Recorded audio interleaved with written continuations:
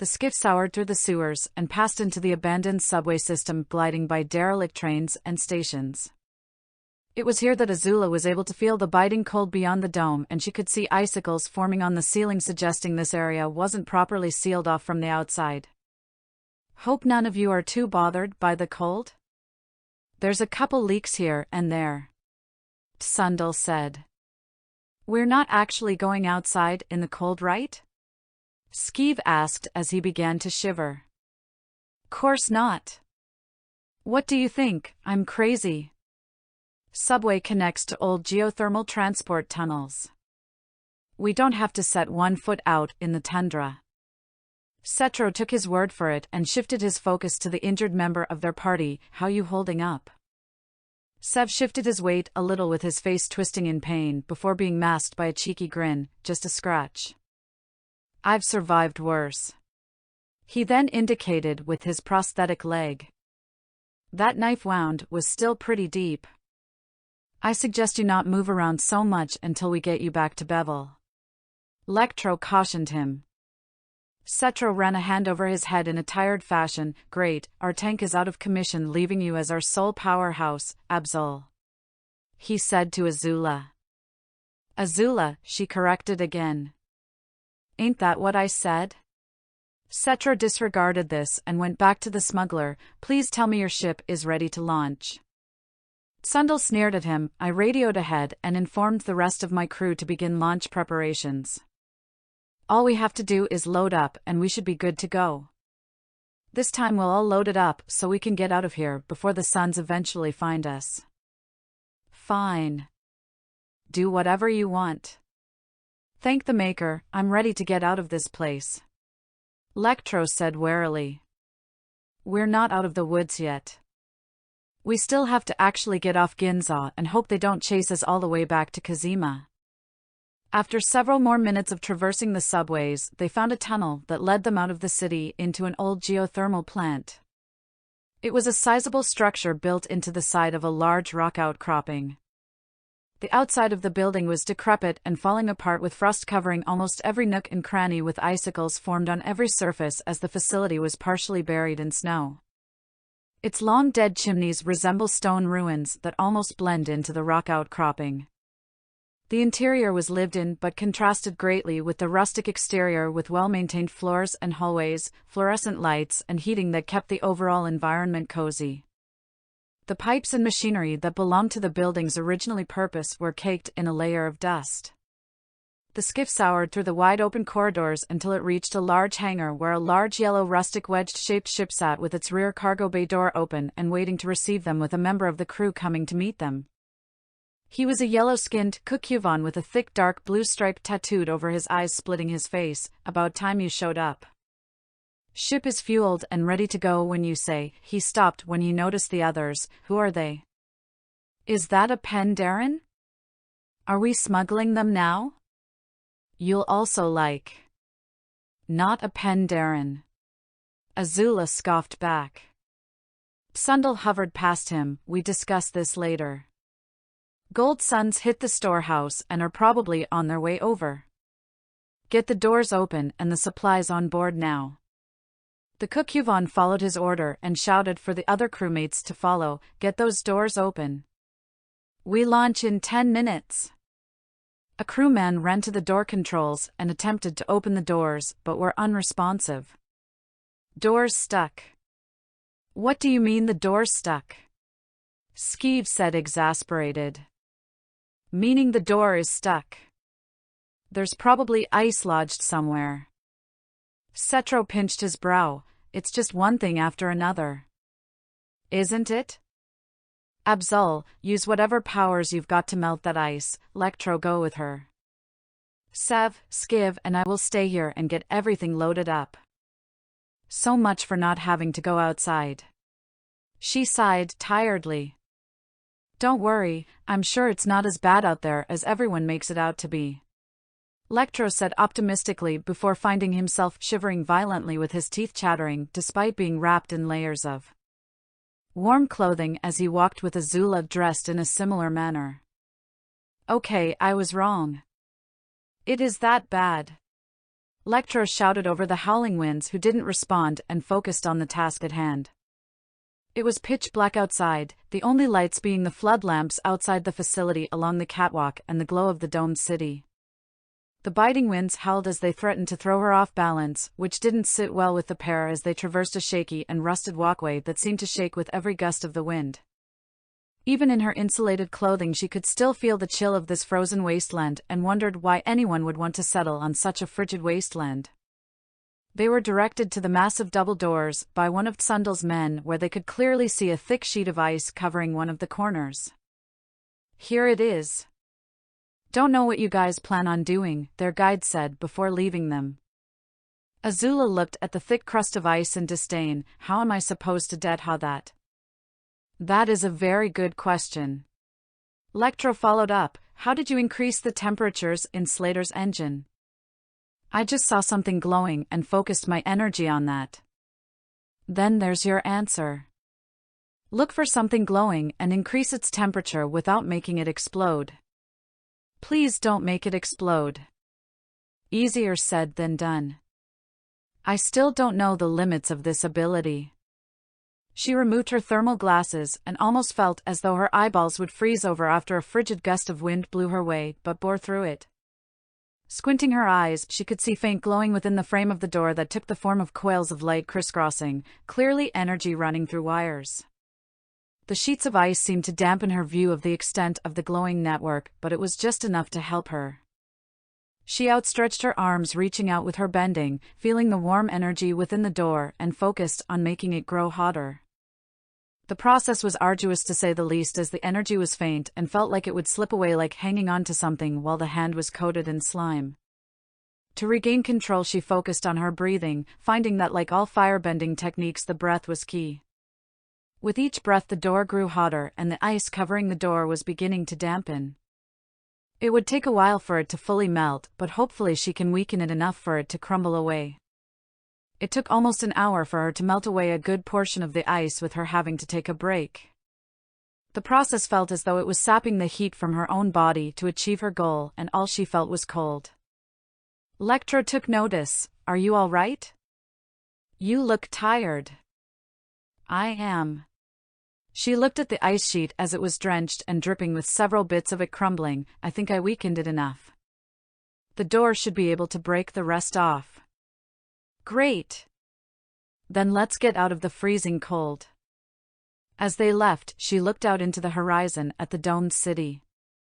It was a marvelous spectacle, and quite literally the only thing worth looking at in the tundra. She noticed movement from the sky. After closer inspection with her thermal vision, she could see the heat of thrusters, and when they were close enough she could see the shape of 4 ships, the same type of ship she saw in the hangar when they had arrived. Before she could do anything, a series of torpedoes was launched and made their way to the structure, colliding with the door and exploding in a fiery blaze. The shockwave threw them back and destabilized the platform. She climbed up the platform like a ladder, reaching the edge until it snapped, with Lectro diving to catch her hand before she could plummet to the lower levels, and pulled her up. "Of all the times they could show up," Lectro said as another explosion rocked the building, sending icicles plummeting down. "I'm starting to believe I wasn't really born lucky," Azula said, picking herself up and running with Lectro to the door back inside. On one of the small police cruisers following the Gold Sun gunships, Slater stood over the pilot watching his screen. Slater's second, Slick, approached him. "We've scanned the structure and found a single freighter parked inside the northern hangar." "Good." He pressed the button for the comms. "Gunships, which one of y'all has a fully charged las gun?" "Gunship 3, our las gun is fully charged and ready to fire." "Take out the ship." "Are you sure about using the las gun, sir?" Slick asked, unsure of this decision. "I thought we wanted to catch them alive." "Don't you think that's a little overkill? Strike teams didn't work, so now we bust out the big guns." Explosions rocked the building, with lights flickered and dust falling from above. "We have to launch now," Azula shouted, throwing the insulated clothing off. "Tell me something I don't know," Cetro said, as he helped Seb up off a bench with Skeeve and B3 at his side. Sundel floated by barking orders as the doors finally began shifting open. Hey! Crimson Storm! Hurry up and get on board, we are leaving now. So unless you all want to stay, get go dash. A bright red beam of light cut through the hangar door, carving through the ship like a blade through butter, resulting in an explosion that engulfed Sundel, with the shockwave throwing them back. Azula recovered from the blast and saw the ship, their only hope, was slashed in half and on fire, with the hangar door melted open, letting in the biting winds as the surviving crew members tried to save themselves. Skeeve dropped to his knees with his hands on his head as he looked on in horror at what had happened to the ship. How are we gonna?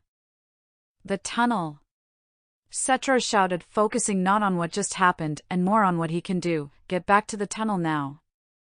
They ran back further into the building as the ceiling began to collapse, with the surviving crew having the same idea.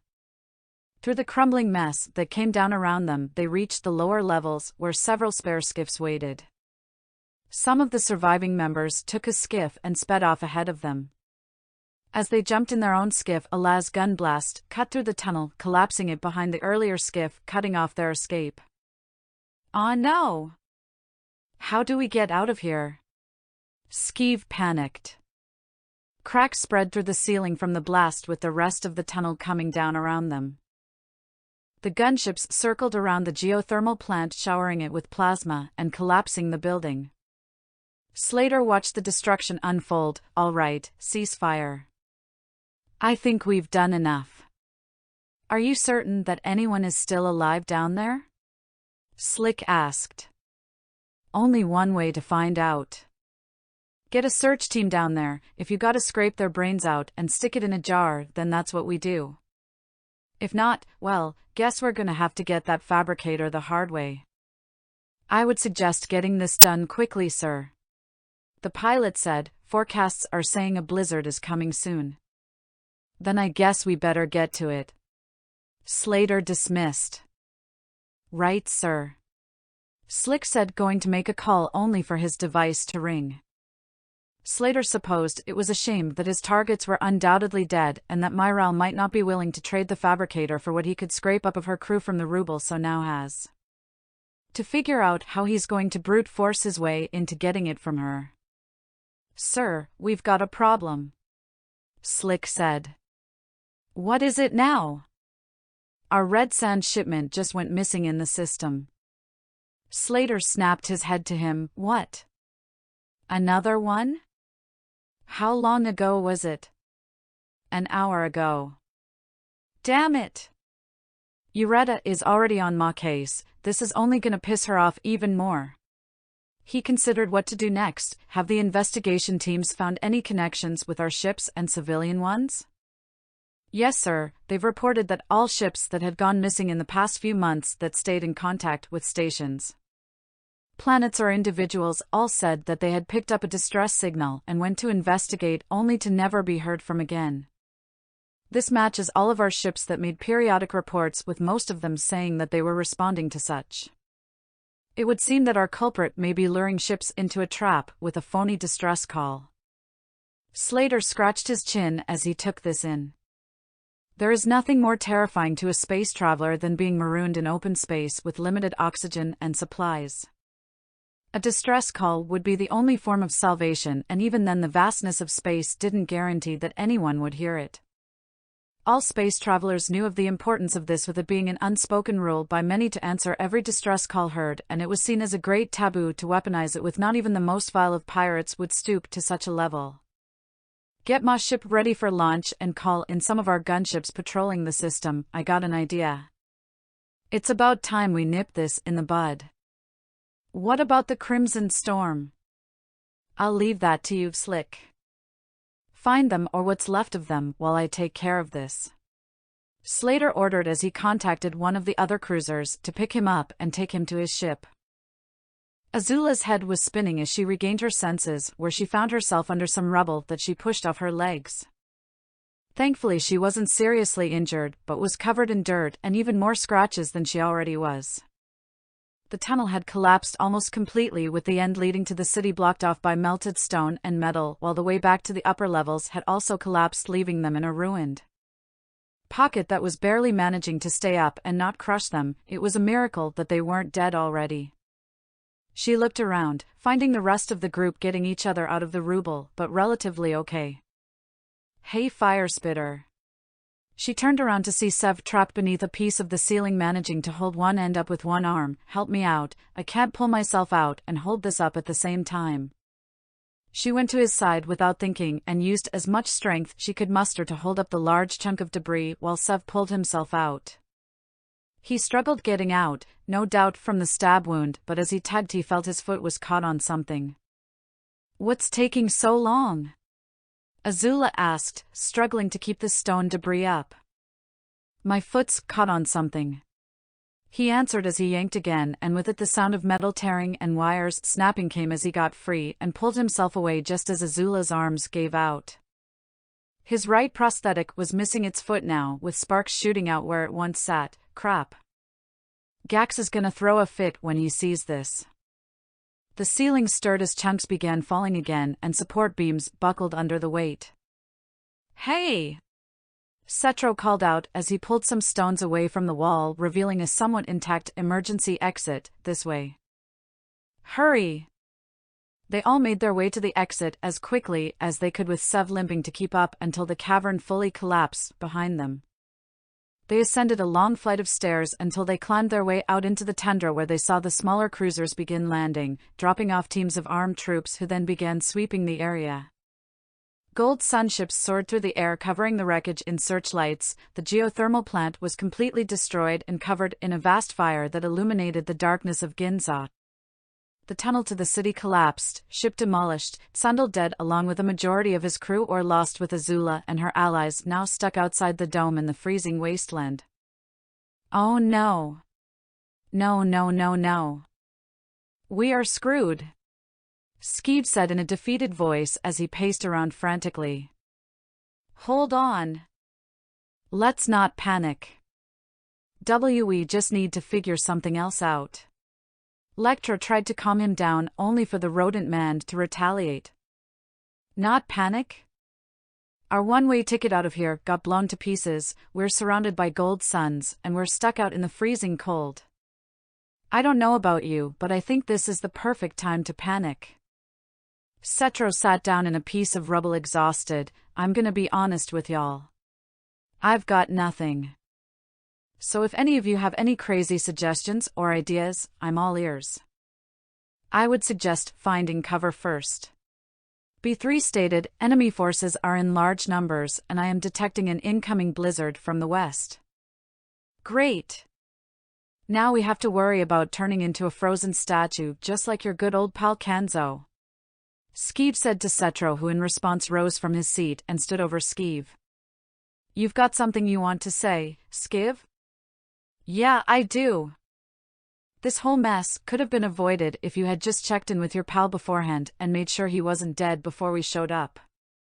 And my name is not Skiv, it's Skeeve. He then shoved Setro.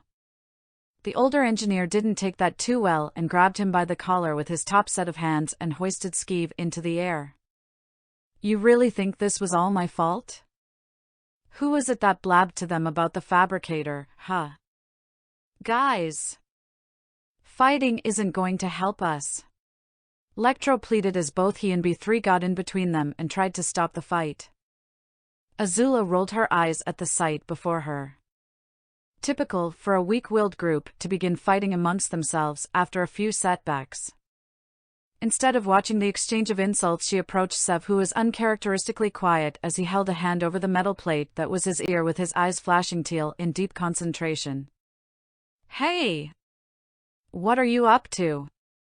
His eyes went back to normal, listening in on their comms. Might as well see if I can pick up something. Anything of note? Yeah, apparently another one of their ships went missing and Slater is going out to investigate it. He's leaving the planet?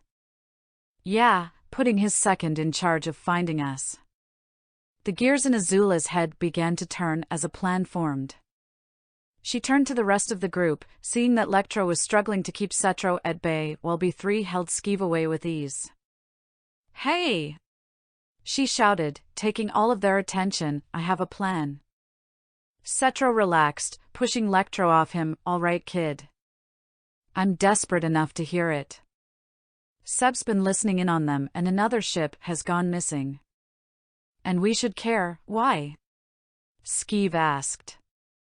Slater is going to investigate it himself, meaning he's leaving the planet on his own ship. Lectro's eyes widened as he connected the dots. Wait a minute. You're not suggesting.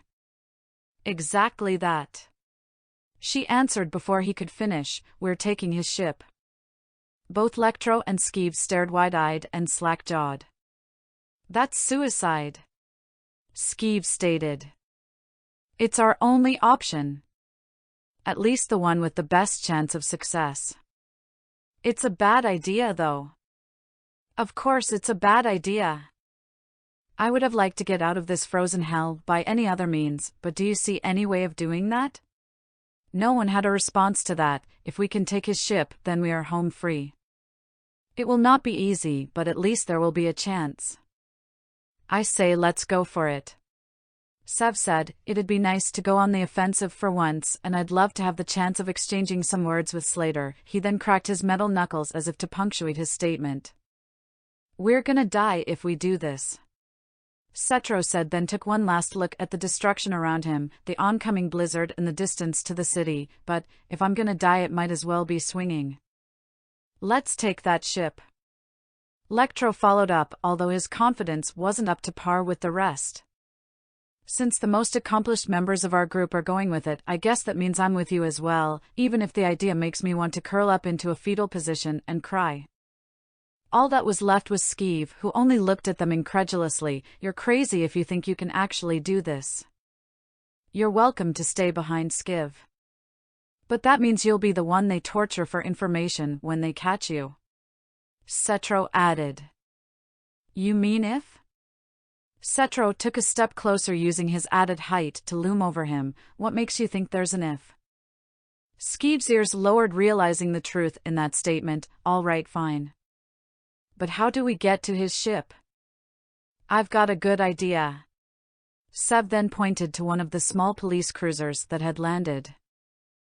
Slick stood over the shoulder of the operator, looking over the helmet cams of the extraction teams going through the wreckage, with one of the surviving team leaders of the previous sewer teams accompanying them as he held an ice bag over a bandaged gash on his head. You really expect there to be survivors? The commander asked. No, but the boss wants us to be thorough, Slick responded. I don't see how he expects us to find them before this blizzard hits. Questioning the boss is above my pay grade. The commander rolled his 4 eyes. Like we're going to find anything. It's not like they're going to come walking up to us. Funny you should say that, actually. A voice from behind grabbed all of their attention, where they saw Sev shutting the rear door behind him with a smirk.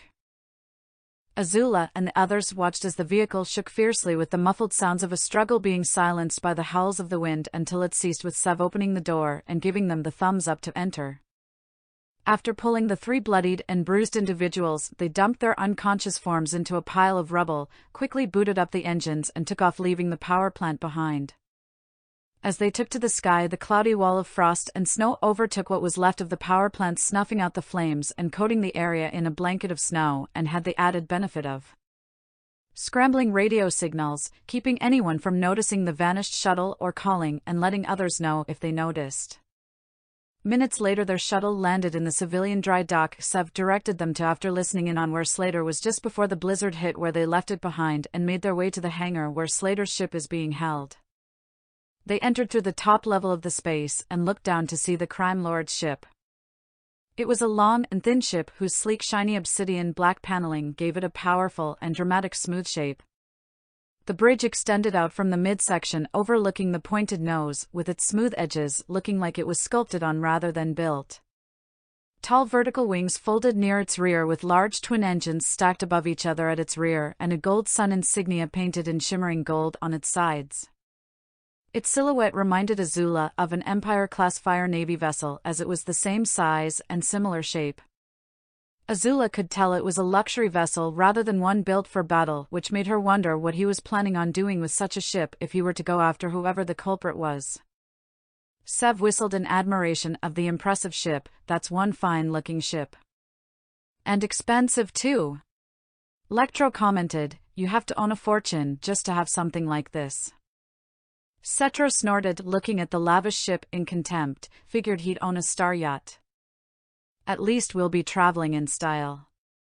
Azula commented, so, do any of you know how to fly this thing? I could, but something this big is gonna require someone being in engineering. Cetro commented. I could fly it. Skeeb said, back in the Death's Head we would always salvage and repurpose old ships we'd find in pirate dens or buy from second-hand ship dealers. They'd always make us low-level grunts fly them back to base. I flew a few older models of star yachts before, so this shouldn't be too different. You're positive you can fly this back to base? Azula asked, critically wondering if he was simply lying to make himself look useful. Skeeb smirked, does a flying Kelvin crap in the woods? Azula only gave him a blank stare, having nothing to go by with that response. Skeeb sighed, yes. That means yes. Then just say that. Lectro looked down at the many people in the hangar, noticing the large number of Gold Sun soldiers outfitted with even more tactical gear than the extraction team marching into the ship's rear cargo bay. How are we supposed to get in? There's like 100 people in this place. Azula looked about the hangar, noticing the various amounts of hangar staff dressed in dull gray uniforms running about. There are a lot of people. It's going to be difficult to be able to sneak on board without drawing attention. Hey guys, check it out. Lectro pointed to the cargo that was being loaded into the ship's rear cargo hold. Isn't that from our ship? Yeah, that is. Cetro snarled, what are they doing with our cargo? An idea came to Azula, I know how to get on the ship. They all discreetly made their way to ground level, where they took a separate door that led to a loading area where another large truck-like vehicle sat with their cargo resting in its bed. The various workers in the area were too busy offloading the supply crates to notice them sneak by, but this also made it impossible for them to get into the vehicle and hide amongst the crates. Until Sev managed to knock over a stack of fuel cells to draw their attention away long enough. They managed to find several crates to hide in with the next hover loader coming to collect them. This is actually working. I can't believe it. Skeeb said with a bit of hope returning to his voice as he sat pressed up against the crate wall with Sev sitting in between him and Azula. The crate was large enough for them to fit, but still small enough that Sev had to remove his legs to fit comfortably, and even still was pressing his two companions against the walls. Shut up. It won't work if they hear their cargo talking. Everything was going smoothly as they were coming onto the ship, until Slater appeared before them, prompting the driver to hit the brakes hard as he strutted by, speaking to the ship's pilot, a small 4-foot-tall alien with stubby legs. Why did we stop? Skeeb whispered. Azula ignored him and pressed her ear against the wall, listening in where she heard Slater's distinct accent. I want to be ready to launch within the hour. Load up all the goods that we found in that Crimson Storm ship into my cargo bay. I want us looking like a sweet treat on holiday when they find us. The pilot struggled to keep up with Slater's confident and quick stride. Wouldn't it be more reasonable to put the supplies on a more armored ship rather than your personal yacht? Bait needs to look good. Bait with a whole lot of guns is bait that sets off alarms. If we're gonna catch these guys, then we need to be alluring. I'm just concerned that this plan might be a bit dangerous? Slater cut off with a smirk. Yeah, it is. If you want to get things done, you gotta get your hands dirty, but don't you worry, my dear pilot. We gon' have a good and well-armed escort to jump them once we snag them. Our gunships are gonna light up the sky. He then looked at the load that housed the Crimson Storm members. Cut it after this one. Can't be looking too good. That also sets off alarms. He then dismissed them to continue. As they continued up the ramp out of hearing distance, Azula spoke. He's using his own ship as bait? And now we are on said bait. Are we really sure we want to take it? Too late to back out now. We just need to take it before he executes his plan. After being stored in the corner of the cargo hold, the non-essential personnel began to filter out and were replaced with the tactically equipped Gold Sun members. The plan to board had been a success, with the sleek ship levitating out through the ceiling entrance, its wings unfolding into obtuse angles and extending as it soared through the blizzard with ease until leaving Ginza's stratosphere, being accompanied by several gunships. Azula immediately felt the effects of leaving the planet, with her removing her thermal glasses, finding the glow of warm objects becoming fainter. She waited for a while before leaving the crate first, as her smaller and more nimble form made sneaking easier. The cargo hold was wide and spacious, with a second level. Crates were neatly stacked and sorted in rows, clinging to the ground through magnetic locks, with some of the load being Slater's personal cargo, such as an expensive-looking hover car and what looked to be containers of red sand. However, the most dangerous aspect about the cargo hold was that it was crawling with heavily armed Gold Sun troopers.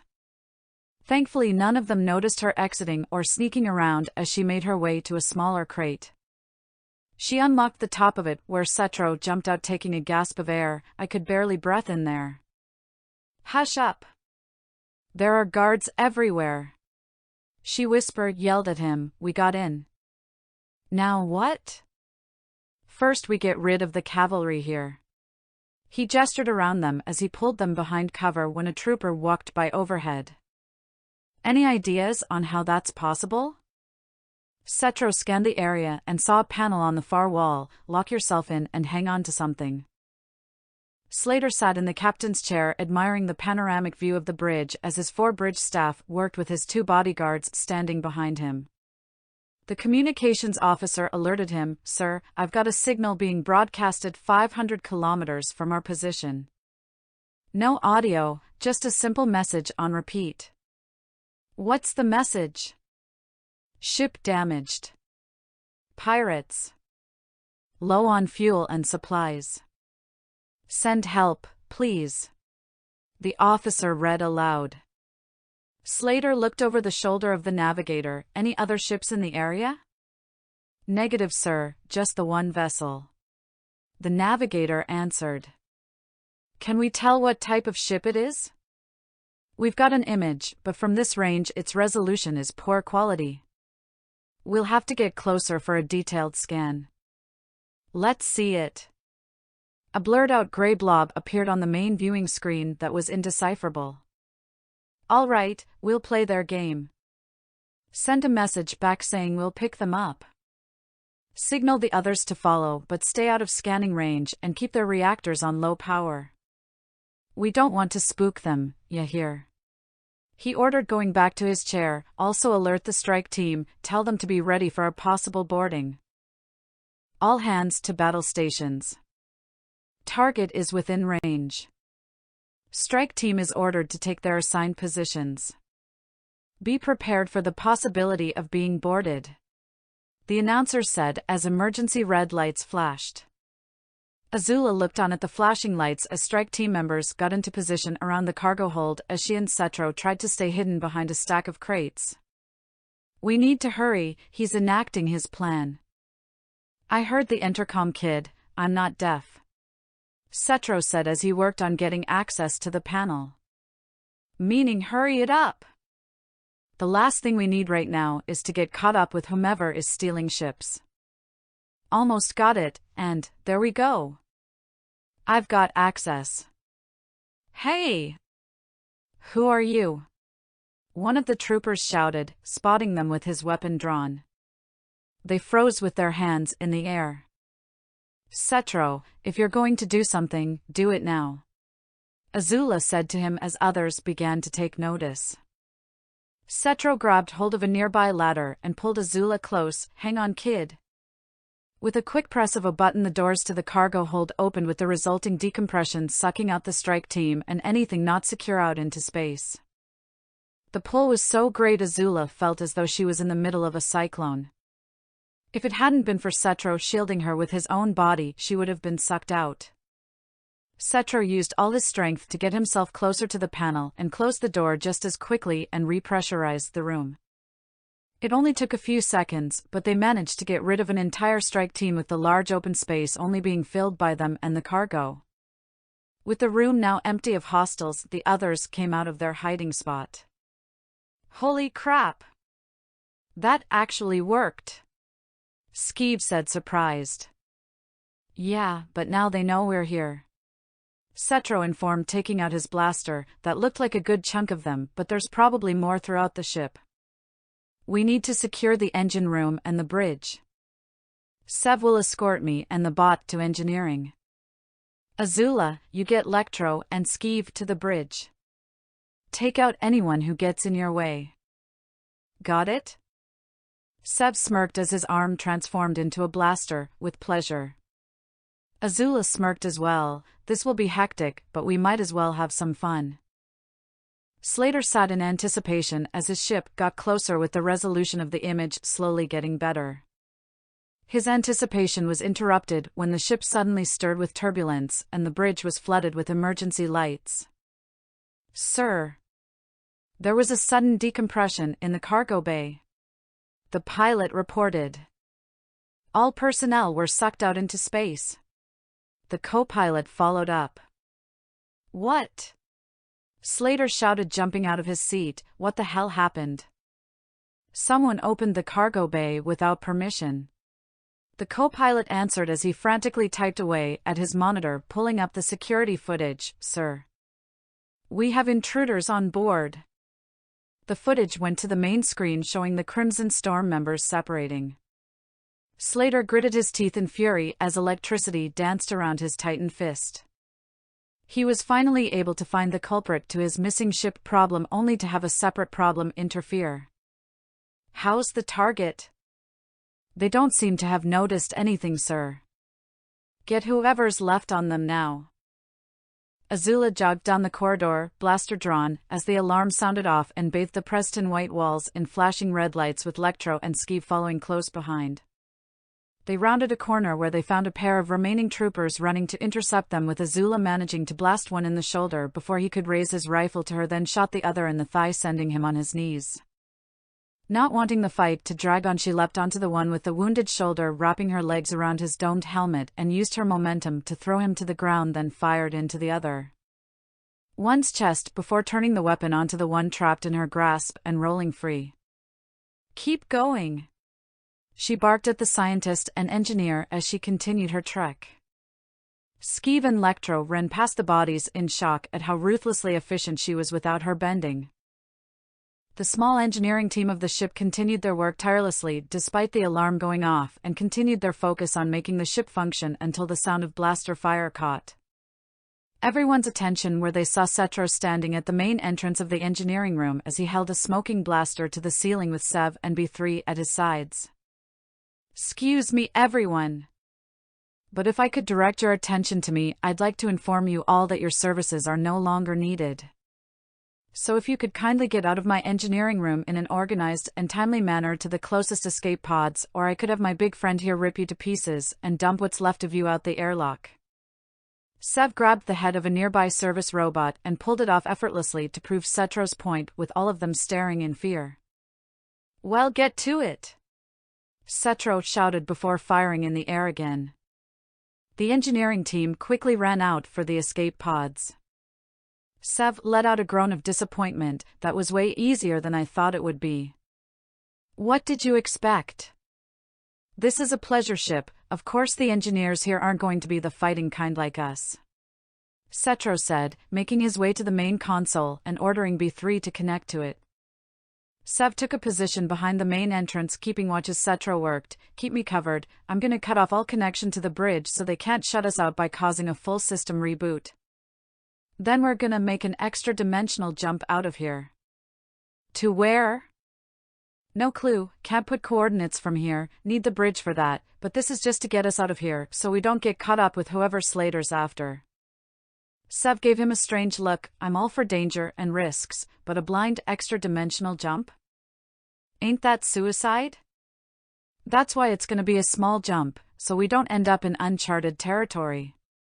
As Setro was continuing his work, several gangsters and 2 troopers appeared down the hall and began firing at Sev, who hid behind the door and returned fire. How long you think that's gonna take? Not long, but not quick either. I've got a question, Skeev said as they went up a short flight of stairs. Since this is Slater's ship, won't he be at the bridge with all his big security guys? Azula halted at an intersection, signaling them to stop and hug the wall as 3 more strike team members ran past them towards engineering. He has a point, you know? Lectro commented. You let me worry about that. Focus on your own tasks, she barked back. She led them through a door into a grand open atrium filled with luxurious furniture, decorative plants, and what seemed to be a metal statue of abstract art on display on the second level, with the ceiling entirely being made up of transparent material presenting a splendid view of the starry night sky. On the second level, a gangster spotted Azula and began firing at her and called out, alerting the others of her presence. Cetro locked the 2 auxiliary doors into the engine room on the top in order to filter the enemy towards the main entrance for a better defense as B3 continued to break through security. Come on, robot, give me some good news, Cetro said as a yellow bolt zipped past his head after returning to the main level. Security measures breach is at 77%. B3 reported. Cetro went to Sev's side, joining him in repelling enemy fire. This more up your alley? He said to the giant. Definitely more exciting, Sev responded as he narrowly dodged a plasma bolt. How do you think the others are doing? The bridge is probably the most secure place to be right now, but I don't doubt the kid will be able to handle it. That is if she's as good as you say she is. Trust me, she'll get it done.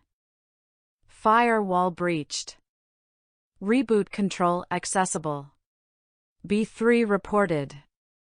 Cetro wasted no time getting back to the console and initiated a system-wide reboot.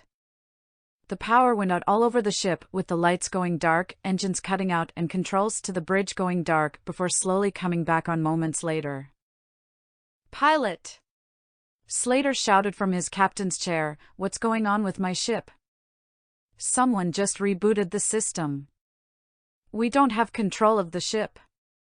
Sir, the communications officer said, the enemy ship has ceased its distress transmission.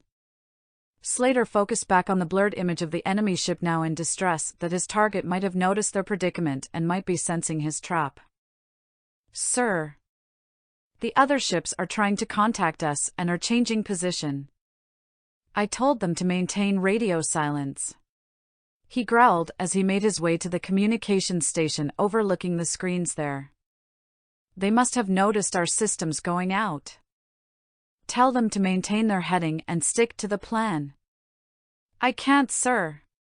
The communications terminal hasn't fully come back online yet.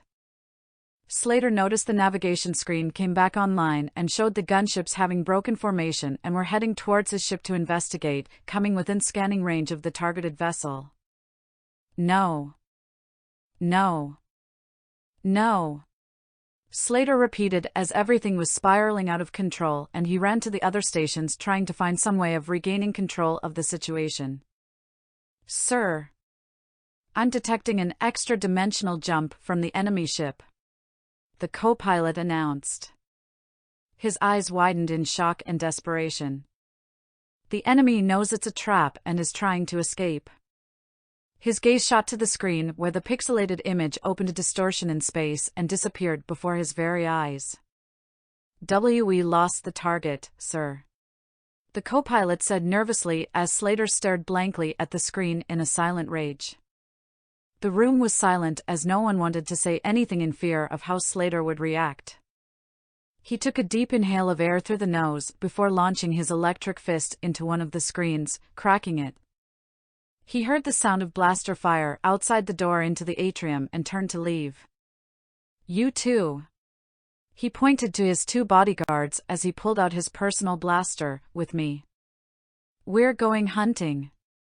The rest of you get everything back online and trace that jump point. He spoke in an eerily calm and restrained voice. Azula continued to take cover from the blaster fire barrage. She peeked out and fired, managing to hit one of the 3 thugs and making him fall through the glass railing on the second level. Her aim was getting better with each battle.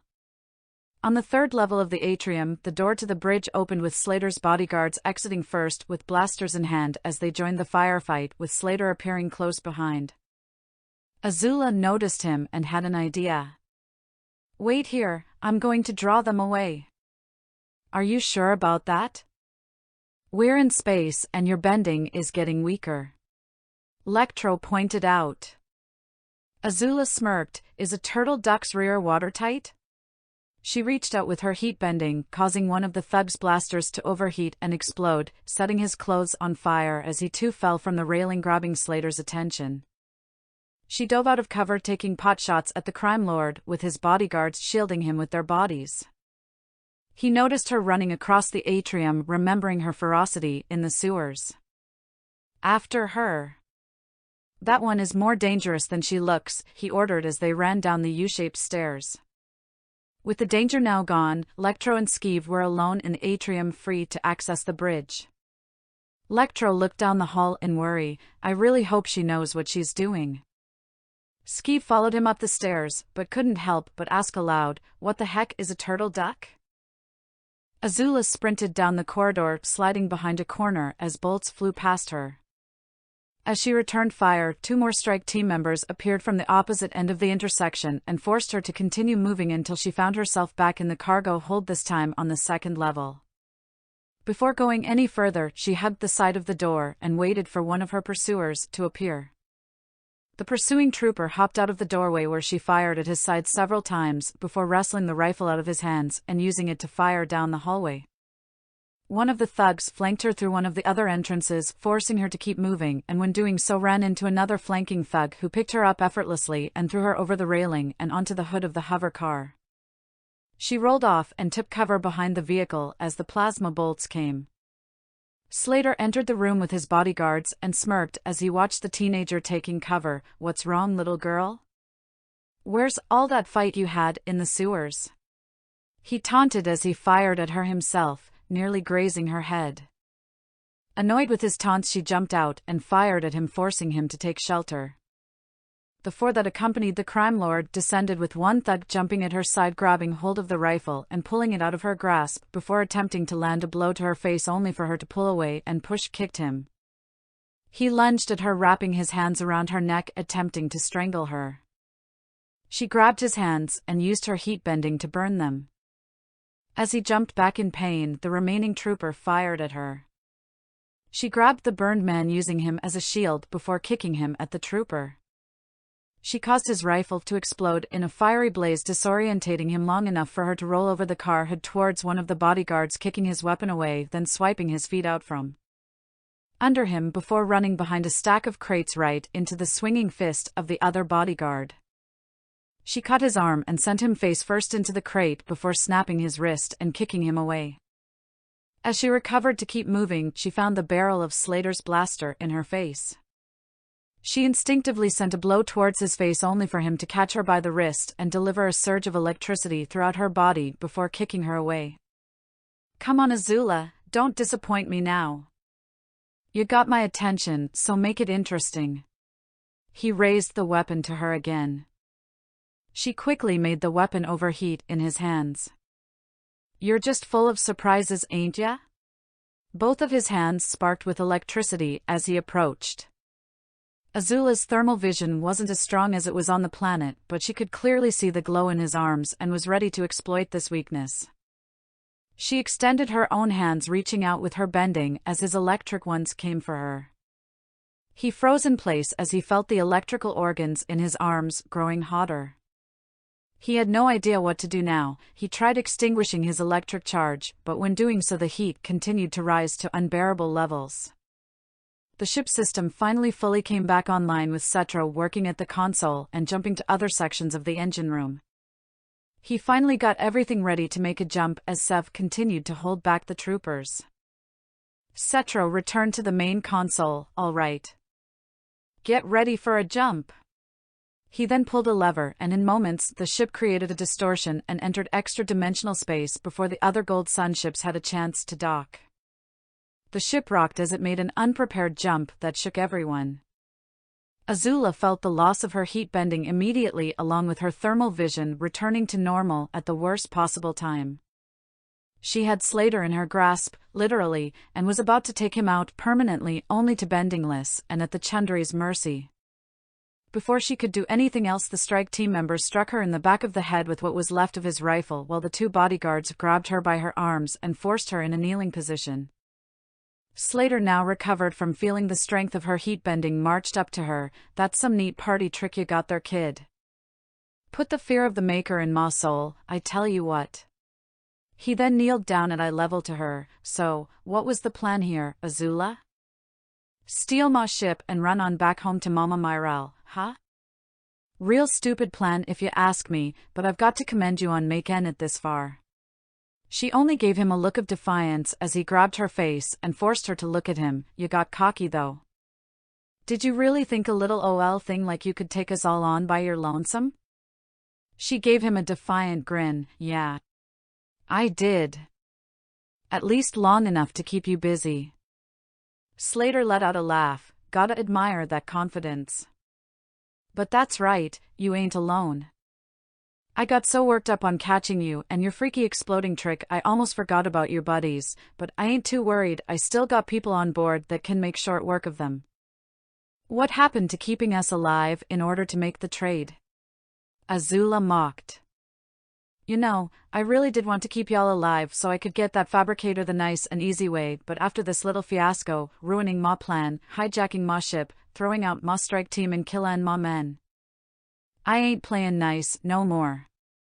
I'm gonna tear your friends limb from limb, mail 'em back to Myrelle in a series of packages so she knows that I mean business when I come for that fabricator.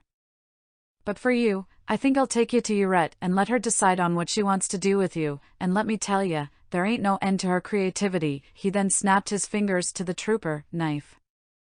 The trooper unsheathed his combat knife and gave it to him. "But before I send you to the boss lady, you know, I've gotta get my licks in.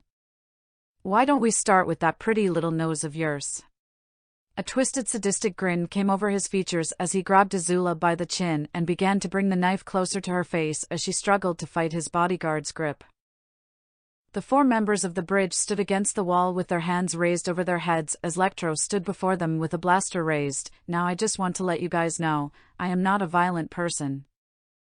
I abhor violence as a man of science, so I need you to understand that this is not personal. We are doing this strictly out of self-defense." He reassured them all. "Doc, you don't have to apologize to the guys who work for the man trying to kill us," Skeeve said as he worked the pilot's console. "I can't help it, I've never taken people hostage before." Skeeve ignored this as he worked. "Can't believe Cetro did a blind jump. What if we hit a planet? That's not how extra-dimensional travel works. There's no physical objects for us to collide with." Yeah. Skeeve brushed off. "Looks like it's only a short jump. We should be exiting back into real space right about." The ship exited the tunnel of endless color into real space, with the sudden exit almost throwing everyone off balance due to it being an unconventional jump. The sudden turbulence threw everyone in the cargo bay off balance. With the abrupt entrance into the new star system, Azula felt the rush of power return to her from a yellow star. As her opponents got back to their feet, she made a sweeping kick towards Slater and sent a wave of fire hitting his sleeve, making him fall back in surprise as he patted it out. She broke free from the grasp of his bodyguard, sending fireballs into both of them as she rolled back onto her feet and sent waves of fire into the strike team member who was more protected by his tactical gear. Slater jumped for a blaster and fired at her, but Azula quickly swayed her arms to deflect the blasts around her, with the last one being sent into the chest of the final strike team trooper, killing him. Slater halted his fire, realizing that his blasts weren't effective, but kept his weapon trained on her while he studied her stance, trying to figure out what had just happened. Slater had been angry with how things were turning out, but the reveal of fire bending put a crooked smile of delight and curiosity on his face, as if he was a child being presented candy. "Well, ain't that something?" He lowered his weapon and pointed at her. "You've been holding out on me. Where was that before? Surrender your ship now, and maybe I'll let you walk free," Azula commanded. Slater laughed. You really think a little fire is gonna dash? She shot a fireball at his feet. Do you really want to test me right now, Slater? Slater's smirk never left his face, with gleeful defiance appearing in his gaze as he tossed the blaster aside and peeled his burned jacket off. You know what? I think I do. I want to see what this is all about. The blue-striped organs on his arms contracted, sending golden lightning up and down his arms. Why don't we settle this the good old-fashioned way? Little bare knuckle action. He hammered his knuckles together, generating sparks. Your fire against ma electricity? Winner gets ma ship. What do you say? You're really going to try and fight me head-on? Azula said, almost in disbelief. Why not? I like me a good scuffle every now and again. He cracked his knuckles. There was no fear in his eyes. He knew that if she accepted his challenge, there was a chance that he could die. But that didn't scare him. Instead, it seemed to only invigorate him further, as he wanted to test his mettle against a truly worthy opponent. Azula welcomed the challenge, as she too was itching for a worthy fight to prove her own superiority. All right, you better not disappoint me, Slater. We will always ask. Hi, welcome to Story. The story you are listening to was not created by us. We do plan on creating our own stories. But part of the reason this channel exists is because there are so many stories out there in the internet, and I want to give them a place to shine, and also because I want to listen to them myself. We will always ask you to support the original authors, as we would ask you to support us. The 4 members of the bridge crew climbed into the tubular escape pod, with their hands still raised, as Lectro stood behind them with a blaster. Again, sorry we had to do this, but thank you for cooperating. After the door slid close, he launched the pod from the wall terminal, holstering his blaster, relieved that he didn't have to use it, and returned to the bridge. Bridge crew has disembarked, he said, taking the co-pilot seat. I still think we should have just shot them, Skeeve commented as he accessed the NAV computer. That's a little excessive, don't you think? I just don't want any more surprises. Lectra decided to change the subject to more pressing matters. I hope the others are doing okay. I'm sure they're fine. If they weren't, we wouldn't have the ship. Still, it wouldn't hurt to check on them. Lectro accessed the camera feed in and around the engineering room, seeing what was left of the thugs and strike team in a firefight with Sev and Cetro. Sev continued to fire at the troopers as Cetro joined him. The tactically equipped strike team members began tossing smoke grenades down the hall and into the engine room, masking their presence. Close the door, Cetro ordered. Sev did so and made sure to smash the panel to lock it in place. Now locked in the engine room, Cetro contacted the bridge. Engine room is secure, for now. How are things on your end? Skeeve and I have successfully taken the bridge and sent the crew up here on their way. Lectro responded. Good, any trouble? No, it was fairly easy once Azula drew Slater and his men away. She's not with you? Where's she at? I'm going over the security footage now and found her. She's back in the cargo bay with Slater, and by the looks of it, she's got her bending back. Good, she'll make short work of him while we take care of the stragglers on board. As he said that, sparks began to shoot out from one of the exits on the upper platform. Said stragglers are now trying to torch their way in now. Lectro looked over the control console of the ship. Is there anything we can do from here? Maybe you can seal them in where they're at and cut off oxygen, Cetro suggested. Sorry to cut in, but we've got a problem, Skeeve said. What is it? Lectro asked, looking at the main viewing screen and seeing Gold Sun gunships appearing behind them. The very same ships accompanying Slater. Oh no. No. Lectro began to panic. What's going on up there, Doc? The other ships just showed up. They must have traced our jump signature. I'll focus power on the shields and engines. You two focus on getting us out of their sights. How do we do that? We're in open space? I don't know, figure something out.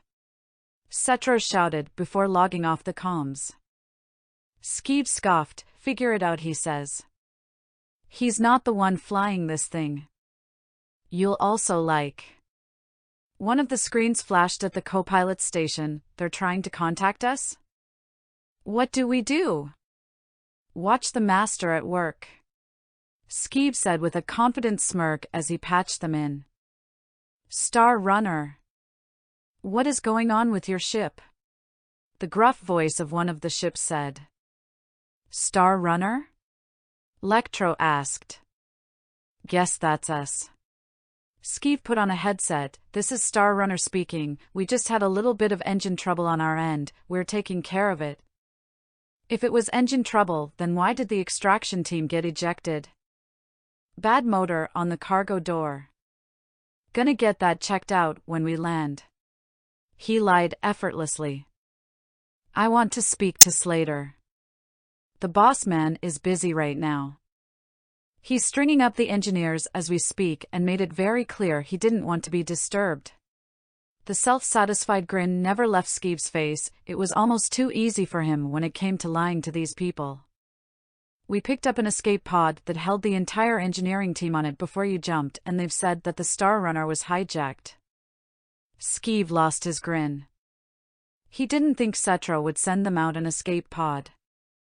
Some more chatter came in with the voice returning with an uproar. We just got a signal from a second escape pod saying they're the bridge crew. Who am I speaking with? Skeev remained silent, trying to think of a reasonable response as the gunships began targeting them. When he couldn't find one, he cut the transmission and boosted the yacht away as fast as the engines would allow, with the enemy ships boosting after them. Master at work, huh? Lectro said sarcastically as plasma bolts started coming their way. Shut up and help us find a way out of here. Lectro looked through the ship's systems. Don't we have torpedoes or something we can use against them? This is a pleasure boat. All we've got are point defense turrets. What's the nearest planet? Lectro looked through the systems again, Birchan, putting in coordinates. The Star Runner shifted its direction and boosted towards a green gas giant. Azula and Slater had taken on fighting stances across from one another. Azula maintained a traditional firebending stance, while Slater stood with his electric fists raised guarding his face, elbows tucked and feet spread at shoulder length. He bounced off each foot as if he was ready to jump in any direction once the first strike was made. She kept her eyes on his fists, knowing they were the most lethal part of him, but was sure to shift her focus on his feet to be sure she can react accordingly for whenever he chooses to strike. So, how we planning on doing this? You first? Me first? Or do we want to throw hands at the same time and see who gets the first lick in? By all means, go right ahead. After everything we've put you through, I might as well be nice and give you the first strike. Oh well, that is mighty kind of ya, if I do say so myself. Azula thrusted her fingers forward, sending a blast towards his head. Slater quickly ducked, dodging into the attack, and closed the distance with a lunge and a crackling fist being thrown at her side. Unconsciously, Azula swatted the punch away, only to feel the shock as soon as she made contact. His quick attacks had thrown her off balance and put her on the defensive. All his jabs were fast, like cannonballs being fired, with one always guarding his face. He left no room for her to retaliate and was forced to dodge each potential blow, making her hair stand on end. After ducking out the way of a sweeping elbow, she rolled out of his range, quickly shooting off some fireballs at him. He jumped out of the way and hid behind a stack of crates. You sly dog, you. Caught me mid-sentence. Thought you had a little more honor than that. He laughed as he removed one of his gold chains. Azula approached the crate, fingers ready to fire. I didn't quite take you for the honorable type. She jumped around the corner, sending a burst where he should have been, only to find the space empty. To her surprise, a gold chain wrapped around her firing wrist as Slater jumped out from behind the opposing stack and sent a surge of electricity into her. If you ask me, honor is overrated. Honor is what gets you a plasma bolt in the back on the streets. He sent another rush of electricity through her body. You don't seem like someone who cares for honor either, after all you went for the cheap shot. She screamed at the pain as it caused her body to tense up until she sent her foot into his side, pushing herself away, snapping the chain and falling to her side. Before he could attack again, she sent an upward kick, generating a wave of fire that he narrowly avoided in a stumbled backstep that gave her just enough time to roll back on her feet and go on the offensive. From what she could tell, his electric ability was only deadly if he was capable of touching her. She didn't know if he was capable of shooting it out like she could, but considered it a possibility. For now she just needed to keep him at a distance. She sent waves of orange fire towards him in quick succession, with him barely managing to dodge them, with one of his pant legs catching fire from the tail end of a blaze. The assault was too much for him as he dove behind another crate, quickly patting out his burning leg as he tried to figure out how to counter her attacks.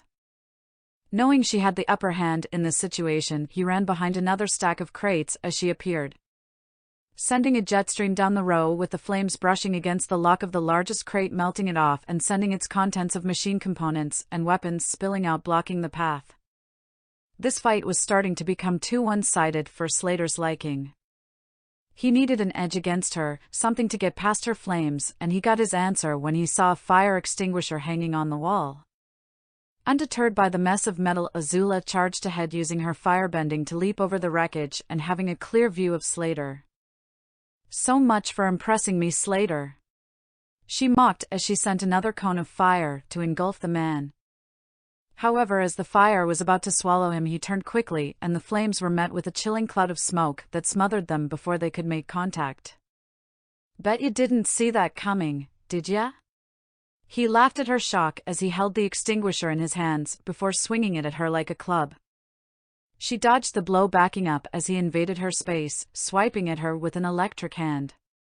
She sent a jab to his face in hopes of momentarily disorientating him, only for her fist to collide with the hard metal extinguisher that he used to block her attack.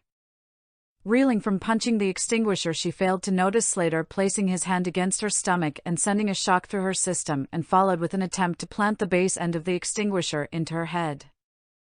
After narrowly escaping the blow, she attempted more firebending, but Slater managed to counter it by blasting and covering her in the chilling substance. It distracted her long enough for Slater to deliver a swift kick to her side, sending her into a stack. With the upper hand now going to Slater, Azula backed away. The advantage of being able to attack from afar had now been rendered useless so long as he kept the bright red cylinder in one hand, and now knowing it makes a good blunt weapon discouraged her from wanting to risk close-quarters combat. He had a counter for just about everything she could throw at him. If her flames had their signature blue coloration and higher temperatures, perhaps she could overwhelm him, but she would have to wait to arrive on a planet for that, and wasn't willing to wait that long in order to finish this fight. Her best strategy now would be to try and take him by surprise. "What's wrong, Azula? Get in cold feet? Get it?" He laughed, then spritzed the air with the extinguisher to make his point. Her expression soured at the bad pun as she bolted into the rows of crates. "Oh, come on now. The joke wasn't that bad." The Star Runner flew through space as plasma bolts zoomed past them as they raced towards the green planet, several of which collided with their shields. Each collision caused the ship to shake, with Skeeve doing everything he could to avoid them. "Don't they know that their boss is still on board?" Lectro asked. "They're targeting our wings and engines. They're trying to cripple us so they can board," Skeeve explained as he maneuvered them out the way of another oncoming blast. "You got the turrets online?" Lectro fiddled with his panel, activating them. On the outside of the ship, 3 turrets, one at the top behind the bridge, another at the base, and one at the nose, swiveled towards their attackers and began firing a barrage of yellow plasma that bounced off their shields. "Better than nothing, I guess," Lectro said before contacting Cetro. "Guys, how are you in engineering?" Cetro kept a close eye on the console, making sure everything was running smoothly. "Engine-wise, everything is good. My biggest concern is the rest of the crew still on board. They've been pretty quiet since we locked them out. Keep the doors to the bridge locked until we can do something about Dash." One of the doors to the upper level was blown from its hinges as the troopers began pouring in and began firing. Alert! Alert! I am under siege. B3 announced as a stray plasma bolt grazed his metal plating, with the robot disconnecting from the console and taking cover, with Cetro and Sev following suit. Update: the problem got in. Cetro said, dodging a plasma bolt coming for his head. Do whatever you can to avoid us getting shot down while we take care of this, and while you're at it, tell Azula to hurry up with Slater and get here now. I don't know, she looks a little busy at the moment. Electro responded as another blast hit the ship. He's just one guy and she can shoot fire. He can't be that hard? Azula hid behind a stack of crates as she nursed the electric wound on her stomach as Slater's footsteps echoed with the ship shuddering from another blast. Oh, Azula. Where are you? Slater called out, you still here? I'd be disappointed if that's all you had to show me. He jumped out with the hose of the extinguisher ready to fire, only to find nothing there. So, how'd you do that fire trick of yours? Cybernetics, biotech, magic? Or maybe you're a lab experiment that got loose. He peeked over the corner of another row. Maybe not, you got too much confidence in ya. Plus you fight too well to have been raised in a lab. She quietly followed his voice and summoned a fire dagger. You think you know me? I guarantee you, Slater, you couldn't be any more wrong. He spun towards the direction of the voice and slowly crept towards it. I may not know you, per se, but I think I've got a good idea of what I'm dealing with. I'm a pretty good judge of character. She scoffed. Well, you're not the only people person here. I've gotten a good look at you, and I think I can surmise who you are adequately. Slater readied the extinguisher as he got closer to where he believed she was. That right?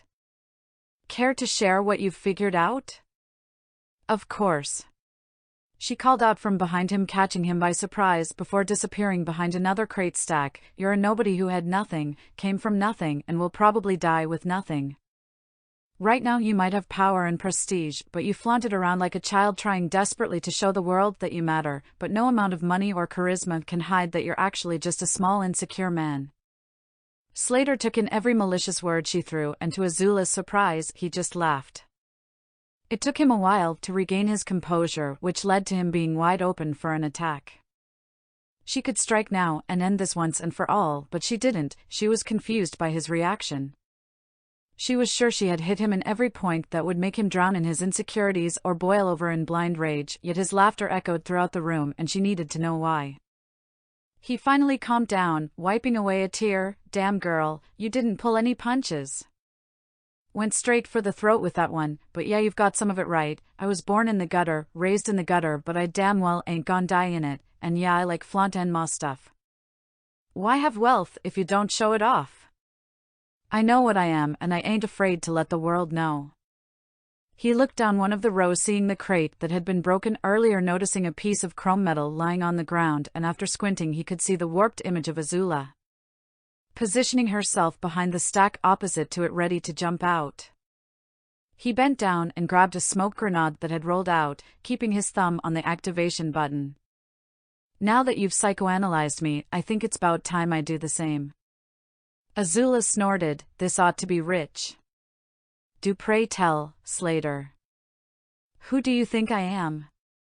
She brought the orange fire blade up, ready to strike.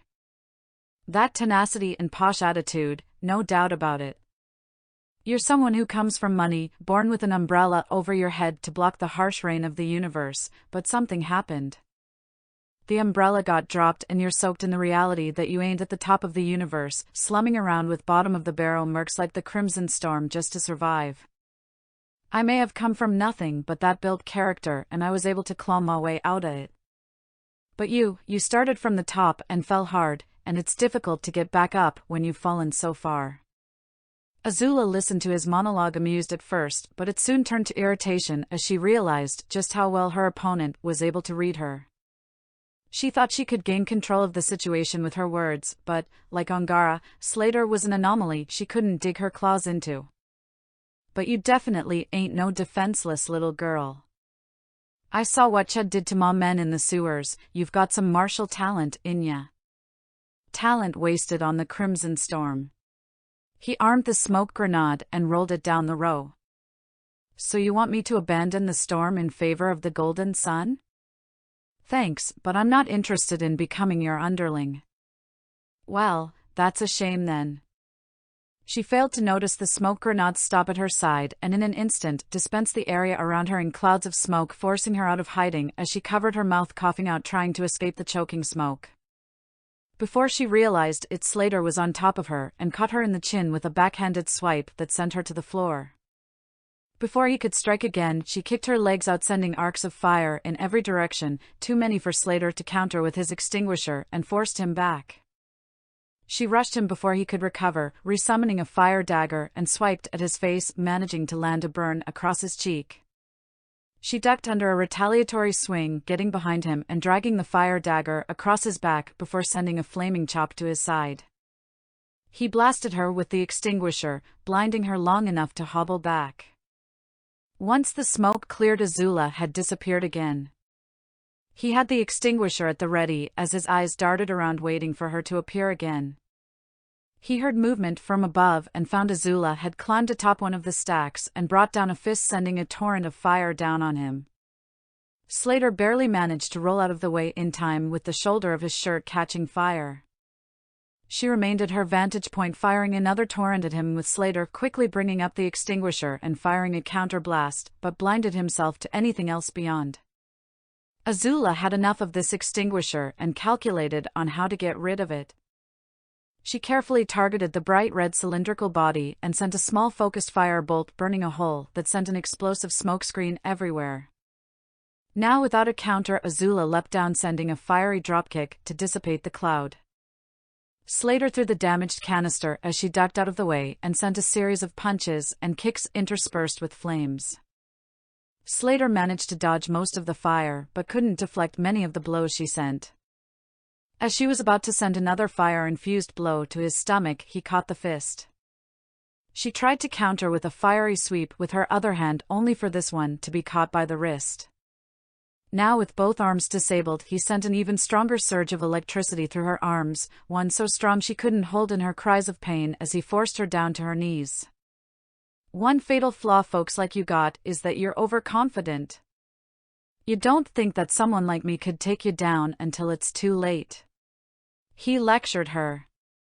His hands crackling brighter, burning her wrists until they suddenly stopped, and the burning pain of electric volts running through her nerves was replaced with a faint tingling sensation.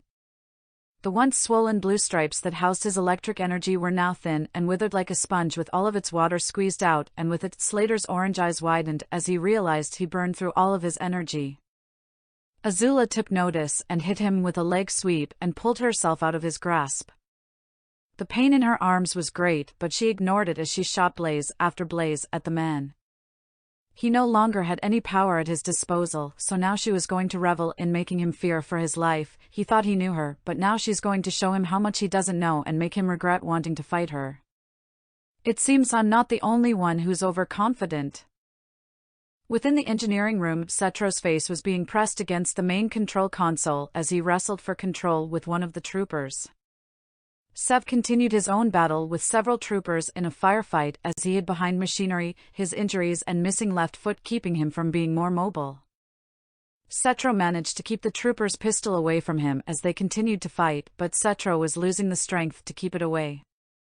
B3 shot out of his hiding place, ramming his body against the trooper, sending him flying back. The trooper attempted to fire on B3 only for the robot to swipe the weapon out of his hands, grabbing the man and flinging him towards the upper level. Cetro looked at the robot in surprise. Damn robot, that's a pretty good self-defense protocol. My designation is B3. The robot said calmly. The other Gold Suns members noticed this and focused their attention on B3. Sev took advantage, shooting through the floor of the upper level, then grabbed the trooper B3 knocked over and threw him at the last member at the opposite end of the catwalk, with both of them flying back and hitting the controls of the gravity core. Slater ran down the row and ducked behind a column of crates as fire rushed.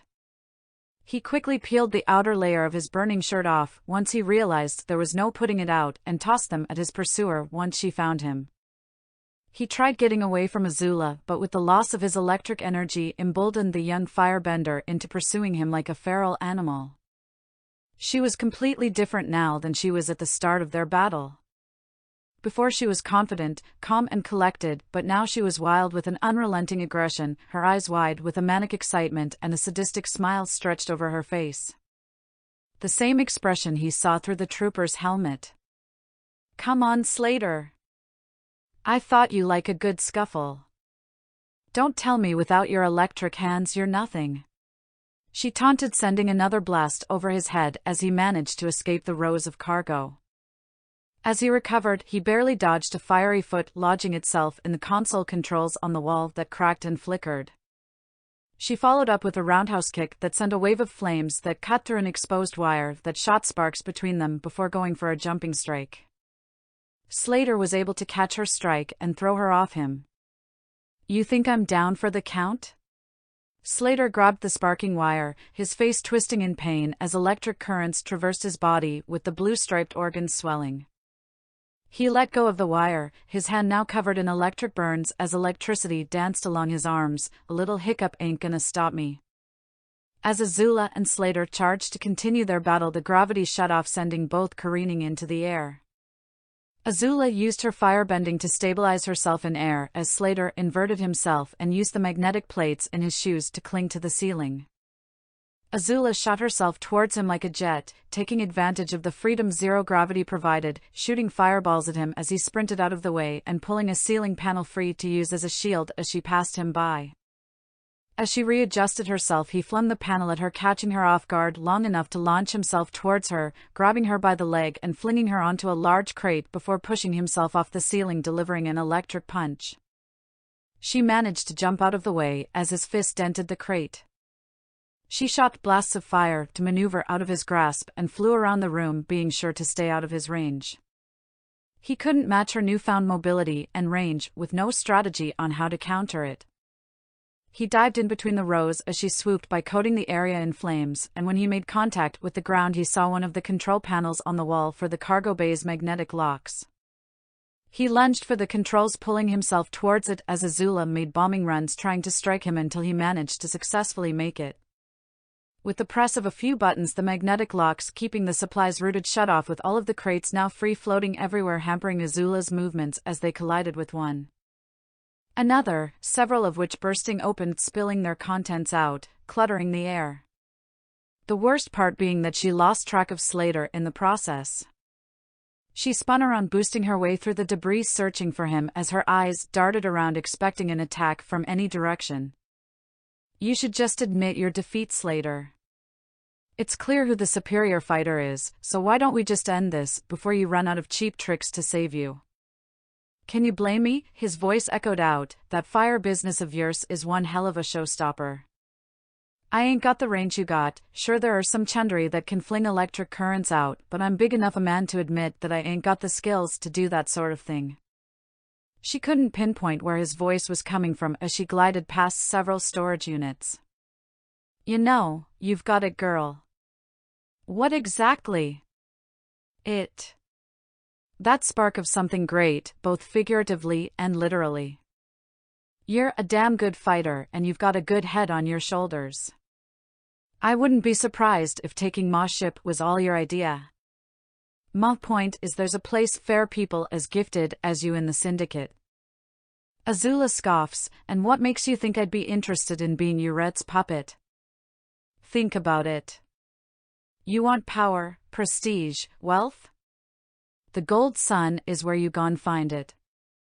The Crimson Storm is tough as nails, but you ain't gonna go anywhere with them.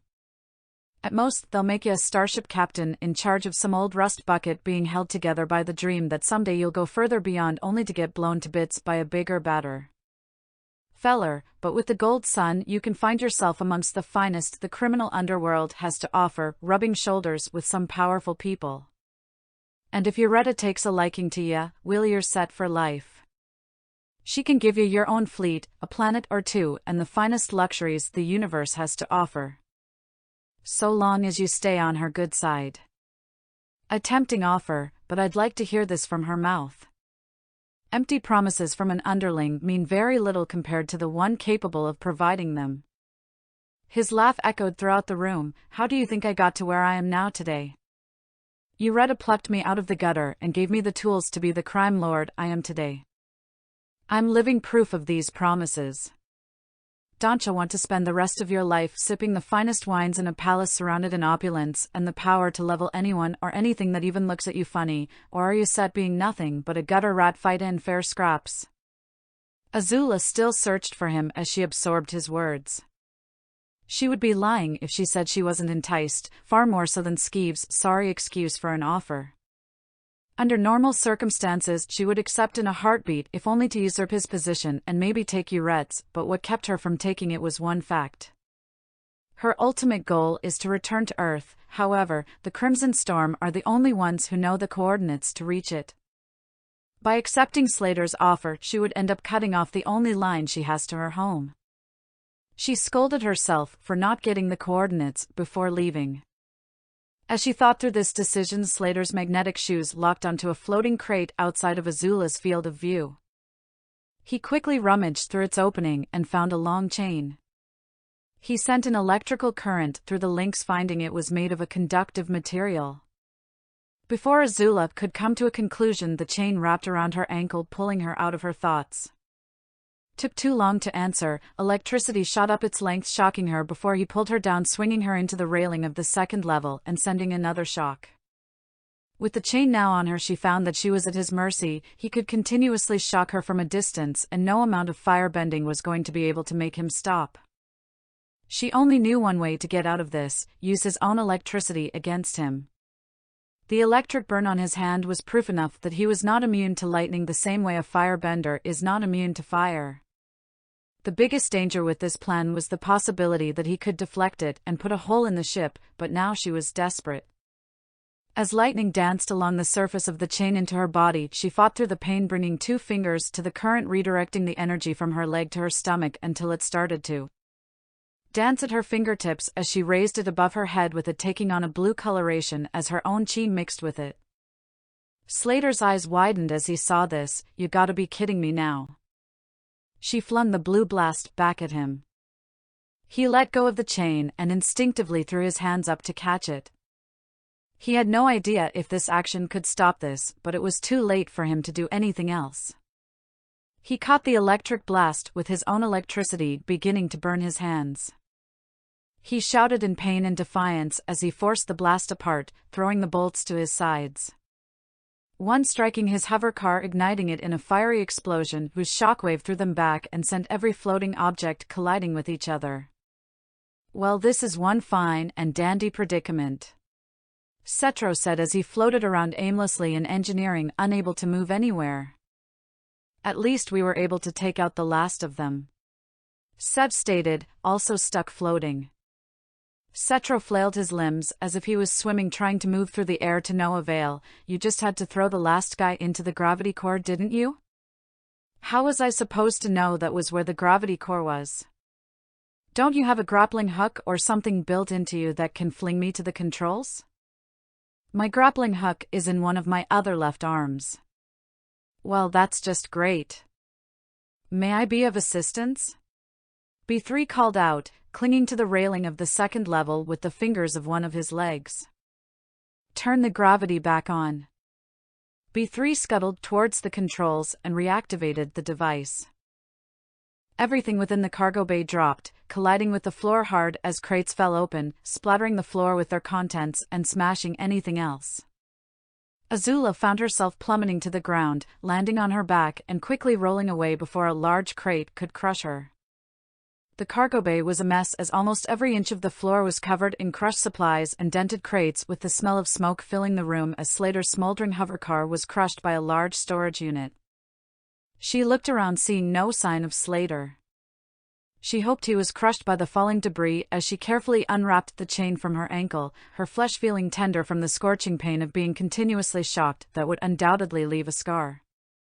Her worst fear was confirmed. Slater, and by extension the entire Chundari race, was capable of redirecting her lightning. As far as she knew, the only one who could do so was Zuko and her uncle, but she never got the chance to witness this and therefore have no way of countering it. She heard movement from her right, quickly turning to see Slater stumble out from behind several crates in a daze as blood trickled from his head, several of his head scales chipped and damaged with both of his hands severely burned. He finally regained some semblance of what was happening and took notice of her. "Well, ain't you just full of surprises?" She said nothing as she took on another fighting stance. Slater held up a smoking hand as he pulled himself up. "Nah. I'm done. Ship's yours. I know when I'm beat, and I know I ain't gonna be able to take another one of those." He took one look at Azula, noticing her stance was off, most likely from the pain of the chain. And that she was out of breath, and from the looks of it you're done too. "I can keep going all day," she responded with false confidence as she could feel herself coming off balance. "So now that I've defeated you, what then? We take you as a prisoner and ransom you back to Yoretta?" He let out a tired laugh that was followed by a coughing fit. "Nah. I'm gonna go to the shuttle bay or nearest escape pod and be on my way." "You really think I'm just going to let you waltz out of here after everything you've put me through?" Yeah. Unless you think you can stop me while keeping yourself from falling over." She couldn't really argue with him on that front, she was exhausted. "My offer still stands, Azula. You can come with me and be on your way to greatness." She eased out of her stance. "It is a very tempting offer, but I have my reasons for staying in the storm." He looked disappointed. "But," she said, catching his attention, "if I were to change my mind, how would I be able to contact you?" A smile split his narrow face. He reached into his pocket, pulling out a black and gold card, and presented it to her. "My card. I'll be expecting a call, Azula." She took the card, studying the golden alien text printed across its black surface. Slater turned and walked away towards the exit. "Hope you survive long enough to make that call." The ship rocked as it was struck again. "You're not going to call off your ships?" "Ha! Nope. Can't make things too easy for ya. See ya around, kid," said as the doors closed behind him. "Almost to the planet," Skeeve announced as the green gas giant came into view. "You really think we can lose them in here?" "Positive. Gas giants are notorious for being difficult to fly in," Lectro said. On the dorsal side of the ship, just before the bridge, a pair of doors slid open as a small shuttlecraft ascended from the opening and flew off. Lectro followed the ship with his eyes as he looked out the window. "I was unaware this ship had a shuttle bay." He contacted engineering. "Hey, did any of you guys take a shuttle out of here?" "Maybe it was the last of the crew." Cetra's voice came through. "Anyway, we took care of the engineering problem and are back at full speed." "Where's Azula?" "Don't know, let me see if I can dash." The door to the bridge slid open with Azula walking in, tired and beaten. "Never mind, she's here," he told Cetro before going to her. "Azula, you're all right. What happened to Slater?" She took a seat in the captain's chair. "He got away. Said something about taking a shuttle." "That was him?" Skeeve said. "That probably explains why they're starting to lock on their big guns." "How are we going to lose them?" she asked. "By flying right into this planet," Skeeve responded as a wall of sea foam green clouds was quickly coming into view. "Hang on to something, this is gonna be a bumpy ride." The Star Runner pierced the atmosphere, with the turbulence being the first thing they noticed as it violently shook the vessel. Azula could feel the full strength of her bending return, boosting her out of her post-battle exhaustion. Visibility outside was minimal due to the thick clouds, with the occasional lightning blast illuminating the way. Slater's shuttle was caught by one of the pursuing ship's tractor beams and guided to an airlock.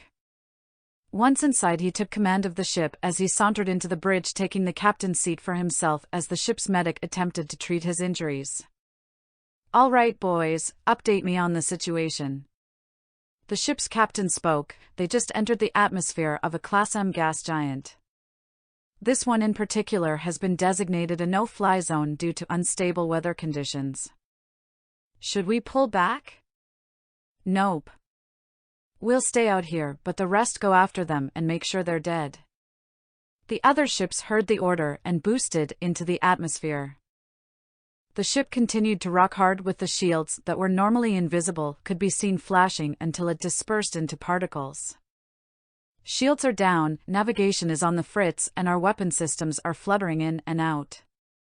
Lectro announced as his screen was filled with flashing red lights and alarms. The ions in the atmosphere are wreaking havoc on all of our systems. If we stay here too long, the storm is gonna rip the ship apart. Skeeb said as he fought for control. Have we lost them yet? Azula asked as she held onto the seat for life. No, they're right behind us and gaining. A bolt of lightning struck their ship, destroying their nose turret. We need to get out of the upper atmosphere fast. Their ship soared through the thick storm, shuddering as the winds beat against it, tearing panels from its surface and scratching the hull. The Gold Sun ships followed, finding it was just as difficult to fly as their shields popped. The heavier ships managed to fly through the atmosphere with minimal damage, but many of the smaller fighters fell prey to the harsh winds and lightning strikes. The Star Runner pierced through the upper atmosphere into a hollow of calmer sage-colored clouds that swirled into vortexes that blackened the further they extended, with strange ghostly calls reverberated. Visibility was still low, but at least they were able to see the rest of the ship. The Gold Sun ships emerged from the storm and immediately began firing. Plasma bolts struck the hull, punching holes along its surface. Torpedoes fired spiraled out of control, missing their mark entirely and detonating. Azula went to the window, watching the malfunctioning explosions as the ship rocked from another shot. What's wrong with them? Why can't they hit us? The same ions in the atmosphere messing with our equipment must be doing the same with them. If they want to hit us, then they'll have to get close. Lectro explained. Unfortunately, it's wreaking havoc on our own targeting systems, so our turrets need to be operated manually. Dibs on the ventricle turret. Sev's voice came over the comms. Where's the closest turret then? She demanded as she went to the door. Dorsal turret is outside in the hall on the right. She left, running to a glass tube where a chair sat in wait. After fumbling with the controls, the seat ascended into the spherical turret. She grasped the controls, and after test firing it to familiarize herself, she felt she was ready for combat and focused on the holographic reticles that tracked the other vessels behind them. Sev fired at their pursuers, managing to destroy 2 fighters and deal damage to one of the larger ships. Azula wasn't as fortunate. The fighters zoomed past them, every shot missing its mark as their yellow beams scorched the dorsal side. Skeeve directed the Star Runner into a dive to avoid another attack run. Azula managed to blast one of the fighters out of the sky as Skeeve pulled up into a massive cloud for cover. She swiveled her turret around looking for another target, only for the targets to fizzle and blur. I can't see anything. Sev, do you see them? Nope. Clouds are too thick. Lectro. Azula barked into the comms. Navigation is murky, I can't find any dash. One of the larger ships rammed them from the side with its turrets swiveling and to target their bridge. Azula moved and fired before they could, destroying the turret along with scorching holes along its surface, forcing it to retreat. One of the other ships came from above, plasma bolts soaring past. Her targeting was still off but fired, her bolts tearing through the connection between one of the side engines from the main body, sending it spiraling out of control. The severed engine collided with a fighter following close behind. Look at you, fire spitter. A natural sharpshooter, Sev said. She smirked as she watched the enemy vessel plummet in the distance, naturally. They exited the cloud and were bombarded by a wave of something solid and blue.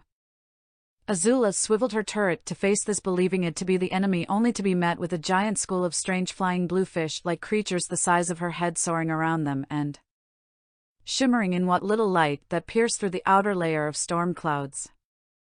Around the ship, billions of these creatures moved in synchronization in colossal skulls, reacting to anything that approaches them. There are creatures that actually live in places like this?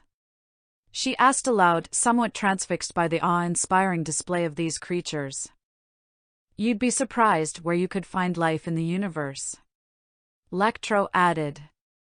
Their nature-watching session was interrupted as another plasma blast bolted past them. Skeeve accelerated towards another cloud in hopes of losing them. As Azula fired at their enemies, a strange call echoed, drawing her attention away, where she noticed a massive silhouette behind a wall of clouds that moved slowly, with whistles and ghostly groans following. The swarm of skyfish that moved within the clouds changed direction away from the silhouette, as if they were running away from something. Lectro, what else is hiding in these clouds? She asked as another howl rippled through the air. To be honest, I have no idea, but the navigation came back online and found something massive up ahead. Lectro notified them with panic. Did they bring a warship with them? Sev asked as he continued firing. Whatever it is, it's up ahead. Azula spun the turret to face this new threat, and when she saw the large shadow beyond the emerald clouds, she prepared to fire. What she didn't expect was the massive three-pronged maw of an impossibly large whale-like creature to pierce the veil, the membrane between its jaws acting like a net catching the swarms of skyfish, that was followed by a low rumbling groan. It was the largest creature she had ever seen, with gray leathery skin, a series of large flipper-like appendages going down the length of its long body. Azula stared in shock and awe that such a beast could exist, that it was almost overwhelming. What the hell is that? Skeeve screamed as the maw got closer and began to close. Get us out! Get us out! Get us out of here! Lectro screamed just as panicked as him.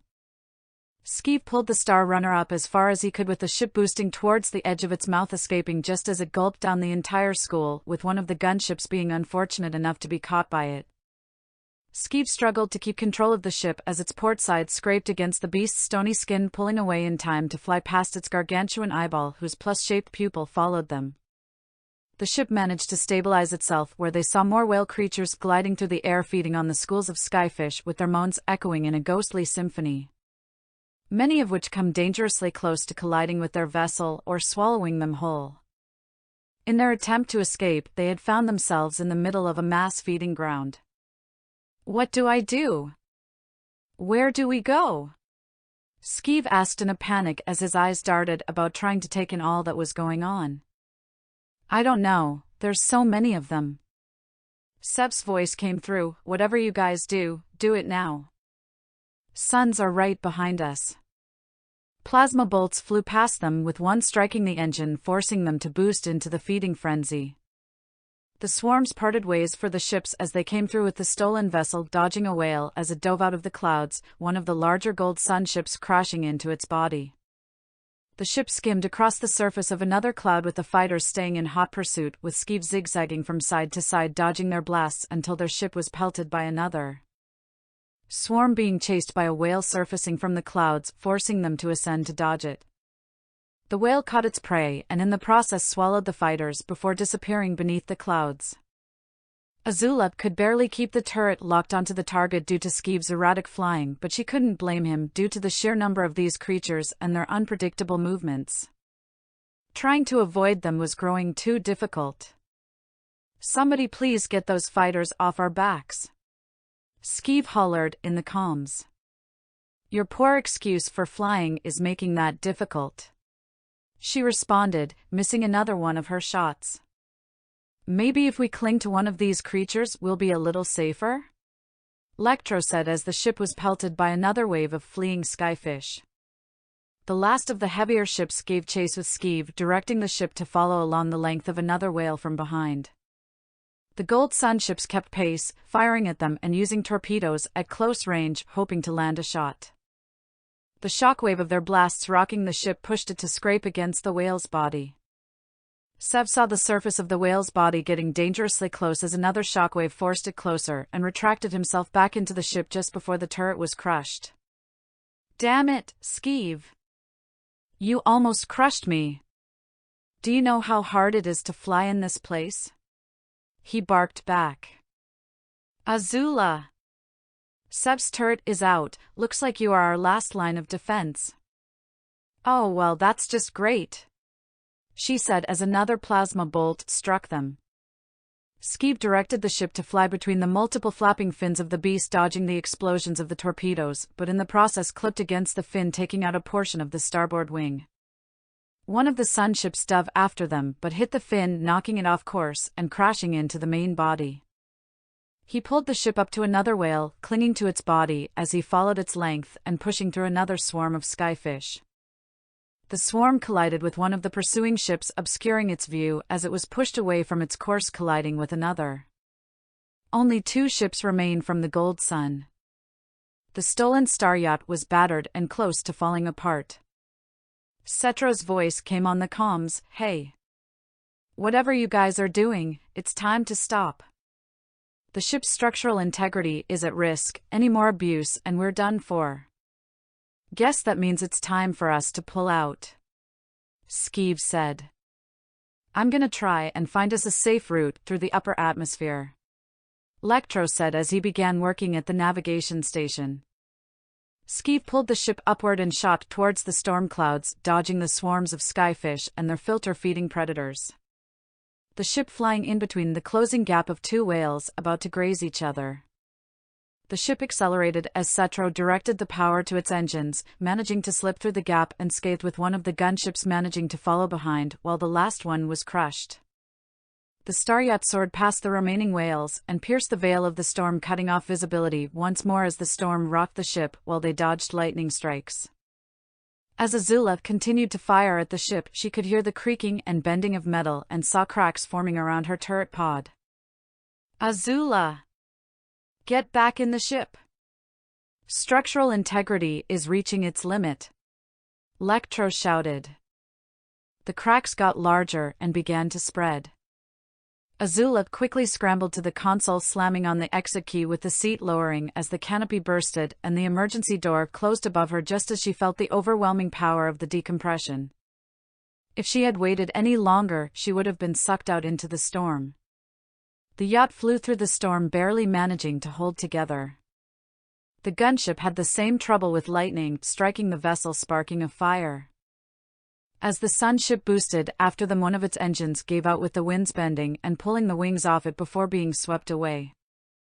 The yacht shot through the upper atmosphere and into open space, now free from the storm and its pursuers. Slater watched as his ship appeared from the planet alone, in rougher shape than when it had entered, flying away. "Well, look at you. Girl must have been born lucky to get out of that," he said to himself. "They are out of targeting range. Get closer and begin charging the las gun," the captain ordered. "Belay that order. Take us back to Ginza," Slater said, waving him off. "But sir, they're severely damaged, we could wipe them out right now." "Son, if there's anything I've learned about our Crimson friends is that every time you think you've got them figured out, they surprise you with something unexpected. We have wasted enough time and resources trying to catch 'em." He watched as the vessel regained its shields and made an extra-dimensional jump. "Sir, we're getting a transmission from Ginza," one of the bridge officers informed him. "I'll take it in the ready room." He left the bridge and took the captain's ready room for himself, where he found his second, Slick, making the call with a black eye and bandaged head. "We lost the Crimson Storm members, sir. They got past us somehow. Trust me, Slick, I figured that out when they hijacked my ship," he responded nonchalantly as he leaned back in the chair. "That probably explains why I couldn't contact your ship directly," he mumbled to himself. What of the mission to find the ship thieves? Went up in flames the moment they took over the ship, with any and all info we caught being on said stolen ship. "You seem less upset about this than I anticipated." "Well, let's just say I took a liking to one of them and am expecting to hear from them in the future," he said with a smile as he observed the electric burns on one of his hands caused by Azula. "But right now we need to come up with what we're gonna say to the boss lady about this whole fiasco." "Understood, sir." I'll compile a detailed report on the matter explaining everything regarding the Crimson Storm's involvement and the fabricator. Hold it now. Do all that, but leave the fabricator out. Sir? Slick questioned. If we tell Uretta that we found out Myrelle's got a fabricator, the first thing she's gonna ask is why we don't have it already, and you already know she's gonna be hella pissed after this blunder. Don't want to add more fuel to that fire. Slick didn't look too convinced. Sir, Uretta does not take too kindly to being lied to. Just look at what happened to Kenzo. Relax, Slick, we ain't lying to her. We're just holding on to some info until we can confirm that it's legit. We also don't want anyone else from the syndicate sticking their noses in this trying to curry favor with Uretta. If that's what you want, sir. Slick said before going offline. The star yacht exited extra-dimensional space with its crew of 5 now scrambling about its corridors. Skeeve dove into the ship's controls, pulling out tracking hardware and software as quickly as he could. Setro and B3 worked tirelessly to make necessary repairs to the ship.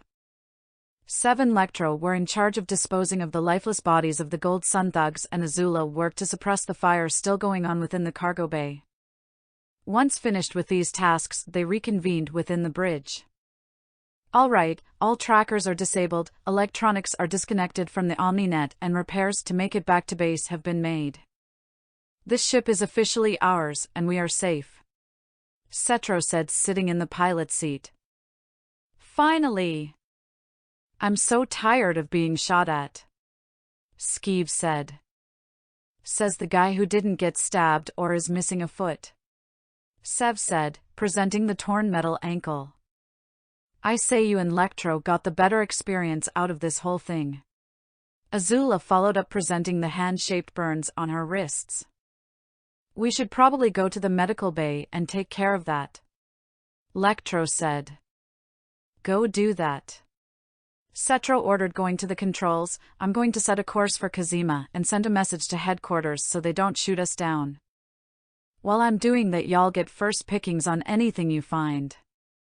Both Sev and Skeeve's faces lit up as they happily went to pillage Slater's personal belongings.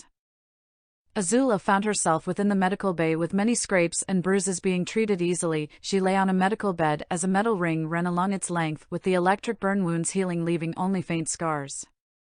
The device used was known as a tissue restoration unit, an advanced piece of medical technology used to heal burns, lesions and internal injuries by emitting particles that overcharge the body's cells, quickening the healing process for wounds that would take days or weeks to heal into a matter of minutes. It was an extraordinary piece of equipment that was very hard to come by, yet Azula felt nothing from experiencing such a miracle, as she had already grown desensitized to such things. You should be all healed up now. How are you feeling? She looked at her wrists, seeing the hand-shaped burns had almost completely vanished, leaving only a faint trace barely visible to the eye and an itching sensation. Like I'm back to full strength, minus my bending, she said, noting that they were currently traveling in extra-dimensional space. She felt a queasiness in her stomach as nausea overtook her, forcing her to cover her mouth and hold her stomach. Oh, space sickness, huh? It's rough because it usually shows up after taking a few trips instead of right away, but you'll get used to it eventually. Good thing I haven't eaten anything. She composed herself. That's good, we don't need you in any rougher shape. I didn't think he could do such damage to you given how skilled of a fighter you are. He responded, then stuffed his face with some rations, tossing the wrapper onto a pile of others. He knew I was the superior fighter, so he relied on tools and tricks to measure up. Although he was better than I had expected. He deflected my lightning. Wait, you actually shot lightning inside the ship? He asked in surprise with a mouthful of food. Why would you do that? The power you generate with that attack is strong enough to punch a hole through the ship. I was in a position where that was my only option. Or would you rather I let him shock me to death? She responded in annoyance. Okay, I get it. It was a situational thing, but in the future, please be a little more mindful so you don't cause an explosive decompression and kill yourself. She sighed. Very well. At least now I know for a fact lightning attacks aren't as useful against Chandri. That is very useful information. He put the bit of food in his mouth before grabbing a pen and some random paper before speaking with his mouth full. Tell me. Was dir anything different about your bending during your fight with Schlater? In annoyance, she pulled the food out of his mouth. First off, do you know how annoying it is when you speak with a full mouth? And second, why are you stuffing your face like a porcupine? He swallowed his bite before answering. This whole experience has been very stressful on me, and when I'm stressed out I have a tendency to stress eat, okay? He snatched the food back. My bending was no different than before. She answered before making her way to the exit. I'll be seeing what this ship has to offer. Okay, while you do that I'll be here analyzing what data Pt.4 recorded from our experiments. Right, Pt.4? The robot in question appeared from a corner of the room. Correct. I have successfully backed up all data regarding our experiments and am ready to dash. The robot paused with an orange light flashing from his body. Insufficient power. Shutting down all functions. Goodbye. All lights on his body flickered off as his legs retracted, turning him into a cylinder. I guess your trash can is broken. Azula said, not very surprised about what happened. He's not broken, he just needs to recharge is all. Just gotta pull out his universal charging cable and hook him up to an outlet. Lectro said as he opened a compartment and pulled out the universal charging cable only to find that the plug had been crudely severed and replaced with a bigger, clunkier and less universal one. He remembered how Cetro had to kitbash his robot in order to get the sewer doors to open and now felt an overwhelming sadness and frustration that the only thing to occupy his time didn't have the power to function. Why does the universe hate me? He asked, grabbing another ration from his pile and began unwrapping it. I ask myself that question a lot lately and have yet to receive an answer. Azula said before leaving the medical bay. With her wounds all healed, Azula went to explore the ship. The corridors were stark white and smooth with no hard edges in sight.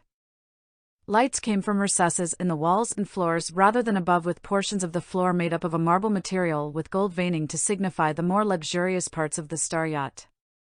Such as the open bar just beneath the bridge that was large enough to host parties in, the atrium that seemed to be the nexus point for all levels of the ship, the various guest rooms that are available, and the spa and small swimming pool on the level just beneath the shuttle bay. This was indeed a pleasure boat first and foremost, not equipped to handle the stresses of battle as indicated by several corridors being closed off due to hull breaches, making her think of how much of a miracle it was that they were able to survive the chase with the ship still being able to function. Perhaps some of her natural-born luck was still with her. In her wandering, she found herself touring the spa area with its wood finish and low warm lighting giving off a relaxing atmosphere. It was smaller and more modest compared to what she was used to, but then again a ship probably needed a majority of the space to function properly. As she walked the corridor of the spa, she noticed a familiar pair of mechanical legs detached and laid up against the wall. Her curiosity led her to peeking in the room next to them, where she found Sev soaking in a large hot tub with a drink in hand and clothes haphazardly scattered on the floor. "Hey Firespitter, how's it going?" he greeted her. "Please tell me you are wearing something under there." She looked away, not really wanting to see a shirtless cyborg. "Don't worry, princess, I've still got my undies on." "You come to enjoy the spa?" She rolled her eyes. "Later, I'm just touring our new ship. It's quite the magnificent vessel, although it's a little too posh for my tastes." "Better enjoy that posh while you still got it. Who knows what the captain will do with it once we get back home."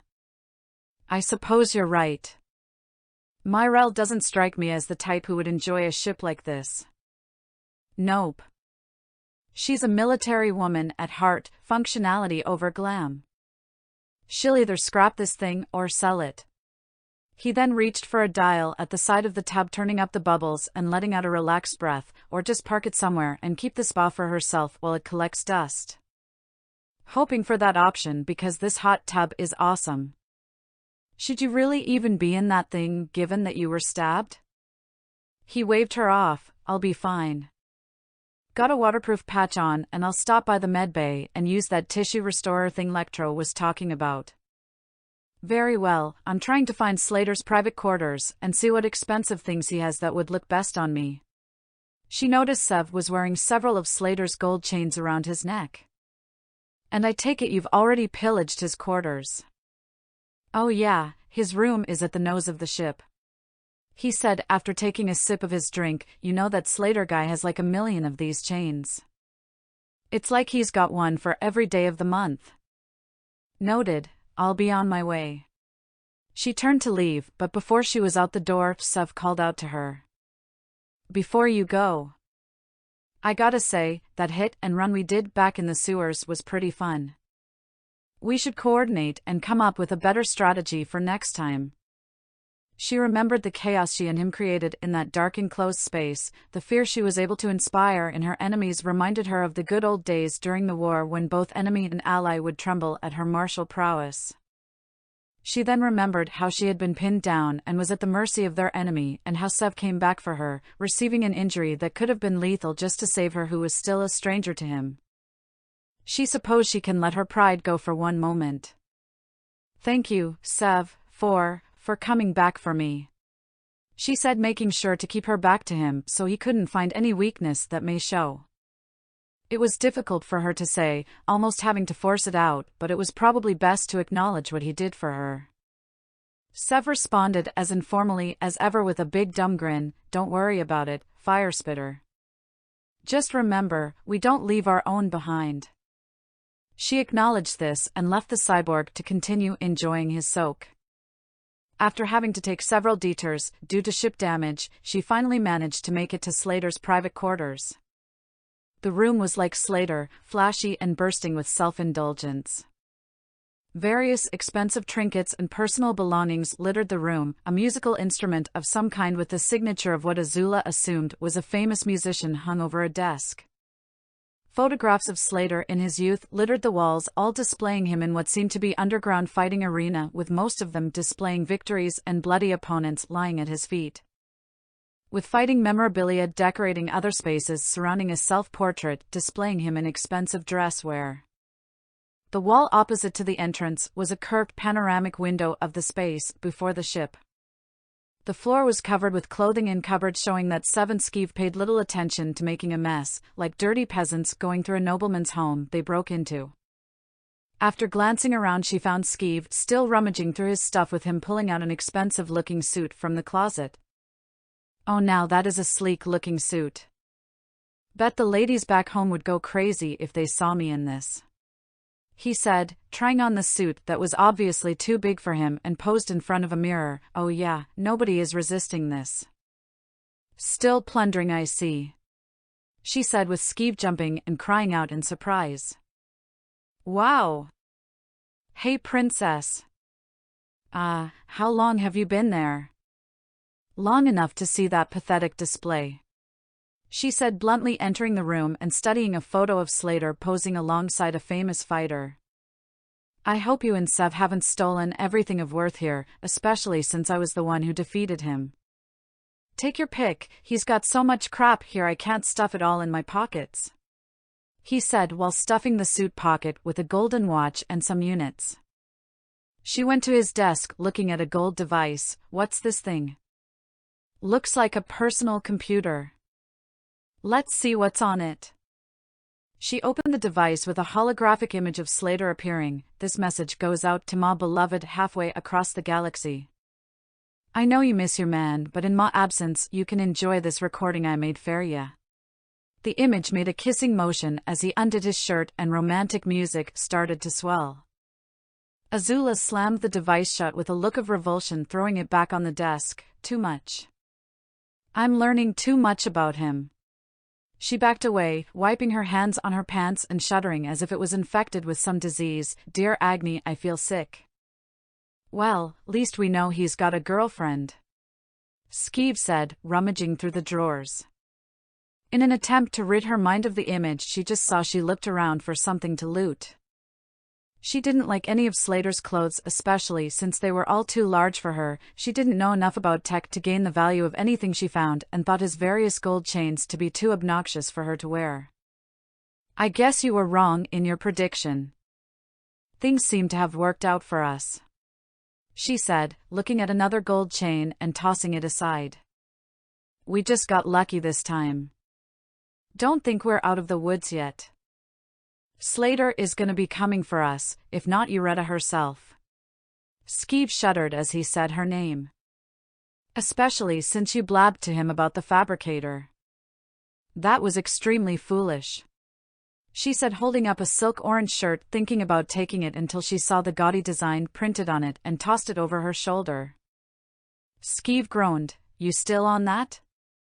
I was just trying to make sure we survive. Or you were just saving your own skin. Like you wouldn't have done the same. She rolled her eyes, knowing that she actually would. Anyway, nothing changes what I said before. Myrelle has enemies, and now one of the biggest and baddest ones is probably going to be gunning for us now. If you're smart, you better pawn off whatever you find and use that cash to jump ship before Uretta burns Kazima to ash. Azula scoffs, she can't be that powerful. She's a crime lord, not an empress. Yeah, you're right, she's not an empress. She's a devil. Skeeve went back to rummaging around. You heard what happened to Kanzo. She'll grind anyone she doesn't like to dust and stick that dust in a jar to display on her mantle like some kind of psychopath or a dash. Monster? Azula finished, feeling somewhat of a connection to the leader of the Gold Sun. Monster, devil, psychopath, they all fit Uretta. She looked beneath the bed, finding 2 cases, pulling them out. She opened one, finding a black and gold blaster with a few attachments stored within. Her face lit up as she admired the weapon, making sure it was on the safe setting. It was a bit larger than the handguns she had used before, with a rotating cylinder and vine-like engravings along its gold plating. Ooh, fancy blaster. Skeeve complimented. Mine now. She tucked it behind her belt. The second box was long and flat, that was wrapped like a present.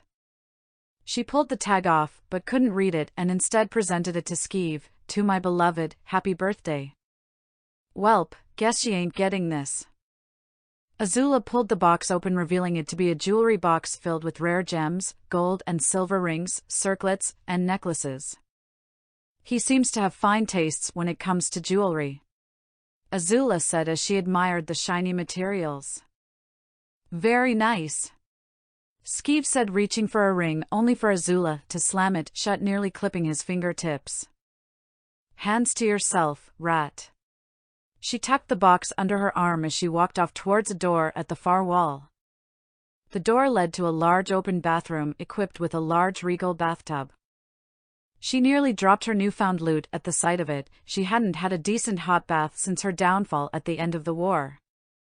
The asylum didn't allow her the luxury of bathing herself, and on the run she was forced to bathe in rivers like a peasant. One quick sniff made her realize she needed a bath badly. Skeeve, get out, she ordered while he pulled the signed instrument from the wall. Why?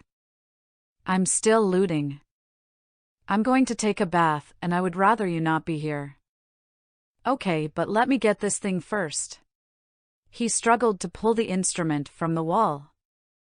She didn't wait for him and instead grabbed him by the back of his collar and tossed him out. Wait! That instrument could be worth a fortune. She shut the door in his face and locked it.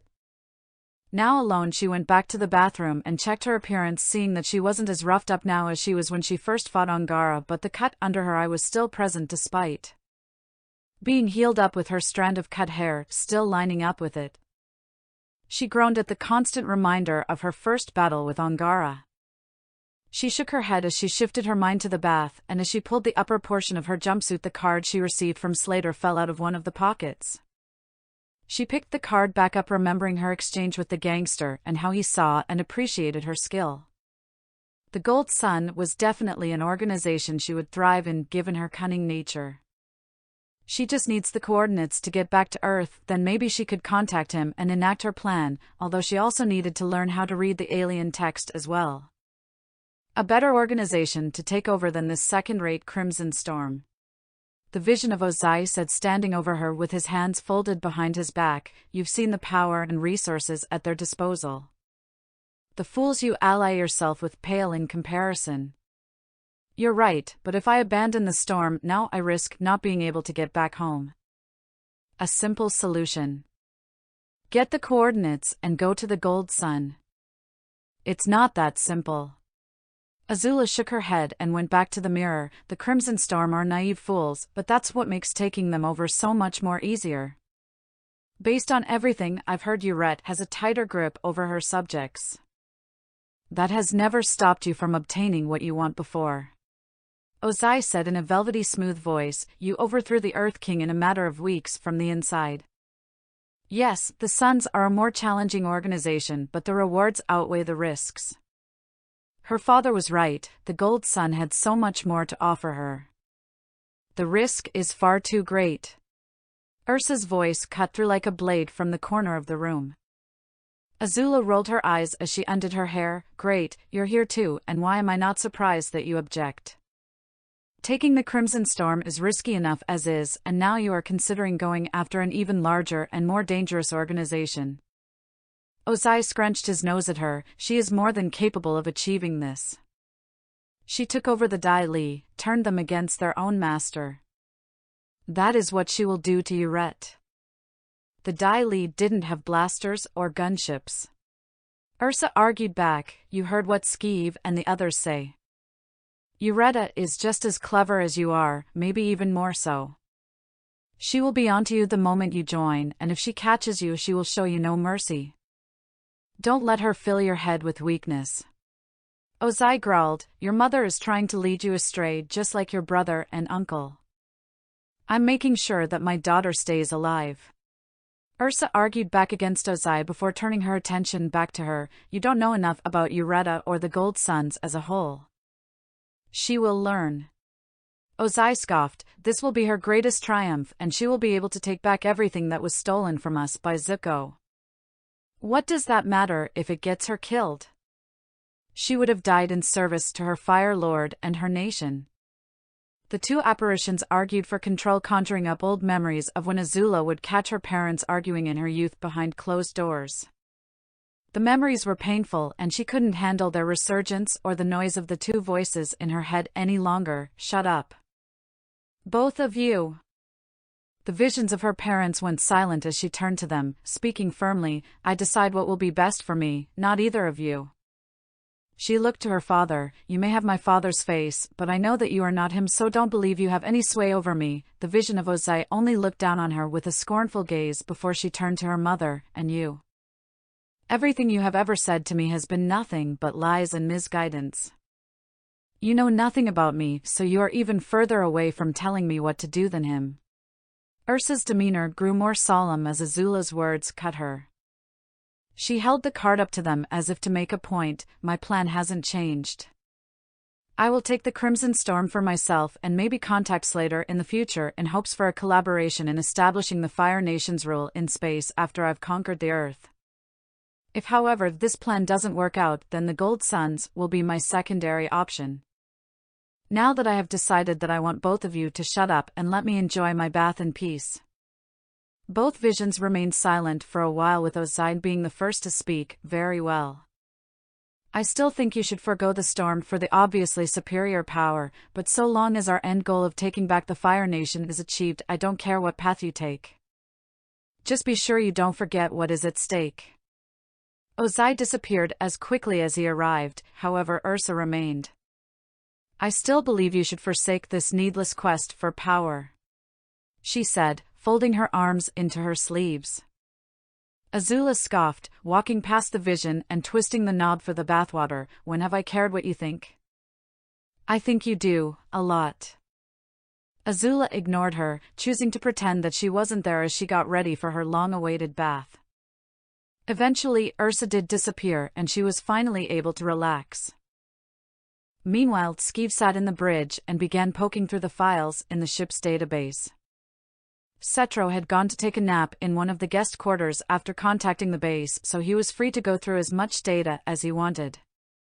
He found the information on the ship that was supposedly luring Slater's ships into a trap with a distress call, but couldn't make sense of the blurry image and moved on to other files. He found that the shipments in many of the lost ships were hand-held las guns similar to the one built in Sev's right arm, capable of melting through armored plating easily, along with several shipments of red sand. Weapons tech like that was very hard to come by and would make sense for the Gold Suns to want it back. He decided to go through the ship's surveillance footage, watching the chaos they had caused after it came back online from Setro's reboot, notably the battle between Azula and Slater. Witnessing this fight, he saw just how deadly Azula could be and how effective her fire bending was in a fight. He was very impressed, yet also fearful, as Azula could easily kill him. His mind began racing on how he could possibly deal with her if her wrath was ever set on him. As he was going through the footage, he saw the conclusion of their fight and how Slater seemed to have surrendered to her, but what caught Skeev's attention was the audio that it picked up. "My offer still stands, Azula. You can come with me and be on your way to greatness." Skeev's ears perked as he leaned forward in interest.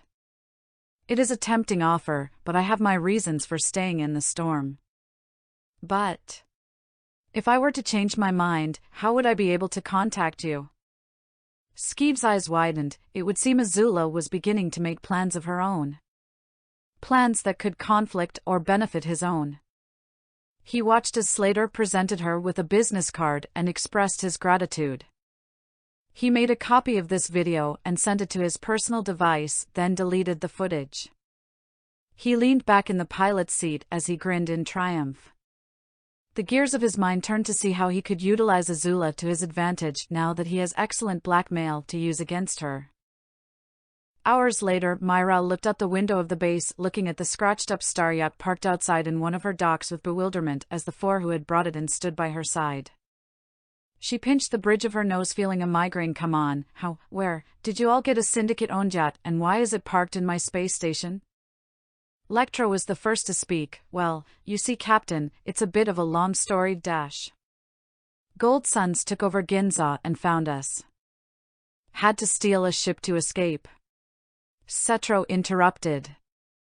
"Okay, maybe not that long of a story." Myrel sighed. "So Ureta has Ginza now? Great. We'll need to find a new place to get supplies then." She turned to them, changing the subject. "So, how did the trip go regarding Private Azula's bending?" "Well, I'm glad you asked, Captain. We were able to get some good data from the few places we were able to visit and found some surprising information." Lectro explained happily. "I'll be happy to hear it then, but for right now, get rest. We'll discuss this later." They nodded and did as ordered as the captain approached Azula. "How are you, Private? Hope this trip wasn't too exciting for you." "Oh, it wasn't too exhilarating. All I did was fight a crime lord, fight his troops, without my bending, mind you, narrowly died several times, and then stole his ship." "Did I mention that it was my idea to steal it?" she said with smug sarcasm. Myrel chuckled and patted her shoulder. "At least you still have your sense of humor. Go get some rest, Private." The captain departed, leaving her and Sev to admire the torn-up ship floating outside. "That thing looks like it's going to fall apart at any second," Sev said, looking at the various scratches covering its side. "I'm surprised we managed to even get back here in one piece," Azula responded. "No kidding. But still, I'm proud that my plan managed to get us a brand new luxurious ship," she said with an upturned nose and confident smile. "That thing looks like shit." A familiar irritating voice came from her right, making her lose her smile entirely. She looked to find Angara standing by her side, looking out at the ship. "Angara," Azula greeted with distaste present in her voice. "Pup." The Kukyuvan princess responded nonchalantly. "So you nabbed this thing from the Gold Suns, huh?" "Yes, we did. It was my plan to steal it right out from under the nose of the local crime lord. Wasn't that hard, actually." "Really?" Angara asked critically, looking at its damaged state. So what? You stole a yacht from some rich drug dealer. You want a gold star? I stole a Pandaren patrol ship from an Imperial storehouse a couple years back. Way harder to do than this. Azula's eye twitched at this comment. I see you've recovered from your self-induced hangover. Must have been agonizing to deal with. Angara's eye twitched. Heard you blew chunks a few times on the trip. Guessed space sickness decided to make you its bitch. Azula and Angara only glared at each other. I'm gonna go find Gax and get a replacement foot. Seb said, already sensing the hostility building between them and didn't want to get caught in the crossfire. We will always ask. Hi, welcome to Story. The story you are listening to was not created by us. We do plan on creating our own stories. But part of the reason this channel exists is because there are so many stories out there in the internet and I want to give them a place to shine, and also because I want to listen to them myself. We will always ask you to support the original authors, as we would ask you to support us. Azula sat in her bunk writing in her journal, one of the very few items Azula brought with her when leaving Earth and has been what has kept her grounded. It has been almost a week since my abduction from Earth, and I find myself still being surprised by what I continue to witness out here. My bending seems to take on different properties under the influence of different stars, something no firebender could have ever predicted. However, the experiment to see the limits of my bending was interrupted thanks to a run-in with a group known as the Gold Sun Syndicate. This group is no run-of-the-mill crime organization, as from what I can tell they hold major influence across the galaxy and have close ties with the Pandaren Empire. Allying myself with them could be very beneficial for myself in the long run. However, the more I hear about this group's leader, Ureta Sarino, the more I am uncertain this alliance will be mutually beneficial. For the time being, I'll keep Slater's card on hand as insurance, although that leads to a new problem. I need to learn the common tongue. It is quite frustrating being forced to wear this uncomfortable earpiece for long periods of time just so I can understand what everyone is saying. Same goes for having to drag that talking box around with me as well. I've already lost one, and it was a pain to speak with anyone. The visions still plague me, and they don't seem to be going anywhere for the foreseeable future. My only solace being the visions of Father. Perhaps he represents the part of my mind keeping me focused on what I need to do in order to keep what's left of my sanity. Mother still won't go away. She quickly dated the note, blowing the ink dry before hiding Slater's business card within its pages. She pulled a loose panel from the wall and hid the journal amongst the wires. She found this little hiding spot while surveying the room her first night, and it was an excellent place for her to hide it. They were able to translate her spoken language for the translators in a matter of weeks, so it wouldn't take them long to translate her writings, and the last thing she needs is for her journal filled with incriminating information to fall in the hands of the Crimson Storm. She couldn't let anyone know of the possibility she could switch over to the side of the Gold Sun, lest it cause her trouble in the future. The door slid open as Chani entered their room, prompting Azula to put the panel back in a hurry. You'll also like. Her alien roommate let out a tired yawn as she threw some paperwork onto the desk and stretched before jumping in surprise when she noticed her. Azula. How have you been? Decent now that I don't have to worry about being chased by golden suns. Oh, that explains all the talk I've been hearing about that yacht parked outside. I'm glad you made it back safe and sound. Those syndicate people can be ruthless. Oh, I know. I received first-hand experience, but I have proven to be more ruthless than them. She proudly said, leaping off her bunk. There's also something I wish to speak to you about. She grabbed the jewelry box she plundered. While on Ginza, I was forced to part with the bracelet you so kindly let me borrow. So to make up for that, I thought I should share something with you. She opened the box with Chani's large eyes growing wider at the display in shock. Take your pick of whatever you want and I'll keep the rest. Azula said with a fake smile that anyone who truly knew her would have seen through. They're so beautiful. You didn't have to do this. She said, pulling out and admiring an amethyst necklace. Nonsense. It's just as I said, friends share our belongings with one another. Chani threw her arms around her, embracing her in a tight hug. I knew we would become good friends. Of course. That's what friends are for. The amphibious skin made Azula shudder a bit, making her have to regain her composure to keep the friendly act up. She pulled away from the hug. I also wanted to ask you something. Of course, anything. Well, you see, I've had to rely on these translators in order to communicate properly, and even then I still can't read or write the common language. You want me to teach you primary? Of course. I'd love to. Chani finished for her. Great.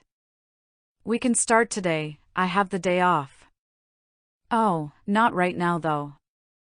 I'm just dropping off some things before going to the surface with my brother and Sev. You should come with us. For what purpose? Just to get out of the station and spend some time on the ground, breathing real air and feeling real ground beneath our feet. Azula scrunched her face. It sounded like a waste of time and she'd rather spend it sharpening her skills, maybe some other time. I need to train. What no, you've spent just about all of your time doing nothing but work and fight. Come into town with us, see the sights. Have a little fun. I did see the sights last time and they led me straight into a Kukuvon camp and then a jail cell. This time will be different. We'll stick to downtown and stay out of the slums. No really, I think I'll She clenched her stomach and covered her mouth as a wave of nausea took over. Are you all right? Chani asked, coming to her aid. Space sickness, it's been coming and going for a while now. Oh, I see, a good home remedy for space sickness is hrandy fruit.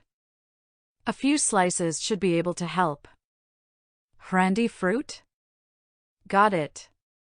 Azula said as she felt herself about to heave and ran out of the room. We'll be in Hangar Bay 4 if you change your mind. Oh, and for the hrandy fruit. Chani called out, however Azula didn't catch the last portion. She was more focused on not getting sick. Azula wanders around the station looking for the medical bay before she hurls her dinner. She finally did find it, only to find that Dr. Bevel was currently busy with surgery for someone who had broken their hands, most likely the person Skeeve replaced, and had to settle for waiting for one of the other medical staff to help. She had to sit in agony. Her stomach felt like a pair of hands was twisting and squeezing it, like trying to wring out a wet towel. What's wrong with you? The ever-so-blunt voice of Angara came from her side. She stood there now dressed in casual wear with a bloodied bandage wrapped around her hand. Space sickness. She replied just as bluntly, what happened to you? Cut myself while sharpening one of my knives. Azula thought that maybe putting Angara down will make her feel better. So clumsy with your own weapons? And here I thought you were a master. She felt her stomach lurch and caught her mouth, fearing for the worst. You blow chunks on me, I swear, I'll give you a real reason to be in the medical bay. Azula managed to save herself this time. I'm really not in the mood to argue with you right now, so if you wouldn't mind pointing me in the direction of some hrandy fruit, I would really appreciate it. Angara chuckled with a satisfied grin at seeing her in such a sorry state. Oh, you mean this hrandy fruit? She said, grabbing the last fruit from a tray meant for anyone to grab. It looked like a bulb of garlic the size of an apple that was white and covered in green and blue spots. Great, hand it over. Azula reached for it, only for Angara to pull away. Aha! I'm feeling a bit space sick myself. Maybe I should eat this so I can feel better. I might be willing to part with 1 or 2 slices of this if you give me a good reason to. How about I don't torch you alive? That should be a good enough reason. Azula practically roared. Think you can firebend without puking your guts out? Angara challenged. Why don't we give it a try? Maybe later, pup. I don't have time to deal with you now. She shoved her out the way. Running away? Too scared to face a master duelist? She taunted, prompting the Kukyuvan to snap in her direction, ready to throw a fist, but stopped herself. You know what? You ain't worth it, pup. I'm going back to the planet to enjoy my day off, and I don't need you ruining that again. That wouldn't happen to be with Sev and Chani, would it? Yeah, so what? Wait, don't tell me you're tagging along. Chani invited me. I declined, of course, but perhaps I could come along to pawn off my new trinkets. Hopefully I won't get sick all over you on the way there, unless you hand over that fruit. Angara growled, damn it, Chani. Gax should really talk to his sister about inviting people out of the blue. She grimaced before tossing the fruit, just take the damn thing. Pleasure doing business with you as always, she said smugly as she caught it. Whatever, just make sure you eat the whole thing or it won't do anything. Angara scoffed as she walked away. Now with what she came for, she figured out how to properly eat it, splitting it open, revealing green citrus innards. She ate a piece, finding it tasted sweet, almost like cherries, all the while failing to notice the devious smirk on Angara's face. After all, she left out a very important detail about brandy fruit. Lectro sat within his quarters as he watched B3 sit in his charging station with Myrelle at his side reading over a report he had written up regarding his recordings on Azula's bending and Chani trying to convince him to accompany her and the others. Why not? She whined. Because I have a slew of data to analyze. It'll only be for one day, and besides you've been cooped up in here ever since you got back. It's making your inner thumb's color change into a dreary blue. Well, I like my dreary blue thumb, thank you very much. B3, how are we on data transfer? 42%, the robot said from his charging station. Chani pouted, Captain. Can't you make him get out of his room? Myrelle never took her eyes off what she read as she answered, I told him he had the day off. If this is how he chooses to spend it, then that's his prerogative. She pouted some more. Thermal vision? Interesting, maybe we can utilize her as a recon scout in brown dwarf systems. Myrelle commented, putting the datapad down. Red dwarfs might be an issue for her bending, so we might have to steer her away from those if we can. Lecter typed away at his computer. I just wished we could have been able to go to more star systems. But no, the Gold Suns had to ruin that. And now they have Ginza, meaning we'll have to get our supplies someplace else. She sighed, heavily cursing Ureta and saying her silent condolences to Cetro's friend. Knowing he's going to throw himself into his work to keep his mind off it, despite her telling him to take some time off, she'll probably have to end up ordering him to do so. A good way to forget about that would be to come and hang out with us. Chani commented. Why do you insist on bugging me? Can't you see I have important things to do? Error. Data transfer interrupted. B3 announced. Lectro looked at his computer only to find that it had frozen, son of a piece of junk. I am long overdue for an upgrade. Well, you've got plenty of stuff you got from that star yacht. Why don't you pawn it off and get a new one? Myrelle suggested. That's right. That would be a good excuse to get out of the station and liven up your spirit.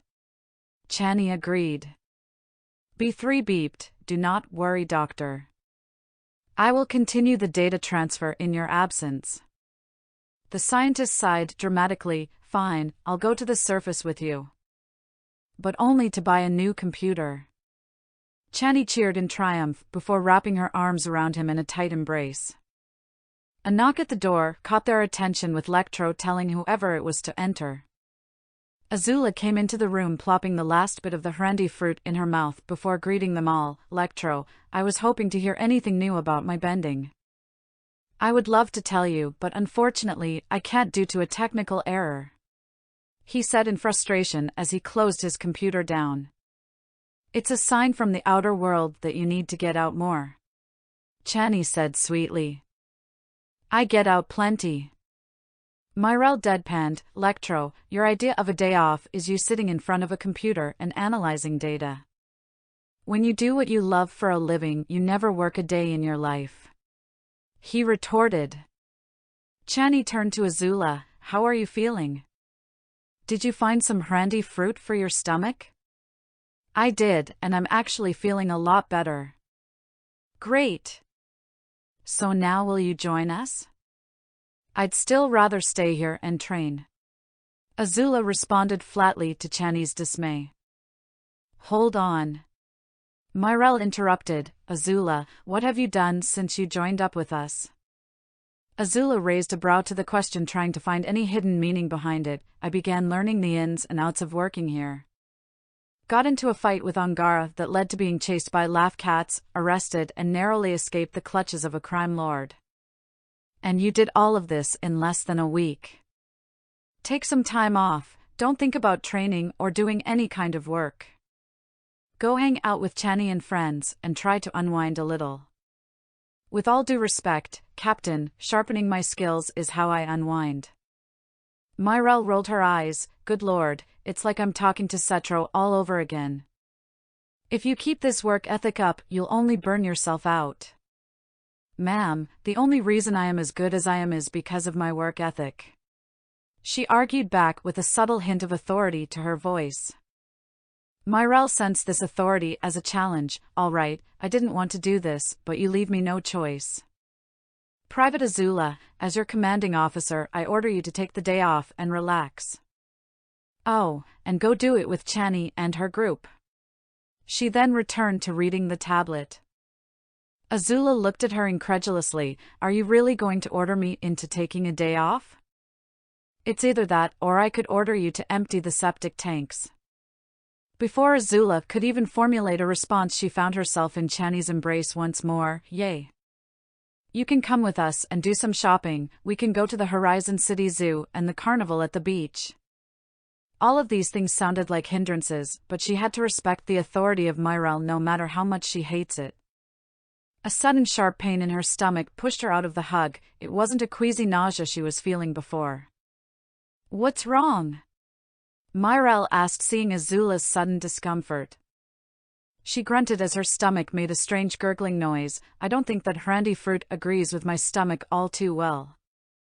How much of it did you eat? Lectro asked. All of it. All three of her companions gasped and gave her a look of shock. Oh, you poor thing.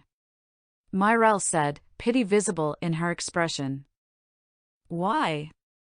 What's going on? Azula's voice started to take on a menacing tone. Was it poisonous?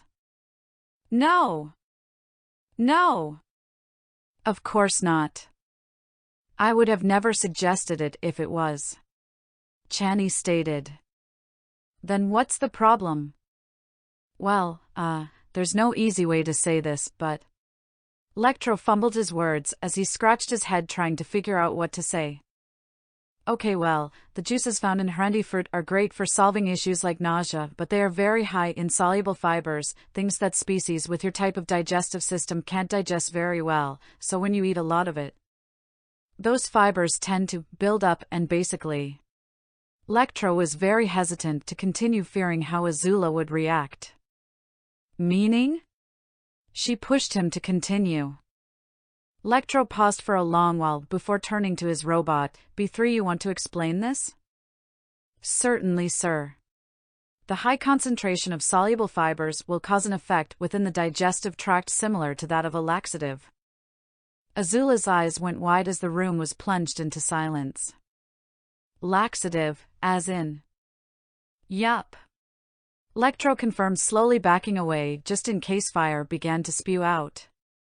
Azula's eye twitched as the vein in her forehead began to pound in fury as her teeth grinded. Angara. The name left her lips dripping with venom. She said to eat the whole thing or it wouldn't work. Myrelle rubbed her forehead, exasperated. Of course she would do that. Azula began to pace. Maybe it won't work. I mean... I feel fine. I feel better than fine. Perhaps it doesn't have that effect on me? She said, no longer feeling her guts churning. I mean, it's a possibility. Lectro said, although his tone betrayed his words. Then there's a chance. My luck has always been high, so it'll definitely help me in this situation. I was born lucky after all. She kept a self-assured smile, believing she would get through this with no problem. Until a sharp pain in her stomach returned, almost making her double over. I guess not lucky enough. Myrelle said under her breath. Bathroom is down the hall, to the right. Before Azula could say anything, she bolted out of the room. I'm going to make sure she's all right, Chani said, going after her. Once they were gone, the room was plunged into another long, awkward silence until Lectro spoke to the captain. And those two are going to be working together? Seriously reconsidering it now. She put the tablet aside. I'm going to go find Angara before she immolates her. Myrelle left the scientist and robot alone. Shall I arrange for a sample to be collected, Doctor? The robot asked. I wouldn't. Sev walked around the hangar, testing out the mobility of his new foot with Gax at his side. They had just loaded Sev's large six-wheeled truck into the cargo bay of their ride to the surface and were waiting on the rest of their party. Sev did some quick kicks and stomped, feeling satisfied with its range of motion. Feels just like the old one. Chundida Jain. Yes, you always do good work, my little slimy friend. Gax gave him a crooked smile and 2 thumbs up in response. Angara came to their side, fire extinguisher in hand. Hands all patched up, and I'm ready to go, she said, leaning against the shuttle. What's the fire extinguisher for? Self-defense. Sev's metal brow scrunched. Against what? Angara let a mischievous smile spread. Let's just say, a very angry fire spitter is gonna show up at some point. Sev shook his head. What did you do? Nothing bad, I promise, she defended with a false innocence. I doubt that. Sev crossed his arms. Angara, Myrelle said, approaching her. A word, please. The Kukuvan princess rolled her eyes as both Sev and Gax teased her. Oh, you're in trouble, Sev taunted. Shut it. Angara addressed the captain, pretending she didn't know why she was there. Myrelle. What can I do for you? Brandy fruit, huh? Tastes great, but I'm not feeling space sickness right now. Why? Do you need some? Myrelle only stared her down with a neutral expression, one only a disappointed parent would use. Did you tell Azula to eat the entire thing without mentioning what would happen if she did? Angara looked away, knowing Myrelle would see through any lie. Maybe. Sev and Gax gasped, with the cyborg saying, that is just evil, while Gax shook his head and sked. Angara growled, it was just a little bit of hazing, that's all. And, maybe a tiny bit of payback for the hangover. The hangover you gave yourself? Myrelle deadpanned. Last time I checked, she didn't pull your mouth open and poured the mebeck down your throat. Angara opened her mouth to say something, but knew that Myrelle was right and only growled in frustration. So mature, Angara. Truly you are a paragon of acting like an adult, Sev sarcastically commented. Do you want me to hit you with this fire extinguisher? Myrelle ran a hand through her hair, trying to de-stress a bit while dealing with adults that like to act like children. Whatever it is, it ends here. No more pranks, no more hazing, and no more anything that'll make the princess torch the place. She rolled her eyes from being scolded. All right, Myrelle, I've had my fun, so I'll play nice. Just be sure you tell the pup about that. Sev cleared his throat. You know, if you actually sat down and talked to her instead of being the angry little maniac you are, you'd probably see that you two have a whole lot in common. Angara snorted. Oh yeah, like what?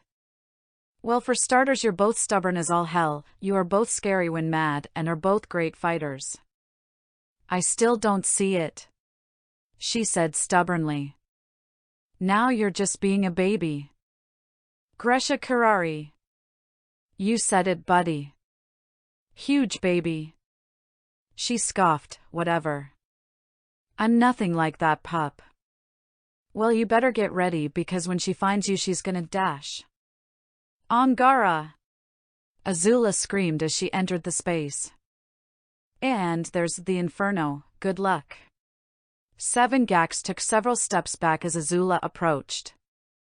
Azula marched towards her with heavy footsteps, her eyes locked on target, steam rising from her head, her face a bright shade of red as spurts of fire shot out of her nose with each exhale like a deranged bull. Chani and Lectro trailing behind her in a vain attempt to calm her down. Azula! Your inner thumb is at critical levels of red, very not good for your mental being or your soul. Chani struggled to keep pace. If we could just take a few deep breaths and repeat a calming mantra, then maybe we could dash. I am calm. Lectro was next to try and calm her. Azula, getting upset over something as immature as this is beneath someone of your status. He tried a more diplomatic approach. This whole brandy fruit business is nothing more than just a little prank many senior staff do as a little hazing ritual for newcomers. From what I hear, Pendarins in the Imperial Navy do it all the time. His pleas fell on deaf ears as Azula pushed him out of the way. You gonna step in, Captain? Angara asked. Myrelle sighed as she stepped aside. I'll let her get some of that rage out and get involved when it gets too hairy. Angara brought the extinguisher up to defend herself. Hold it, pup. Any closer and I'm shooting. Azula paused a few feet away with her furious gaze still locked on the Kukuvan, her fists clenched so tightly that her already pale knuckles seemed to glow white as they shook in intense fury. She was silent for a while as it took every ounce of her being to keep herself from burning the station to the ground and keeping her dignity. I have never been so thoroughly humiliated before in my entire life. Zuko, arguably the person I hate more than anything in the entire universe, has never sparked the amount of hatred I feel for you in this very moment than he has in my entire 16 years of living. Glad to see I made an impression. Angara sneered. You're not helping. Lectro shouted. I will never forgive this, and I will never forget it. Do you hear me? Good, call this payback. Now we're even. Even? Azula let out a humorless laugh that bordered on being unhinged. I don't play to get even. She stomped forward into Angara's personal space. I play to win. Azula may have been shorter than her, but she wouldn't allow that to make her look weak as she stared defiantly up at Angara, who met her with an equally intense gaze. All right, pup, you want war, then you got it. All right, listen you too. Myrelle interrupted, this whole song and dance of yours has gotten old. Like it or not, you two have to exist in the same space, and we all don't want to have to deal with this every time you cross paths. So instead of acting like a bunch of petty children fighting on the playground, act your age and settle things like adults. Without violence, without name-calling, or I'll be forced to discipline you like children, understand? She emphasized her point with a loud cracking of her belt, letting the two princesses imagine what she had meant by that. Do I make myself clear? Yeah, what she said. Sev said, now even further away and hiding behind the shuttle with Gax. They both agreed to her orders. Good. Now hug it out, you two. What? Angara questioned. Why? Azula followed up. You fight like children, so you'll resolve things like children. Oh, and don't even try crushing the other's spine or burning the other's rear. They both looked at each other with their own expression of disgust. Do we really dash? Myrelle cracked her belt like a whip, once more echoing loudly in the hangar, her eyes holding a hard, imposing look that could rival his eyes, and spoke through gritted teeth. Hug it out. They swallowed their pride and awkwardly embraced each other. All the while they could hear the childish snickering of Sev and Gax in the background, Chani being happy that this ended well and taking a commemorative picture, and Lectro, who could still feel the tension between them. Spoiled brat, Angara whispered into her ear. Savage peasant, Azula whispered back. They both quickly pulled away from each other, acting as if they had hugged a rotting corpse. See, now is that so bad? Myrelle asked warmly, as if she didn't give them the most fear-inducing gaze either of them had ever seen. Now you two go down there and have some fun. Also stay out of trouble, I mean it this time. They awkwardly got into the shuttle, and within a few minutes it departed for the planet's surface, landing in Horizon City with the group taking Sev's truck. Sev drove the vehicle down the highway with Chani and Gax seated in the front passenger seats, with the latter sticking his head out the window like an excited animal, while Azula sat in the back seat with the rest of the group. "This is fun? Right, you guys?" Chani asked, looking to the back seat to find both princesses sulking as they stared out the windows, while Lectro sat awkwardly between them, feeling every little drop of resentment each had for the other. "Yeah, fun. So, what's on the agenda today?" he asked. Chani was more than excited to explain. "I was thinking we should start today off with a shopping spree at the outlet downtown. Pawn off Slater's crap," Sev added. "Yes, I believe there's a pawn shop there. Then I thought we could go to the zoo, they've got some new exhibits, and then end the day at the carnival by the beach." Azula grunted in annoyance. "Wastes of time," she repeated under her breath. Angara heard this and wanted to make a comment, but remembered Myral's command to get along and forced the need to say anything back down, and instead chose to focus on something else. "Sev, turn up the thrasher." Sev's head bobbed to the energetic beat. "You got it."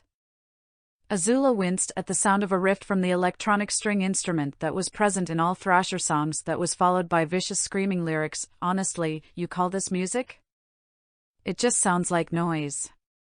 Sev chuckled. "Thrasher ain't just noise, fire spitter. Thrasher is the music of nonconformity. It's about passion, truth, rebellion, it's about dash. This song is about getting high and stabbing law enforcement." Azula deadpanned after listening to its vulgar lyrics. Sev paused, trying to find the right words to respond. "It's metaphorical. You just wouldn't get it, Firespitter. Thrasher is all about anti-establishment, and you are the establishment where I come from?" she finished for him. "Yeah, but given how you're in the grunge with us, maybe it'll rub off on you and you'll become a little rebel. I suppose I could chop off my arms and have them replaced with big unwieldy metal fists," she said sarcastically. "If you're ever interested, me and Gax will hook you up." Azula rolled her eyes. Like she would ever willingly give up any of her body parts that could have a serious effect on her bending. It didn't seem like the growling, distorted sounds of Thrasher music didn't have an effect on the others, making her the minority. Even the bubbly feminine Chani didn't seem bothered by the obscene songs. She didn't seem like the type to actively listen to this, but more like someone who is used to hearing it. "So, our first stop is the outlet, right?" Angara changed the subject. "Yes, after that the zoo is pretty much within walking distance. Let me contact someone to meet us there, they've got my helmet," Angara said, pulling out a transmitter. "In the meantime, can we listen to something else? This poor excuse for music is giving me a headache," Azula said, covering her ears as another wave of growly screams came. "It'll grow on you, Firespitter, just watch." "But I guess I'll comply with the demands of the princess," Sev said, changing the station. The next station played a more mellow and upbeat song with lyrics that were easier to listen to, about partying with friends. "Oh, I love this song," Chani said and began singing along with it. As she sang along, Sev soon joined in along with Gax, Lectro, and even Angara after she sent her message, although it was only because she wanted to annoy her. Azula was now trapped inside this vehicle, forced to listen to this horribly off-key sing along to a sappy, happy song. The universe truly did enjoy torturing her. She covered her ears, looking out the window to try and find something else to focus on, with Ozai's face appearing in the window's reflection. "Bear through it, Azula. Do not waste this opportunity to gain their trust. Trust is for fools," she stated. "And you are surrounded by fools. Use it to your advantage." They arrived in the shopping district. It was a large, open, multi-level area filled with shops of all kinds. It was much more organized and clean than the market area in the ghettos on the city's outskirts, with its colorful architecture. Countless holographic signs, an open park area covered in lush vegetation, giving off the impression that it was a safer environment for people to spend their hard-earned money. "Hang on guys, I gotta meet someone real quick," Angara said before walking off. Azula watched as she left them and went to a street corner where she saw two familiar faces. The young Kukyuvan thug Taito standing next to the ever-mysterious mystic sitting with a vast array of trinkets before him. Normally Azula wouldn't care about whatever company Angara met with, however the mystic and his connection with the outer world drew her attention. She still had many questions for him. Taito stood there on the sidewalk ringing a bell to catch the attention of passers-by as he spoke in a less than enthusiastic voice that suggested he wanted to be anywhere else but there. "Come get a one-of-a-kind magic talisman to protect you or your loved one from evil spirits. Dirt cheap. Magic charms for sale. Come and get some magic charms. They'll save your hairline and help you find love. These charms are not made to save a receding hairline." The mystic corrected him. "They don't know that though." "Hey Tyto!" Angara shouted inches from his face after sneaking up to him and sending the teenager screaming to the floor. "Why? Why would you do that? Told you I was coming. How are you going to be a hunter if you can't see little me sneaking up on you?" She bowed her head and greeted the mystic. "That's not funny, big sis," he said, pulling himself up. She flicked his forehead. "Not your sis. Let me guess, your uncle is making you help out the mystic after the trouble you caused?" Taito rolled his eyes. "Uncle thought it would teach me some important life lesson or something. Mischief is the nature of youth, however mischief left to its own devices can fester into greater troubles. Guidance of the elders can quell a child's trouble-seeking nature," the mystic said cryptically. Taito gave her a flat look. "This is what I've been dealing with all day. Serves you right for putting your cousins in trouble again," Angara said, flicking his forehead again. "Yeah, whatever.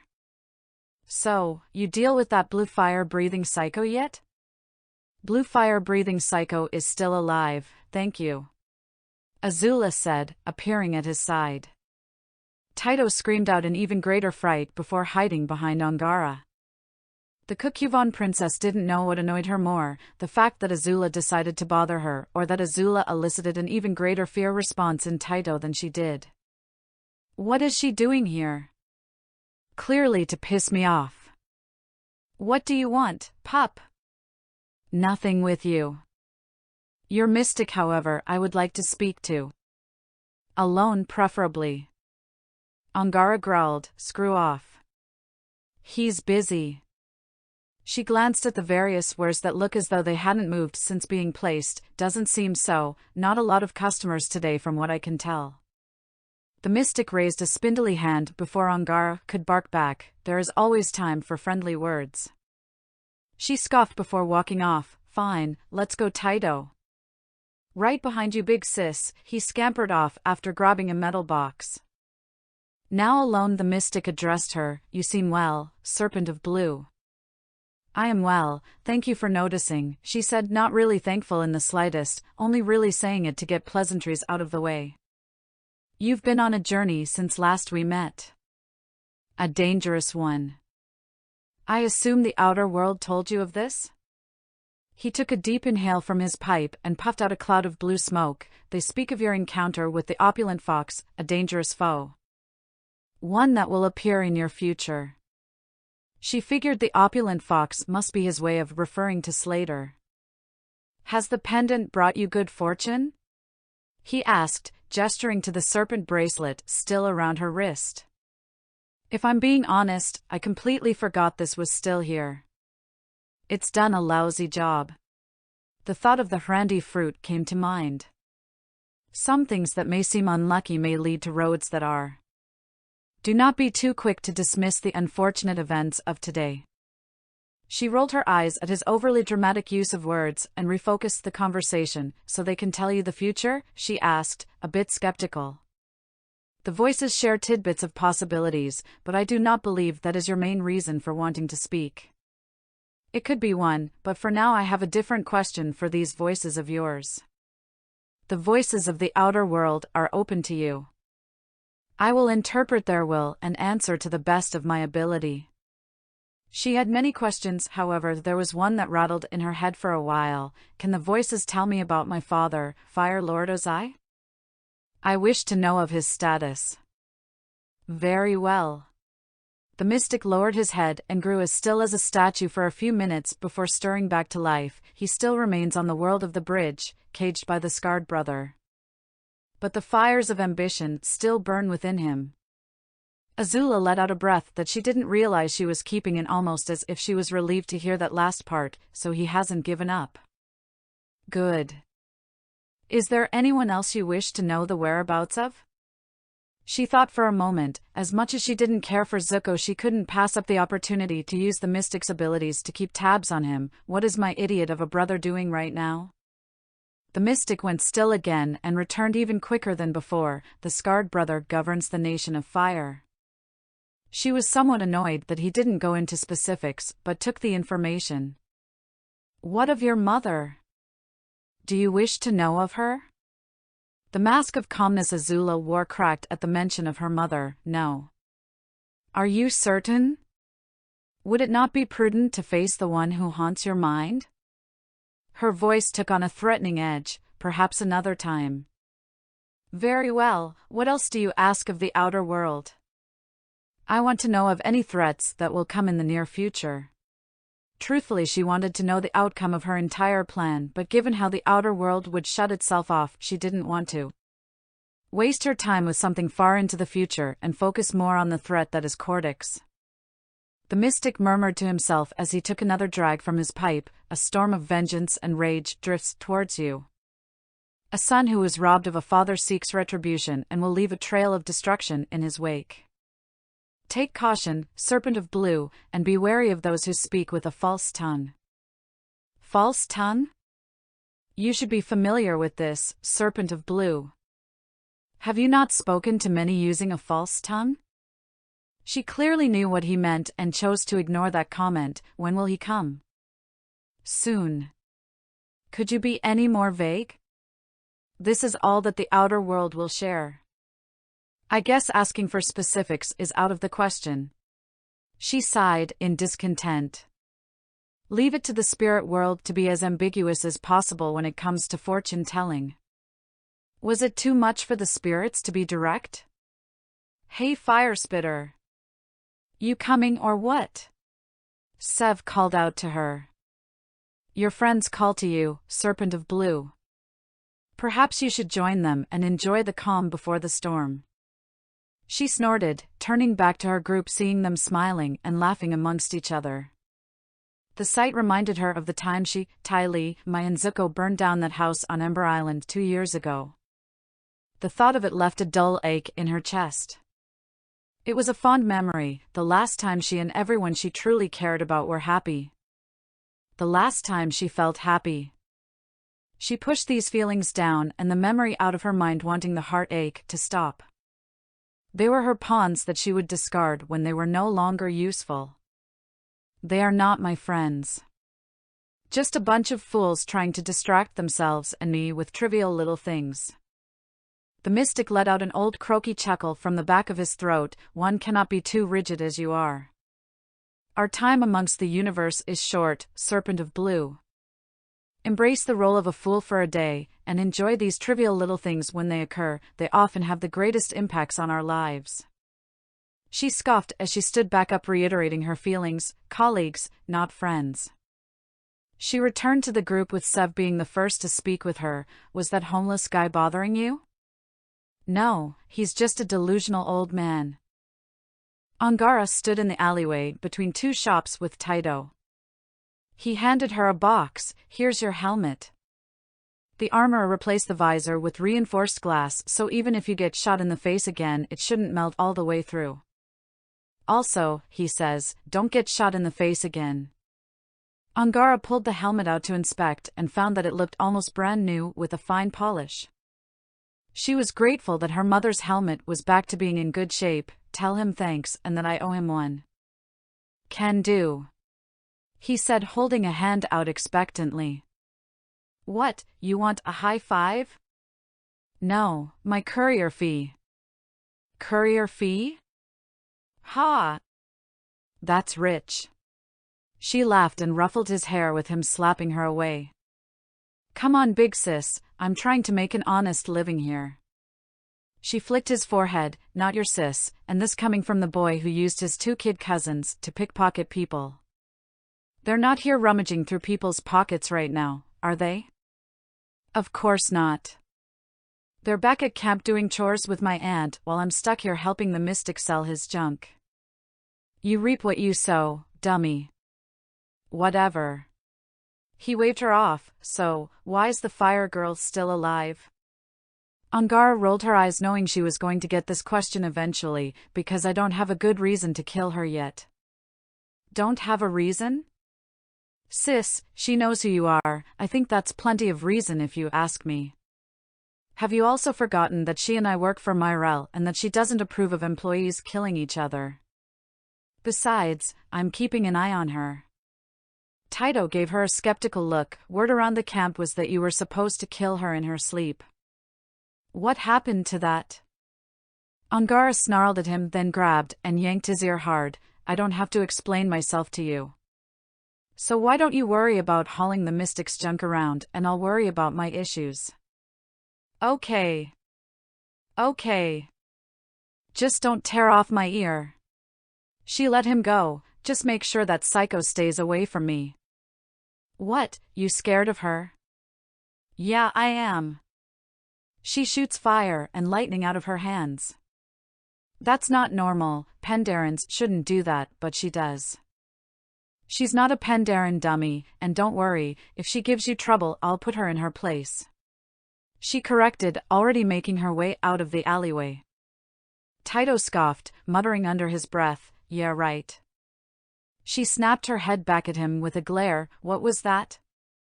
Taito realized his mistake and immediately tried to backpedal. Oh, nothing.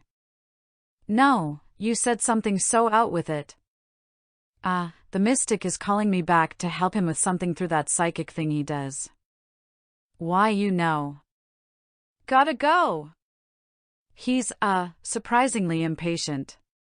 He fumbled, trying desperately to get out of there, only for Angara to grab him by the collar and yank him back into a headlock. He can wait. Now why don't you tell your big sis what's on your mind? She said in a way that was supposed to be friendly and inviting but ended up sounding like a threat. I thought you didn't like being called big sis. He struggled to break free, only for her arm to tighten around his neck. Spill it, brat. She began dragging her knuckles against his head, making him cry out in pain. Okay. Just let me go. She did, letting him get back on his feet. It's just, well, you said you'd take care of her back on the train, then you showed up to camp with her, and then you fought her only for her to beat you. I guess I just thought she was someone you can't beat. I beat her on the train, damn it. Angara shouted, making him jump back. I didn't see that though. She growled some more. Anyway, I really should get going. Taito quickly left as Angara fumed, allowing her to return to the group. After visiting the local pawn shop and gaining some spending money, the group separated, with Lectro going to find a new computer with 7 Gax tagging along with him. Chani insisted that the girls get together to bond through shopping, with both princesses being apathetic to the idea but soldiered on. Azula found herself dragged into one of the many clothing shops by Chani, perusing the wares. Azula stood by Chani's side holding various outfits the pink girl had picked out for her. This one matches your inner thumb so much, she said, holding out a deep red top and adding it to the pile. This one is in season now. She added a chrome-colored reflective vest, and this could tie so many things together. She excitedly added hot pink pants. I appreciate your willingness to help me shop, but... Chani added an obnoxiously bright yellow jacket to the pile. Don't you think this is a little much? I don't even think I have enough money for half of these. We're just trying a few things on and seeing what works. Azula took a glance at the large stack she was carrying. Yeah, a few things. I think we have enough. Let's try them on. Chani pushed her towards the changing rooms where she helped her in creating her outfits.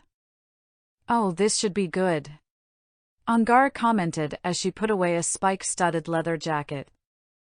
The first outfit had Azula dressed in a metallic chrome-colored coat, white top, baggy metallic pants, platform shoes and a pair of large blue sunglasses. What do you think? The chrome look is really popular in wealthy circles, Chani asked. Angara squinted her eyes in distaste at how obnoxiously eye-catching it was. That outfit is so loud I need earplugs to look at it. Azula observed her appearance in the mirror. I can see the appeal, but I don't think this is me. The next outfit saw her wearing a bright blue crop top sweater with extremely long shoulder pads, a green top, black trousers so baggy she felt she was wearing a parachute and open-toed heels that made her stand a few inches taller. What about this outfit? Long shoulder pads are the big fashion statement now. Azula stared at her reflection, observing the outrageous clothing with a critical look. I look ridiculous. Angara didn't hide her opinions about it as she laughed loudly. There's something we can agree on. She flicked one of the pads. There's no way I could possibly fight in this outfit. These pants are so loose I feel like I might trip over them, and these pulls on my shoulders limit my movements by a lot, Azula said while trying to stretch. Ideally, you wouldn't be fighting in this outfit though, Chani said as Azula attempted another action move only to strike Angara in the eye with one of the shoulder pads that was followed by a string of long curses. I think we should try something else. Azula stepped out of the dressing room once more clad in a pink sweater with a fuzzy white cowl and an opening that left her midriff exposed, a teal skirt and white wedge heels. This one definitely looks good on you. This outfit is all the hot styles right now. Chani beamed with excitement. Yeah, you look like every other preppy teenage girl, Angara responded. Azula didn't share in Chani's excitement, finding the outfit to be garish. It honestly looked like something Chani would wear. She noticed that her sweater had an extra pair of sleeves dangling under her arms, clearly indicating that this was meant for a four-armed species. I think you picked the wrong sweater for me. I only have 2 arms. Right now, girls your age are wearing shirts with extra sleeves and tying them behind them. It's a big trend right now, Chani commented as she tied the extra sleeves behind her into a neat bow. So what do you think? After turning around and getting a good look at the outfit from every angle and giving her answer, no. Just, no. You don't like it? Chani asked, slightly hurt by her blunt words. No. All of these outfits so far have made me look like a clown. Azula began removing the various accessories. All right, fine. Azula, what do you want to wear? Chani sulked. Something that isn't ridiculous, for starters. Perhaps something regal. Angara snorted, sorry pup, but regal isn't in our price range. Fine, then something practical, and maybe a little less colorful. I feel like a rainbow vomited all over me. Then why don't you pick something for her, Angara? Chani suggested. Why would I do that? I refuse, Azula said after stepping back into the changing booth. Oh, come on. You two seem like you would have similar tastes in fashion. Why not give it a try? Think of it as some way you two can bond without violence. Azula poked her head out from behind the curtain. After the little brandy fruit incident, I can't trust anything she does that could be in my benefit. Angara couldn't help but chuckle at how she was able to manage that. Oh, come on, pup, you're still mad about that? That's all in the past now. The mischievous grin she held told Azula otherwise. Besides, Myrelle told us to get along. So I'll take pity on you and help your primitive tasteless self find some style. Azula only gave her a deadpan look at the backhanded compliment, but supposed the Coquevin princess may actually be able to help, given she had a preference for outfits with practicality in mind. You swear you won't make me look like a clown? I swear, princess, she said with a mocking tone. Swear on your honor as a Coquevin warrior. Angara's brow twitched at that. Fine, I swear on my honor as a Kukyuvon warrior that I, Angara, will not dress you up like a clown. There, happy? Very. She went back into the booth before shouting her next command, now go get me something to wear, preferably something red. Suddenly being ordered around like she was a servant made Angara regret wanting to help her. After gathering the necessary garb she returned, tossing them into the booth. Is this a jacket or a pincushion? Azula asked from behind the curtain.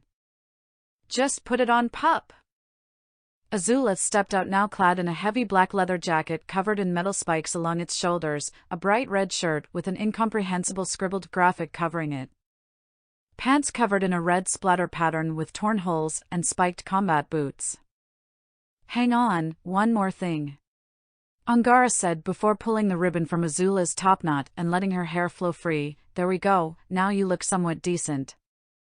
Just got to slap some dark makeup on you and it'll be complete. Angara said, pleased with her choice in attire. Well, it matches your aggression. Chani said, not knowing how else to compliment her. What are your thoughts? Azula took a look in the mirror and began her harsh criticism. You didn't make me look like a clown at least, instead you made me look like some common thug. You don't like it? Angara asked, almost offended. Not in the slightest. Are you serious? I give you gold, and this is how you repay me. Gold is stretching it. More like very rusty copper. Azula inspected her torn pants. I should have known you would have made me look like an idiot. I mean, look, you couldn't even get me a pair of pants that weren't ripped. Those rips are on purpose. She defended, they're supposed to make you look tough, like you just got out of a scuffle. The realization for Azula kicked in that Angara was being serious with her claims and was genuine in believing her idea of fashion was good. Are you saying that you would actually wear this garb? Yes, I would. As a matter of fact, give me that jacket. It's too good for you anyway. Take it. Let's see what other questionable choices you've given me. She stepped out of the booth now wearing a dark red sweater that left her shoulders exposed, dark short skirt and shoes, all splattered with skull-shaped markings. Skirts aren't really my thing, but I figured why not give it a shot with you. Angara said. Ah. You look so cute. Chani followed up. Azula held onto the edge of the skirt as if she was trying to hold it down with her face slightly red from embarrassment. It's too drafty, and I don't like how exposed this makes me feel. Should have figured, but I see where you're coming from. Don't much care for skirts unless it's plated and attached to my armor. Angara said before tossing her another outfit. If you don't like this last one, then you're on your own. After one last change of clothes, she exited the booth now in a plain red tank top, black pants that seemed to be made of some elastic leather, sporty shoes and a black crop top jacket with the sleeves rolled up. Please tell me you're happy with this, because I'm getting tired of playing dress up. Angara said. She tested her movements, finding she had excellent flexibility. The design itself wasn't anything flashy, but at the very least she didn't look ridiculous or like a thug. She seemed like any other commoner. Congratulations, you managed to pick an outfit I don't hate. I actually quite like it. Thank the outer world, because if you didn't, I would probably strangle you with a shirt or something. You look really sporty, like you're ready to take on the galaxy. Chani cheered on, right Angara? Meh, she looks passable. The nicer girl pouted. Would it kill you to say something genuinely nice to her? Honestly, it probably would. With her new clothes now purchased, Azula wore it out visiting a menagerie of other stores until Chani seemed mostly satisfied with her shopping and thought it was a good time to find the boys. I think today was a great day for us. We were able to find some great deals and everything. She declared with a big grin as she swung her bags around as she walked. Did you guys have fun? It was fun, I suppose. It has been a long while since I was able to spend the day shopping, even if most of it was questioning why anyone would wear some things. Azula admitted while holding an uncharacteristically humble amount of bags. It was all right. Angara grunted, only having a single bag. Most of those places didn't have anything my style. Except for that jacket that you could probably use as a weapon. Yeah, because it looks awesome on me. Azula rolled her eyes, to each their own, I guess. Ah, look at you two actually having a civil discussion for once. Chani teased, with both princesses making a noise of disgust. They turned a corner and almost ran into a parked police vehicle. On the hood of the vehicle, a teenage alien was pressed against it as the head of planetary security himself, Proxley, applied a pair of cuffs to his wrists. This is police brutality. You hear, police brutality? The teenager shouted.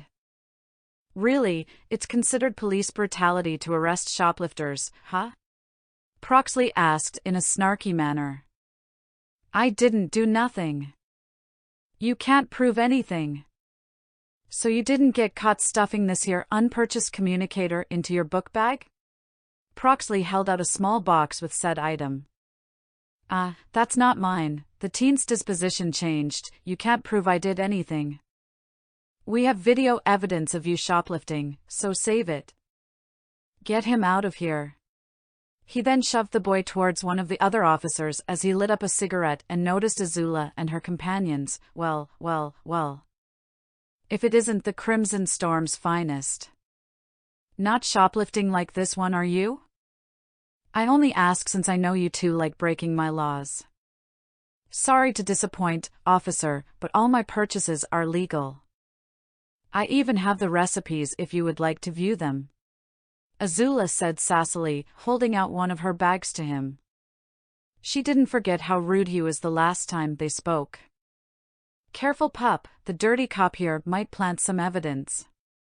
Angara sassed as well, so what's the head of security doing down here arresting kids? Thought you would be sitting at a desk filing papers. Not grunt work. Angara scoffed. I do that as well, but being cooped up in an office dulls your skills. I need to keep myself sharp for whenever you lot finally get out of line and the governor brings the hammer down. He said, pleased with himself as he watched the hover car leave with the arrested teen. And your answer is to try and relive the glory days of arresting petty criminals and harassing onlookers? Bravo, I'm very impressed. Azula said while giving him a sarcastic clap. He bent down to her level. Better watch it, little girl. I still got my eye on you. You may be a kid, but as you just witnessed, I won't hesitate to throw the book at you. Unless the bribe is big enough. Angara muttered loud enough for him to hear. All three of them continued to glare at each other like rival predators fighting for territory until Chani cleared her throat, making her presence known to him. Excuse me, sir, but if you don't mind. We are just on a simple shopping trip and have done nothing wrong in the eyes of the law.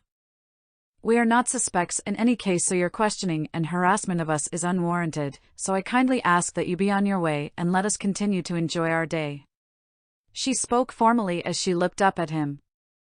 Her diminutive stature making her look like a child compared to the 7-foot-tall monstrosity that was Proxley, but she stood erect with confidence, not allowing him to intimidate her. He sent a scornful gaze her way. And you are? A concerned citizen who is afraid that an officer of Kazima's law is getting too comfortable with his position and could be abusing his power. Sir. Proxley growled, turning back to his vehicle in annoyance. Stay out of trouble. And remember this. I'm always watching. His vehicle ascended and joined the air traffic, leaving the three of them alone. After he left, Chani exhaled dramatically, falling to her knees as all of the bravado left her. That was scary. I thought he was gonna try and arrest me. I have to say though, I'm impressed that you even managed to say anything that would upset that ego. Azula admitted. My brother always says, the best way to be brave is to look like you are. But someone had to say something. She got up and brushed herself off. That was the first time I met him, and Myral was right, he's a bully. One of these days he's gonna push his luck too far and find an even bigger bully that'll put him down. Angara spat, hopefully it'll be either me or the captain. Let's find the others and get a move on. The trio found the rest of their group within the tech store, gathered around a computer. This is a nice portable computer, and it's at an affordable price. Lectro said, pondering the device. Then buy it. Sev said. But my current one is still running pretty good. Then don't buy it. However. Gak screamed out in frustration, pulling at his head fins while muttering to himself. What is he dash? Violence. He's threatening violence if you don't make up your mind soon. Sev deadpanned as the three girls arrived. What are you three up to? Azula asked, looking at the device sitting on a display table. Waiting for the doc to decide if he's buying something or not. Nice new look by the way, Firespitter. This thing costs a lot, okay? I'm just weighing the pros and cons. Lectro argued back, although, I think I did see the same computer on the OmniNet for a cheaper price. Then buy it on the OmniNet. Angara suggested. But shipping costs will jack up the price and then I have to wait for it to show up and this one is right here. Doc, I'm about to start threatening violence if you don't make up your mind soon. Sev said. Azula remembered hearing about the OmniNet several times and has yet to receive any explanation of it. Now may be a good time to get one if it requires these devices. Tell me, what is the OmniNet? They all looked at her in surprise with Sev being the first to speak. No one tell you what that is yet? I asked Cetro while we were cleaning mines, and he said something along the lines of, ask someone else, I don't have time to explain every little thing to you, she said, doing her best impression of the grouchy engineer. Of course he'd pawn that off to someone else.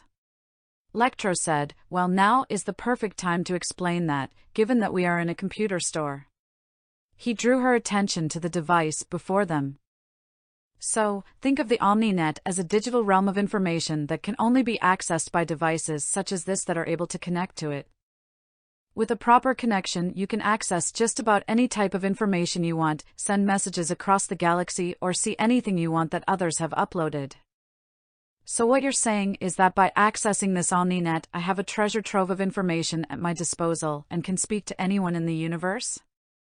So long as they have a connection, yeah. So these devices send the signals we use to communicate across the universe like a high-speed messenger hawk. That is quite fascinating. Well, not exactly. Our communicators use different kinds of signals. Signals like that can travel through space at high speeds, but due to just how massive the universe is, it will take years, if not centuries, for it to travel from here across the other end of the galaxy. Then how are you able to communicate? What's the point of communicating with someone across the universe if the message only gets to them years after I die? That's the neat part. Tell me, how do we get from point A to point B when traveling through space? Azula crossed her arms, slightly annoyed that he was being as indirect as possible. Extra-dimensional space. Exactly. Extra-dimensional space, and it can send more than just ships across the universe at faster than light speeds. You see, in each and every device meant to connect to the OmniNet, there is a component called a distortion generator that creates a microscopic rift into extra-dimensional space that sends and receives signals through, meaning we have instantaneous communication no matter where in the universe you go. Well, so long as you can receive them. So the OmniNet exists partially within our space and partially in extra-dimensional space. She concluded. Yup. Look at that, you blew her primitive mind. Angara commented, can we go now? Hang on. I still haven't decided if I'm going to buy it or not. Lectro said. Buy it. Azula commanded, I'd like to learn how to use this device and I'd like to have the latest and greatest hardware. Wait, but isn't this about me getting a new computer? Azula looked at him with a smile that would have looked sweet and innocent on any other person, but on Azula was meant to portray that anything she requested was non-negotiable lest she feel the need to get ugly. Buy it. Lectro, now feeling he was under the gaze of a predator, decided that it was probably best he oblige. Oh, okay. I guess buying it here and now is a better option. With the computer purchase, the group left the shopping district and went to their next destination, a large gate with a statue of some strange animal displayed in the center of a fountain. Azula looked up at the large sign displayed above it, completely unable to read it. What is this place supposed to be? This is the Horizon City Zoo and Aquarium. Chani answered. It's been some time since Azula visited a zoo. The last one she saw was in Ba Sing Se when she took a tour after overthrowing the Earth King. She had heard the Avatar built it and was curious, and she needed something to do with Ty Lee while Zuko and Mai caught up. She supposed she was also curious as to what the fauna of the galaxy was like, especially from a safer distance than her first experience. Hey guys, check it out. They're taking scans of guests. Sev pointed out. Oh. We should take one. It'll be nice to have a souvenir. Chani said excitedly as she went for it. Isn't that what gift shops are for? Angara said less enthusiastically. Oh come on, a commemorative scanner isn't going to kill you. Lectro said, following her. Azula followed them to this scanning machine where she saw an alien family of 4 standing together posing on a platform as 2 rectangular machines rotated around them. Before Azula could ask what this device was, she found herself pulled into it by Chani. Everyone smile and remain still. The machine's operator said before activating it. Azula did not smile as the 2 machines spun around them in a perfect circle. What even was that? Her question was answered once they reached another machine nearby. Within a glass compartment, they could see several gray statues being made in a similar way to the fabricator functioned, with several arms appearing and spraying paint on them. After several minutes, out came 6 miniature statues of all of them posing on the platform in surprising detail, despite it being only large enough to fit in the palm of Azula's hand. Crap, I think I blinked. Lectro complained, seeing that his figurine's eyes were closed. Gara ka men. Gax said mischievously. You are not using that for target practice. His sister snapped at him. Azula admired her own figurine standing in the center of the group, seeing once again in awe at how much detail it captured, almost as if they had been frozen and shrunken down. So it's like a fabricator, only it prints souvenirs? Kinda sort of. Sev responded. Except it only uses plastic and wax. Lectro finished. Now we all have a fun souvenir to remember this day. Now let's go see the animals. I heard they've got a new exhibit for gas giant creatures. Chani beamed as she led the group. The zoo is larger than any Azula had ever visited, large enough to accompany a small village, with long walkways snaking between exhibits of Kazima's diverse array of wildlife and exhibits of creatures from other worlds. They saw great beasts of the wilds, from the 6-legged rhinos, the Kukyuvan, mounted to well-fed laugh cats that lounged about on rock outcroppings. Toured the aquariums that housed dozens of strange fish within lavender-colored water, walked through tunnels where low-gravity dwelling balloon-like creatures from gas giants drifted like jellyfish. They participated in attractions to feed large long-necked and humpbacked herbivores from platforms, and visited the petting zoo where both Azula and Angara laughed at local children getting chased by the animals for pestering them. What Azula saw was mostly local wildlife, with her noticing that all animals native to Kazima had 6 limbs, which made her speculate that the Tharks from the Kukyuvan camp must have been brought over from another planet, likely Tanbani. As much as Azula would prefer to train, she had to admit that she was having some fun in learning about this strange planet and wonder about the ecosystems of others. It also made her realize she hadn't had a true break from action since she had escaped from Zuko into the Forgetful Valley. In all that time, she had been constantly looking over her shoulder, plotting, managing incompetent underlings, and trying to survive. Before that, she was locked up like a caged animal, similar to how these beasts are, except they seem to be satisfied with their living situation. For now, she'll enjoy this time away from peril. She separated from the group, wanting to take a break from their shenanigans, and looking down into a pen where several large reptile-like creatures sat in a mud pit with skin that resembled stone. She tossed a nut from the bag she had purchased at a vending machine at one of the creatures, hoping they would react and do something, only to be disappointed. "Why are you standing here alone and not with the others?" The hallucination of Ozai demanded, as if he were the real thing. "The whole point of wasting your time here is to gain their trust." She sighed, tossing another nut at the creatures. "I am doing that. I have been doing that since I got here. I just need a break." His brow tightened. "Did you take a break when learning the dancing fire ferret form, or when you learned how to bend lightning?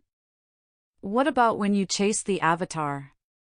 You don't take breaks, you've always powered through it until you've gotten what you wanted. Now is the time to continue the plan. The sooner you manage to establish trust, the sooner we can overthrow Zuko." "I know that. I already have Sev and Lectro in the palm of my hand. It won't take long to get the rest," she argued back. Normally she would never so much as raise her tone to her father in fear of how he would react. However, knowing that this wasn't really him emboldened her to be able to speak more firmly to him. "The walking tank and the scientist will be useful in the future, but you should focus your efforts on the frog siblings. The sister is a financial advisor, and as you've seen, money makes the world go round. She could put the Crimson Storm's entire treasury in your pocket, and she's far too trusting. It'll be almost too easy to manipulate her. As for the brother..." Ozai glanced back at Gax hanging off Sev's shoulder, swatting at a bug in his face before shooting a long tongue out and eating it. "Honestly, I can't tell what goes on in that one's head, but I'm sure there's a purpose he can serve." "You're forgetting one. Angara." Ozai's expression tightened. "Yes. The troublesome princess. She won't be swayed so easily." Azula threw another nut at the head of a sleeping animal. "She's not entirely unable to be manipulated, however she already seems suspicious of you. You should just kill her at the earliest opportunity. If only it were so easy. She's the best bounty hunter in the storm, and I need to learn how to be one if I am to be useful." Ozai stroked his beard and thought, "That is an annoying prospect. Are you even sure she is capable of being a teacher? What if she just treats you like an errand girl the entire time? Then I'll remind her who she's dealing with." Azula punctuated by snapping her fingers and summoning a small blue flame. "So quick to choose violence?"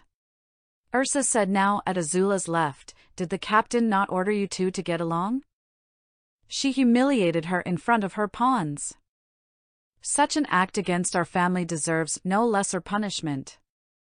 "Oh, I haven't forgotten. I just need to find an even worse humiliation for her." Azula tossed another nut. "You also humiliated her twice already, or do you not remember how you made her admit her loss to you in front of the others? It seems she's willing to forego that one now that she was able to do that trick with the fruit. There shouldn't be any more trouble unless you cause it, Azula." Azula groaned. "As much as I appreciate the pep talk, having both of you here defeats the purpose of being alone." She tossed another nut at the head of another creature, with it stirring awake. It looked into the direction of the sun before opening its five-pronged mouth, displaying its vibrant purple coloration. This weird transformation made it resemble a large fleshy flower and made her wonder what its purpose was. "You know you're not supposed to feed the animals, right?" Angara said, appearing at her side. Azula only rolled her eyes, just wanting them to do something. "Although, I don't suppose you know what that is?" Angara looked over at the fleshy, purple flower creature, seeing several others mimicking its behavior. "Back at the camp we call them flower lips. They're cold-blooded. In order to warm up they use that mouth of theirs like a solar panel to soak up the sun's energy." I was being sarcastic. Although that is rather interesting. I didn't think you would actually know that. All Kukyuvan hunters need to know how to survive in the wilderness. One of the basics of that is knowing about the beasts around you, like how these things use their flowery faces as traps for smaller animals that like to drink nectar. Fascinating. Azula said in a disinterested tone. So, pup. You, got a favorite animal or something? She said awkwardly as if she was forcing herself to speak. Azula turned to her with a raised brow. She couldn't help but wonder why Angara of all people would be trying to start a friendly conversation with her. Especially one as mundane as that. What? Angara barked, not liking her accusatory stare. She studied Angara, hoping to find some kind of hint of deceit for some prank. What do you want? To know what your favorite animal is? No, what do you really want? Angara growled before forcing herself to speak. I'm attempting to be friendlier to you. We're going to work together, and I'd rather not have the urge to gouge your eyes out every time I see you. Is that some kind of apology for the brandy fruit trick? She asked, still incredibly angry about that. Do you apologize for giving me that hangover? You did that to yourself. You did it in an indirect way. You should have been the responsible adult and not fall for such obvious bait. Angara growled further, fighting the urge to toss her into the enclosure, before calming herself with a deep breath. Like you said before, we don't have to like each other, we just have to not be hostile towards each other.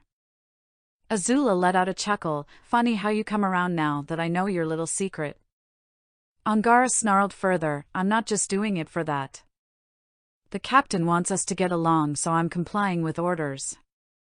Azula only remained silent and ignored her.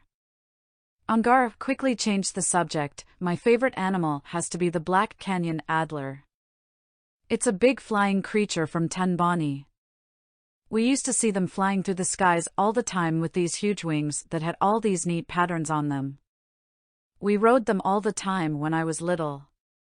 A hint of sorrow overtook her expression, but now I guess they're all gone. Azula said nothing. Angara scoffed, annoyed that she was being ignored after sharing a small part of herself, and went to rejoin the group as they discussed the new aviary exhibit. Coexistence is possible, Azula. Perhaps if you got closer, you'd be able to become good friends. Ursa said. I agree. Ozai responded. Her brow raised in confusion at hearing that the hallucination of her father agreed with her mother. Why would you ever agree with her? Think about it, Azula. If you can become friendly with her, she'll lower her guard around you, inadvertently revealing her weaknesses to exploit. Case in point, her favorite animal. How does her favorite animal reveal anything? It's a creature that reminds her of a home she cannot go back to. They're creatures that can be ridden, therefore she has happy memories riding them, and given how close these Kukuvan are with one another, she probably rides them with friends or family who are long dead. Ozai explained eloquently, don't you see, she's homesick, she longs for something that she can never have again. You can use this against her, taunt her with the fact that there was nothing she could do as a princess to save her people, and that there is nothing she can do for them now. Or you could use this information to uplift her, make her see her true worth as a princess, and rally her people to become a furious fighting force under you. Because of her honor, she will be indebted to you, she will have no choice but to follow you. The idea was a great one. After all, Angara would make a more useful tool if she followed her instead of being dead. Do not listen to your father, his words are poison. He's trying to turn obvious facts into pointless schemes. Ursa urged her. Ozai glared at Ursa. I am making her aware of any opportunities to get ahead of Angara. She still poses the greatest threat to the plan. What have you done for her? All your words have ever achieved was to confuse her, lead her astray from her destiny. Enough. Azula said, both of you are giving me a headache. I swear you two never argued this much when I was younger. Who's to say we didn't? Ursa responded solemnly, you've always been a perceptive child, you knew there was no love in our marriage. Not even for your daughter. Azula let slip out. You know I love you, Azula. Ozai chuckled, there she goes lying once more. I'd say you picked it up from her, but then again she wasn't really there for you in your formative years like I was. Unconsciously, Azula found herself moving closer to the apparition of her father, glaring daggers at her mother. "He was there when you never were." The weight of those words came down on her. They made her remember how true they were. Whenever Azula did anything great, Ozai was there to let her know. Whenever she failed at something, he was there to set her straight, and when she was upset and in need of guidance, his words were the ones that drove her forward, not Ursa's. "Hey, pup!" A hand coming down on her shoulder brought her back to reality, making her cry out in surprise. Angara stood by her side with a brow raised in confused suspicion. "We've been calling you like crazy. You coming with us to the aviary or not?" "All right. Let's go." She rushed past her and rejoined the others, all the while Angara eyed her suspiciously. The aviary was a large series of domes connected together that housed a lush forested environment that was sectioned off into separate enclosures for various species of flying creatures. In the opening area, the flying creatures were small and allowed to walk freely and interact with the guests. The birds of this planet weren't even birds, but instead four-winged rodents whose long incisor teeth jutted out of their mouths resembled beaks. Various flying creatures soared around them as they traversed the path, with Chani and Lectro stopping multiple times to collect pictures with their communicators, with some of them perching onto Sev, much to Gax's dismay.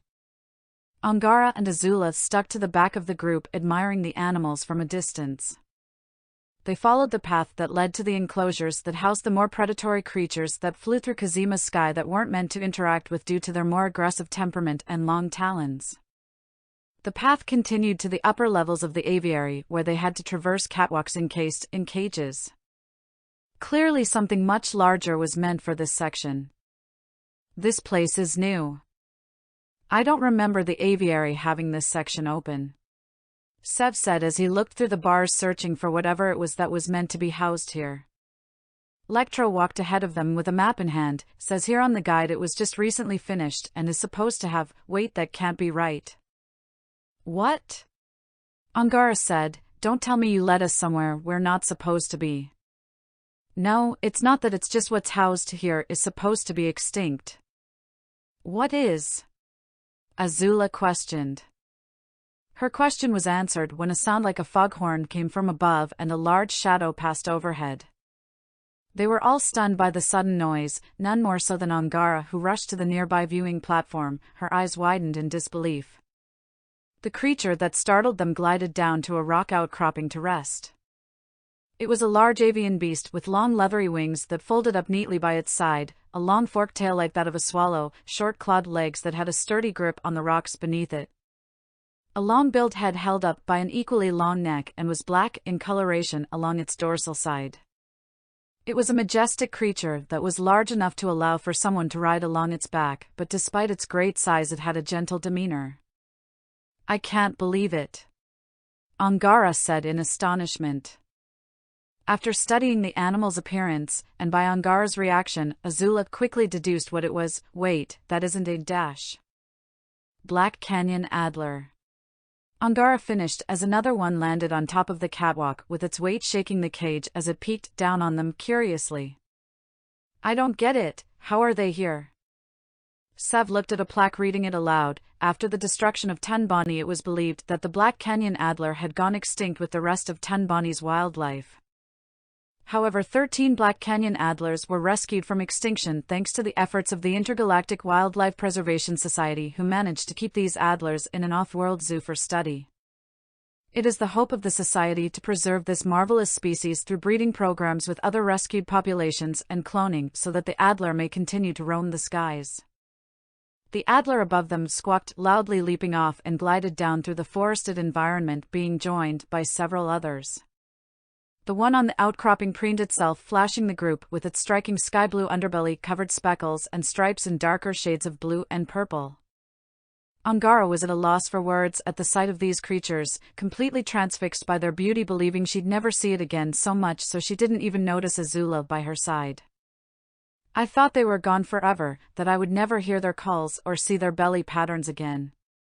A tear ran down her face as the one before them flapped its wings and dove down to join the rest. "You know that last time I rode one I was probably around your age, pup, maybe younger."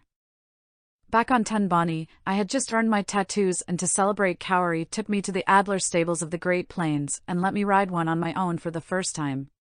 A serene smile came over her as the memories returned. I remember it like it was yesterday. I almost fell off like 3 times.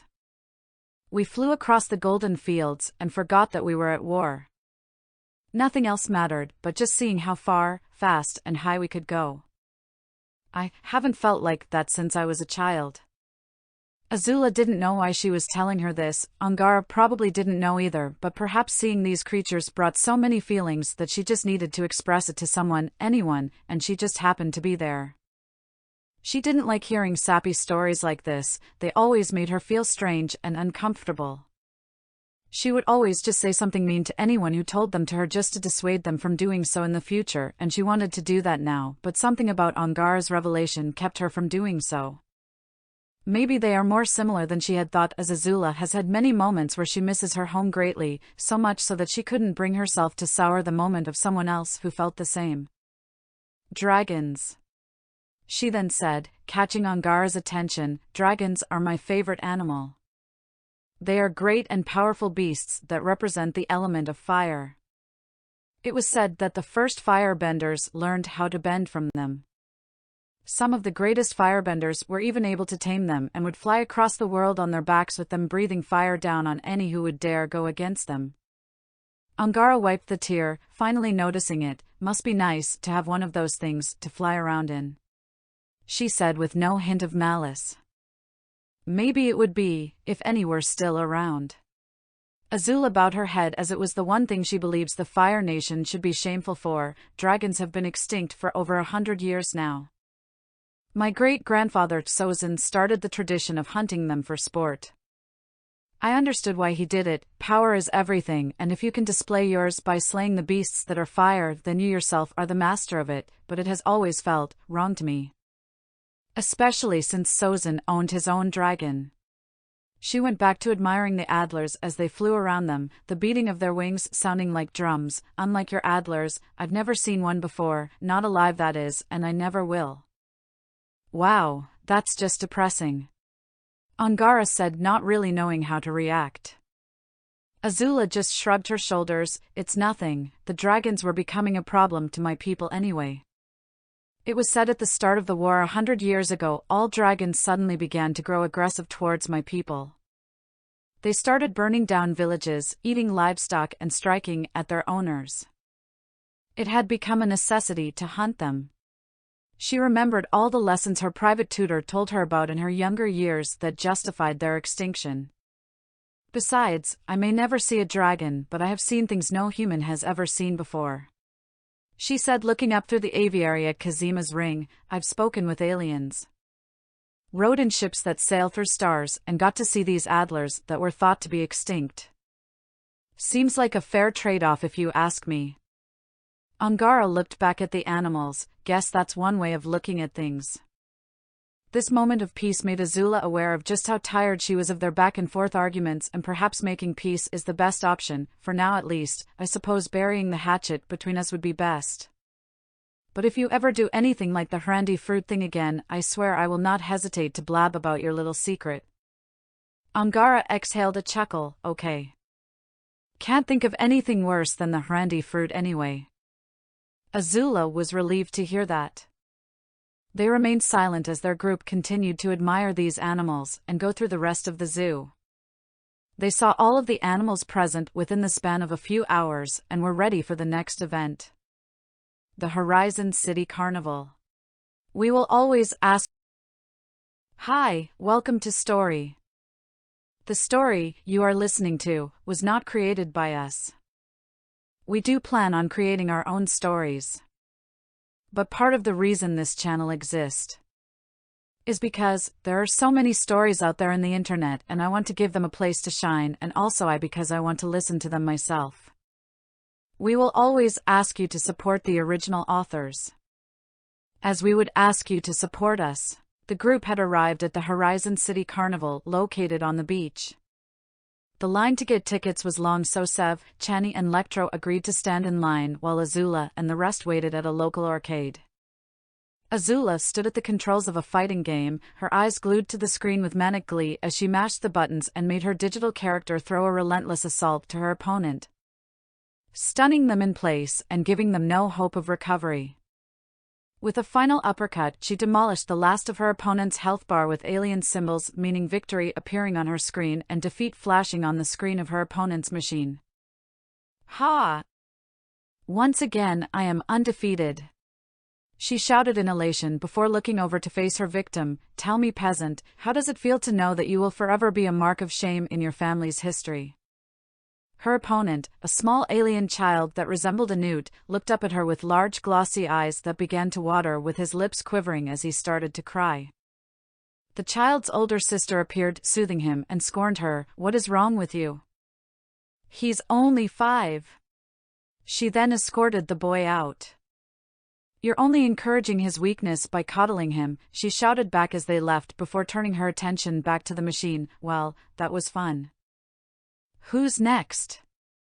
The other players in the area shied away, not wanting anything to do with her after witnessing her unsportsmanlike behavior that only fed her ego. Come now, is no one brave enough to face the mighty Princess Azula? Congrats on beating a small child in a game of street brawler. You must be so proud, Angara said as she clapped sarcastically. I am. Thank you. I just need to humble and remind those under me that there will always be someone better, she said in a self-aggrandizing way. You stun-locked him into the corner and wailed on him till you won. That's not being better, that's using cheap amateur tricks to win a fight. In a fight, it's best to use any strategy you can to achieve victory, she argued back. You do realize this is an arcade game, right? And its main purpose is to have fun, not fixate on winning, right? Life is one big competition. No matter how big or small, everything determines a winner or loser, and I intend on being the winner. Besides, you can have fun while winning. Angara only rolled her eyes. You're welcome to take a shot at stealing my victory streak, Azula said, still high on her win against several children. I don't really like street brawler, so no. But you know who's really good at this game? Gax. Why don't you try taking a shot at a master? All right, fine. Where is the little toad? Gax stood at a claw machine carefully trying to catch a cute pink plushie for his sister, only for it to slip out of the machine's claws. He cursed while pounding the glass in protest before an idea came to mind. He looked over his shoulders, making sure the coast was clear before jumping down to the prize slot, opening it and sliding his long tongue up into the compartment and carefully grasping his target. You'll also like Gax, Angara shouted, prompting him to panic and pretend he wasn't doing anything despite his tongue still stuck in the slot door. The pup here needs some bullying. Show her what a real master is like. He swiftly pulled his tongue free with the now acquired plushie and made his way to the opposing machine. They both selected their characters. Azula stuck with the large muscled red fighter because he looked to be the strongest, while Gax selected a slimmer green snake man. The match started with Azula going to rush in an attempt to corner him, however Gax's character whipped at hers with his tail, giving him a greater reach that kept her at bay before lunging at her and striking her character with a series of combos that made her fly through the air and would continue to hit her with upward strikes, keeping her in the air, all the while hitting her with a taunt before finishing her off with one last combo. The screen flashed with bright red words with a deep gutturally voice saying, "Finish him." Gax's character grabbed hers and ripped them in half in a brutal display of pixelated cartoon violence that was then followed by the announcer saying, "Total carnage." Azula sat there with her mouth agape at how quickly Gax managed to defeat her, along with the brutal execution of her character that she didn't even know could be done, all while he laughed and danced victoriously. You're right, pup. Life is fun when you're winning, Angara taunted. She side-eyed her. You weren't the one playing. This feels like a win to me. She disregarded Angara's comment. I demand a rematch. Just then Sev entered the arcade with tickets in hand. Got the tickets, let's get to it, guys. Chun Pashi. Gax announced, leaving the game with no intention of following Azula's request. Hey! Wait a minute! I said I demand a rematch. Gax turned to her and shrugged his shoulders before saying, "Womp womp," before walking off. Quite being a sore loser, pup. Carnival is calling to us, Angara said, passing her by. Azula half-heartedly followed the group, still wanting that rematch, and observed the carnival around them. Rides of various shapes and sizes sat around them, with lines of people following their length, with others weaving through them with food from stalls or prizes from game booths in hand. "Hey, Fire Spitter!" Sev called out as he made his way to her from a food stall. "You hungry?" They had a discount on fresh Javros. He held out a large golden brown grub-like creature that was covered in some sort of sauce wrapped in foil. The main thing that caught her attention was that the creature was still alive, with its pincers opening and closing rapidly. She looked at the supposed food item with disgust. Does it have to be alive? Yeah, once these things bite the dust, their meat starts to decay fast, so you gotta eat them fresh, he said with a mouthful after biting the head off of his own. Make sure you bite the head and chew it up quickly, because these things bite back and they bite hard. Trust me, I'm speaking from experience. The giant grub that was held before her hissed, loudly, letting its discontent be known. "Sev, I appreciate the offer, but I am not eating that thing." "Suit yourself." "Hey Angara, you want this?" "Yeah, I do. I'm starving." She then bit its head off, chewing it up quickly, causing Azula to gag at the sight of it. Any semblance of an appetite she may have had was gone. "Those things can't be good for you," Lectro commented. "What should we do first?" "The lines for the attractions aren't that long today," Chani said. "Gut buster!" Gax shouted, catching Azula off guard with how it was the only thing that left his mouth that she could understand. "Nah, we need to do the tower drop first," Sev responded. Azula observed the various rides around them, seeing that many were lower tech than what she had seen before and a bit rusted, looking as though they could fall apart at a moment's notice. "Are these attractions even safe to be on?" "Don't worry, Fire Spitter. This place has been operating for decades without incident. Everything here is completely safe," Sev said. A roller coaster passed overhead, and with a screw coming loose, landing before Azula's feet, not giving her any confidence in his words. "Why don't we just steer clear of this particular ride?" Lectro suggested. They were interrupted by Chani, who excitedly pointed to a ride with a smaller line. "Guys, let's go on this one." The ride itself was a cart-like contraption resting at the radius of a circular arena attached to a metal arm in the center. The line for it was truly not very long, as they didn't need to wait. The vehicle could only house up to 4 people, with Azula taking the front seat with Chani, while Lectro was pushed behind them by Gax. Sev and Angara opted to hang back to finish their meals. "Why do I have to come along?" Lectro asked as he locked in his seatbelt. "Because you're a stick in the mud who needs some thrills," Chani responded.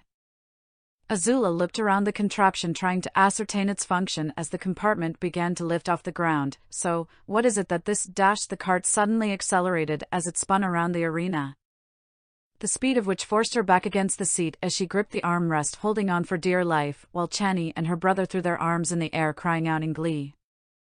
Lectro cried out in terror as the ride elicited memories of the car chase on Ginza. She gripped the seat hard as the ride continued to spin, feeling the speed push her against the seat as it moved faster until slowing down to a steady halt. They exited the ride feeling dizzy, with Chani and Gax high on the adrenaline rush, while Azula and Lectro weren't so enthusiastic. "Y'all have fun?" Sev asked, delighted by seeing their dizzy forms. Azula stabilized herself on the nearest object. "It felt as though I was being shot through a cannon." "That's not even the worst of it, pup," Angara chuckled. Azula was dragged around the amusement park, forced to partake in various rides such as tower drops, compartments that were launched into the air, hover roller coasters, bumper vehicles, and various spinning rides, all of which wore her out. After taking part in the various adrenaline-inducing rides, the group walked amongst the stalls filled with games meant to win various prizes. "What ride should we try next?" Chani asked the group. "Maybe we can ease up on them for a while. Lunch is threatening to come back the way it came," Lectro said, holding his stomach and mouth. "I think we just about went on all of them," Sev said. "Chikari Ga Rahita. You're right, brother. We should try the House of Mirrors," Chani translated. "I don't know about that. Those mirror hallways are kinda cramped for guys like me," Sev said. "If you plan on going to that one, then leave me out of it," Azula said. Given that the first manifestation of her hallucinations was in front of a mirror, the idea of being trapped in a maze made of them sounded like torture to her. "I think I want a break from the rides for a while," Angara said. Sev agreed. "Yeah, let's try winning some prizes instead. I feel like schooling this clown in a few games." He pointed to Gax. Gax raised his slimy brow to him as he issued a challenge. "Gashi wa Crocky na?" "Yeah. I know I can win more prizes than you, and I can do it without the use of my augmentations." "Oh. Shoshgarinia Ko Sherry?" "Yes, I will put money on that, you little turd." Sev sassed back as the two best friends ran to one of the booths like children. Chani saw a booth with a mystical fortune teller present. "That person over there is doing palm readings. I wonder what the future holds for me." "Sounds like a scam if you ask me," Lectro said. Chani gasped at him. "The outer world is no scam. Maybe if you had a little faith your inner thumb would take on a more pleasant color. I'm just saying fortune tellers are like professional liars. They just tell you what you want to hear." "All right, then let's hear what they have to say about your fortunes." Chani wrapped her arms around his and dragged him towards the fortune teller as he protested, leaving Azula and Angara alone. They both scowled at each other. "It seems the outer world really wants us to hang out," Angara droned. Azula answered back with an unenthusiastic, "Hooray." They separated to the various booths with Azula and Angara waiting their turn to partake in a shooting game. It was very similar to the holographic targets on board the station's shooting range, only this one had more family-friendly decor littered with holographic cartoon characters flying across what looked to be a space pirate-themed backdrop. Angara grabbed herself one of the electric blasters, spinning it around in her hand like a sharpshooter. "Bet I can get a higher score than you, pup." Azula tested out the aim of hers. "Don't celebrate too early. I've been getting better with these as of late." "Think you're a sharpshooter like Myrelle?" "Not quite, but she has given me a few pointers." Azula punctuated by firing at a moving target, managing to hit it. Angara scoffed. "Lucky shot." She quickly drew her toy weapon, blasting 3 targets with pinpoint accuracy while shooting a smug grin at her opponent. Azula grimaced at her cockiness as she took aim and fired, managing to take out 4 targets. This escalated in the two princesses doing everything they can to one-up each other and score the most points. Azula managed to keep pace, however, it was clear by the various trick shots Angara was showing off and by how easily she was able to hit the more difficult targets that she still had a lot to learn when it came to gunplay. Ultimately, Angara won due to her many years' experience handling a blaster, managed to score the highest and won a giant egg-shaped stuffed creature as large as her torso. Azula sulked at the loss quietly as they exited the booth. "You only won because you have more experience than I do." "Duh. Is de Whittle Poimative baby mad because she didn't get a prize?" Angara teased back with a babying tone. Azula only huffed as they walked. "You know, pup, if you learned to lighten up, you'd be able to have more fun." She scoffed. "I don't need to lighten up in order to have fun. I'm perfectly fun as I am now." Angara gave her a mocking laugh as she turned to her with her giant stuffed animal blocking her view as she spoke and gestured through it. "Pup, you're wound up tighter than an industrial compressed spring. I can practically feel the tension coming off you right now." Why do you care? I don't, you're just killing my vibe. Azula rolled her eyes as they reached the edge of the pier and sulked. If you want, we can go at it again and you can try to win yourself a stuffed, whatever this thing is. I think it's supposed to be a cartoon character or something. No, I'm done with these stupid games. Come on, pup. Come get your ass hooped again. Angara said, holding the stuffed toy closer to her and adopting an exaggerated cartoon voice that fit the toy and poked at her with its stumpy arms. Is the Fire Princess scared that she's gonna keep losing to Whittle me? She didn't react to her teasing and chose to remain silent. Ha! Angara poked her in the arm. Azula continued to ignore her, knowing she would get bored eventually. Ha! Angara poked her again in the shoulder. Azula still refused to give her the satisfaction of a reaction. Ha! Angara poked her in the face. Something in Azula snapped and she grabbed the toy, then threw it into the water. Angara lost her playful energy and only looked on in discontent. Smooth pup. Real smooth. You shouldn't have had it so close to my face. Angara rolled her eyes as she thought of how to get it back before the waves took it out to sea. You're a real sore loser. You know that? That wasn't me being a sore loser. That was you being an annoyance. And here I thought you were going to honor our little truce. Angara said as she ripped a loose board from the dock and attempted to guide the stuffed animal back with it. I was honoring it. You were the one who provoked me. That was just some light teasing. I literally do that all the time to Sev and Gax all that time, and they don't throw my stuff into the ocean. Well, Sev doesn't at least. Really? That's your idea of friendship? Yes. I know you and I aren't exactly friends, but that's what they do, mess with each other. Didn't any of yours ever mess with you? No. My former friends knew their place and that it would be unwise to provoke me. Angara managed to pull the floating plush close enough for her to grab. Can you even call that a friendship? At this point, why even have any? Azula didn't answer that, but it wasn't entirely true. After all, she did allow Mai to get away with many of her sarcastic remarks, many of which would have been severely reprimanded if spoken by any other. What went on in my personal life on Earth is none of your business, she said, annoyed. Where are the others? I'm ready to move on. Angara wrung the water out of it. Just relax, they're probably still playing games. We'll just wait for them. Azula groaned, who knows how long that will take. By the outer world, just shut up and relax. You're making me anxious. She rolled her eyes. I can't help it. I was raised to be diligent, to always be ready for surprises, and to complete any tasks that needed to be done as soon as possible. It's not in my nature to just sit around and do nothing. And what are you gonna do instead? Make plans on how you're gonna take over your planet?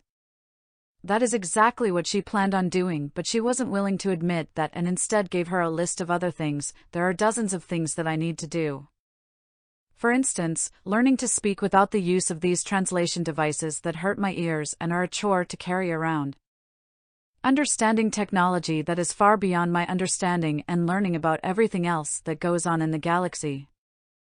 There is so much for me to learn, and if I am to adapt, I need to understand it all as quickly as possible. The cook Yvonne shook her head. You sound just like Myrelle when she gets worked up. Always going on and on about how to fix and plan around every little problem she can think of. And she wonders why she doesn't sleep well. That wasn't something Azula ever considered about their leader. Myrelle seemed so calm and in control at all times that it was difficult to imagine her letting anxiety get to her or as an insomniac. Really? I never would have guessed she was like that. You have no idea. Getting Myrelle to relax is like trying to saw through wood with a dull blade.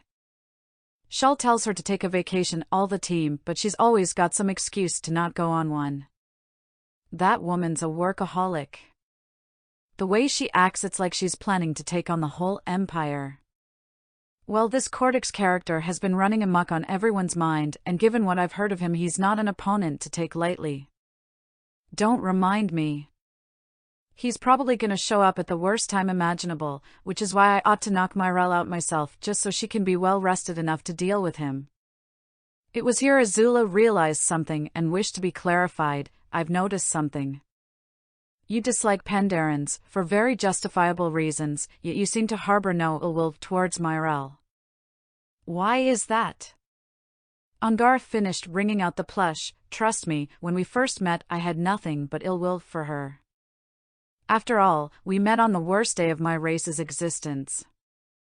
Honestly, thought she saved us just so she could give us false hope and space us all personally. We weren't expecting her to go AWOL, and all she asked in return was that some of us work with her to build up the Crimson Storm. Azula watched the sun set off in the eastern horizon. I can't help but notice that there aren't any other Kukuvan around. Kaori and some of the others pitched in to get the storm afloat, but once that was done, they left feeling their obligation was done. I stuck around mostly because Myrelle was able to figure out who I really was and didn't want her blabbing about it to the Empire just in case she ever changed her mind. Plus, at the time I felt I had a duty to uphold by helping the woman that turned her back on her own nation for us. After all, none of us would be here if she hadn't helped us. Still took a while for me to not want to shoot her and all the other Pandorans in the crew, but after hanging around her for a while I saw that she's not like most of those Imperial types that constantly look down on us. Lesser races. She actually cares about others and isn't brainwashed like most of her kind. Can't say the same for some of the others. Well, maybe except for Saren, I guess. Who? Another bounty hunter. You don't feel those duties now? She refocused the conversation, not wanting to go on another tangent. Angara's expression tightened once more. Drop it, pup. I mean it this time. Oh, come now, Angara. We're both of royal descent. I'm probably the only one in the universe who can relate to you right now. I'm sure you have some royal grievances you'd like to share. Azula saw this as an opportunity to gain Angara's trust once more and pounced on it. I'm not royalty anymore, and you are the last person I'd ever want to share my personal feelings with. Not even a little? I'm hurt. Azula teased, and quit it with that defeatist talk. Not royalty, you are. You should own it. Being royalty is the pinnacle of society that one must be lucky to be born in or have to claw tooth and nail to achieve. Where's your fire, your anger? I've seen it directed towards me, and I must admit you are quite a terrifying foe, and that's not something I admit lightly. If I were you, I'd be mustering every ounce of strength I can get to return to the fight and take revenge on the Empire. Angara only gave her a hard stare and a cold response. You don't know me, pup. You don't know what I've been through. Maybe not, but as sickening as it is for me to say this, I do believe you are better than just sitting out here on the sidelines pretending to be nobody. Angara said nothing and instead stared off into the horizon, pondering Azula's words. Besides, as a princess you shouldn't have to live in such squalor. I mean, really living in a spaceship in one of the Sakor's hangars? That's no way for one of royal blood to live. Azula continued on. However, it seemed to have less to do with Angara and more to do with her own personal grievances of not living the luxurious life she once knew. For instance, I would claim the most comfortable room on the station for myself, like the ship I just so happened to take from Slater. Then I would also have over a dozen servants at my beck and call. She continued on a tirade of her personal complaints about living as a peasant that caused Angara to zone out halfway through.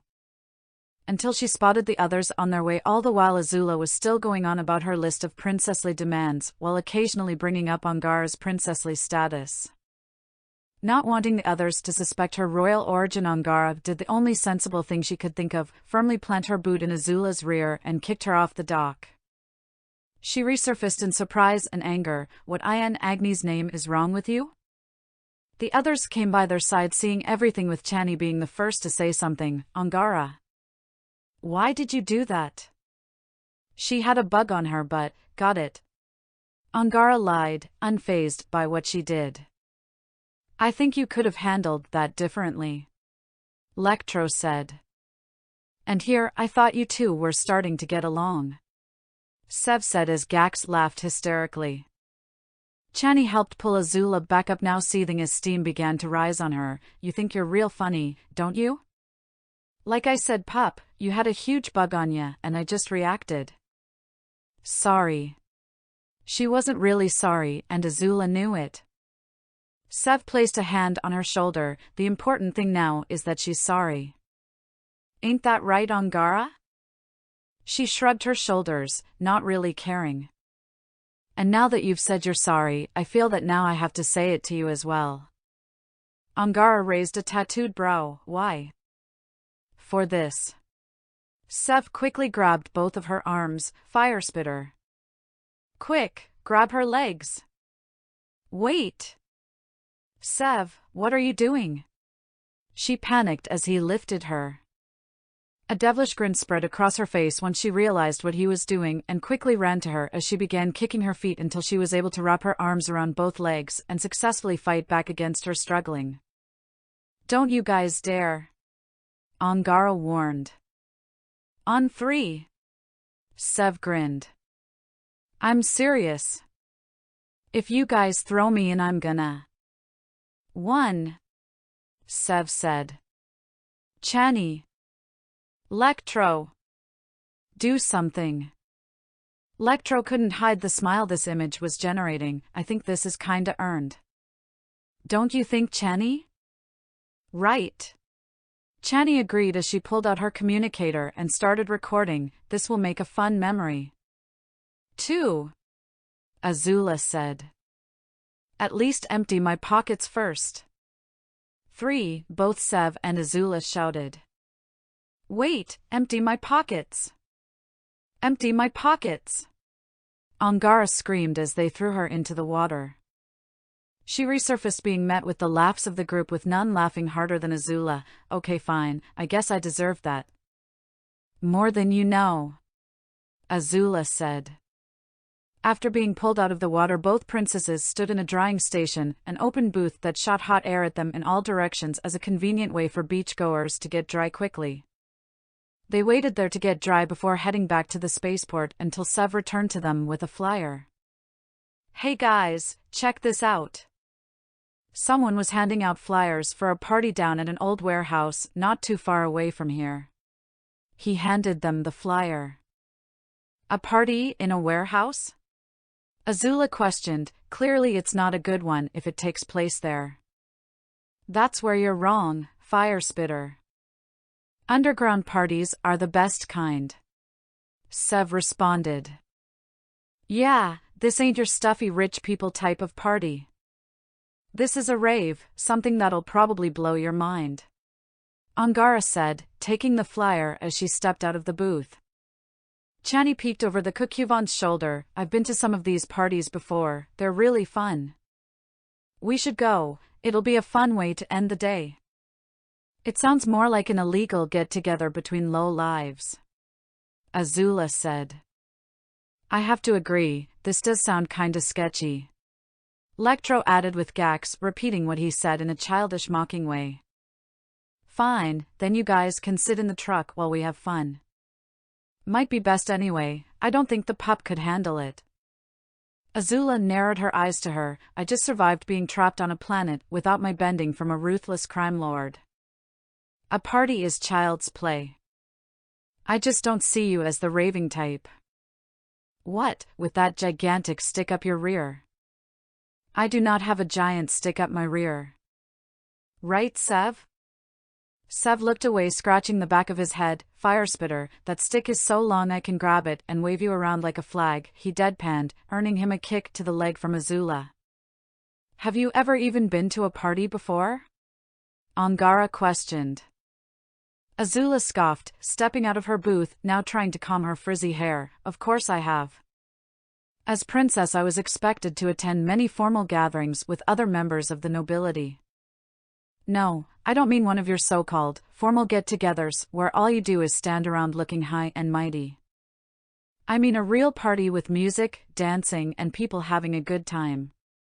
She searched her memories with her last vacation to Ember Island coming to mind. Once, my brother and I, along with my former friends, pretended to be commoners and attended a house party. We ended up burning it to the ground. Dang, partied so hard you burnt the place down? Didn't think you had it in ya, fire spitter. Sev laughed, patting her on the back. Yes, that's just how fun I am. Azula lied, trying to boost her own confidence as memories of her attempts at flirting came to mind, making her feel less enthusiastic about attending what her companion's definition of a party was. All right, since you're so confident, let's get to it. Yeah, party time. Sev cheered with Gax as they jumped back in the truck. Just don't cramp our style, pup, Angara said as she rub-braided her hair. You took the words right out of my mouth. And stop calling me pup. They all entered Sev's truck excited for the party, all except Lectro, who was still against the idea. They left the carnival and arrived at the old warehouse just as night fell, finding it was packed with other vehicles of those attending. Before entering, Azula could hear the rhythmic beats of music and see the flashing lights from every opening. Inside the warehouse it was loud, louder than any interior space should be, with a crowd of young people of various species dancing to the fast-paced electronic beats, ethereal lyrics and synthetic noises that pass for music. Lights that were crudely put up flashed and changed color, reacting to the music as a DJ stood in a raised platform surrounded by speakers in the back, operating a strange array of equipment to control the party. She was expecting something informal, however, this was far away from what she thought. Still think you can handle this? Angara asked smugly. Azula held her chin up. It's not what I expected, but I can adapt. Shall we? She followed the rest in as they intermingled into the crowd and started moving to the beat. Chani seemed to fit right in as she danced with the other partygoers easily, with her brother following suit in his own manic way.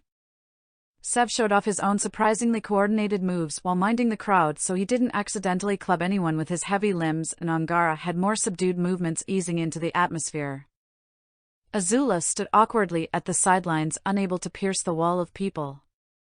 She tried politely to ask them to move aside before demanding they move shortly after, but the music drowned out her voice and her audio translator wasn't loud enough to alert them of her presence. Instead of making a scene, she resigned herself to sticking to the edge of the crowd. She didn't know what to do, and she couldn't try and mimic what others were doing, as no one person moved the same. It was all too hectic, wild, and unorderly, with her personal space being invaded constantly as aliens of various shapes and sizes bumped into her, not paying attention to their surroundings like a troop of hog monkeys acting out in excitement. She had been taught many things by many great artisans and masters, however the art of dancing was not one of them. Paired with the loud music and blinding lights that made it difficult to find the others, she was quickly becoming overstimulated and had to pull herself away. When exiting to the sidelines that were more vacant, and saw that Lectro was hanging there as well, so she decided to join him just so she wasn't alone with all of these strangers. "You're not going to dance?" Lectro asked, trying to make some small talk. "We don't really dance in the Fire Nation. I'm not much of a dancer myself. I generally prefer to stay away from such loud and crowded spaces, but it seems like we got dragged here anyways." Indeed. They stayed quiet for a little while longer before Lectro broke the silence once more. "So, did you have a good day?"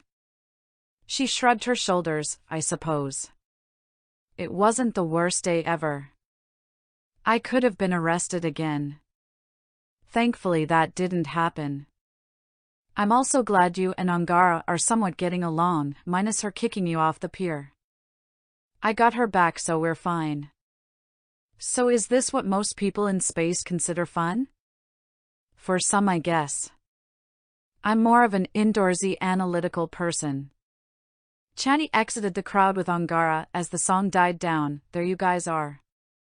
I was wondering where you went." "Thought you said you could handle this, pup?" Angara asked smugly. "I can. I just partied too hard and needed to rest for a bit." She quickly lied. Angara was not convinced. A deep heavy bass signaled the start of another song. Oh! I love this song. Chani grabbed Lectra's hands. Come on, let's dance. Lectra's body stiffened as he tried to prevent himself from being pulled onto the dance floor. But I don't know how to dance. You don't have to know, just do it. She laughed as she successfully pulled him along and grabbed Azula's as well. You too. No, it's fine, Chani, I dash. She felt Angara's hands land on her shoulders. Come on, pup. You're a party animal, right? Show us your moves.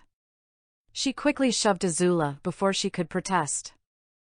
Azula could only groan as she was dragged onto the dance floor with 7 gaks moving to the beat.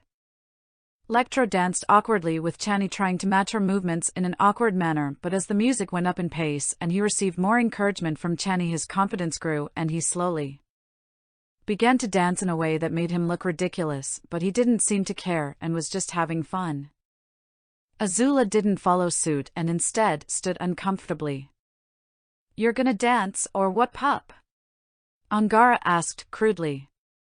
I'm dancing. See? She stuttered as she began bobbing and swaying to the beat in a very stiff manner.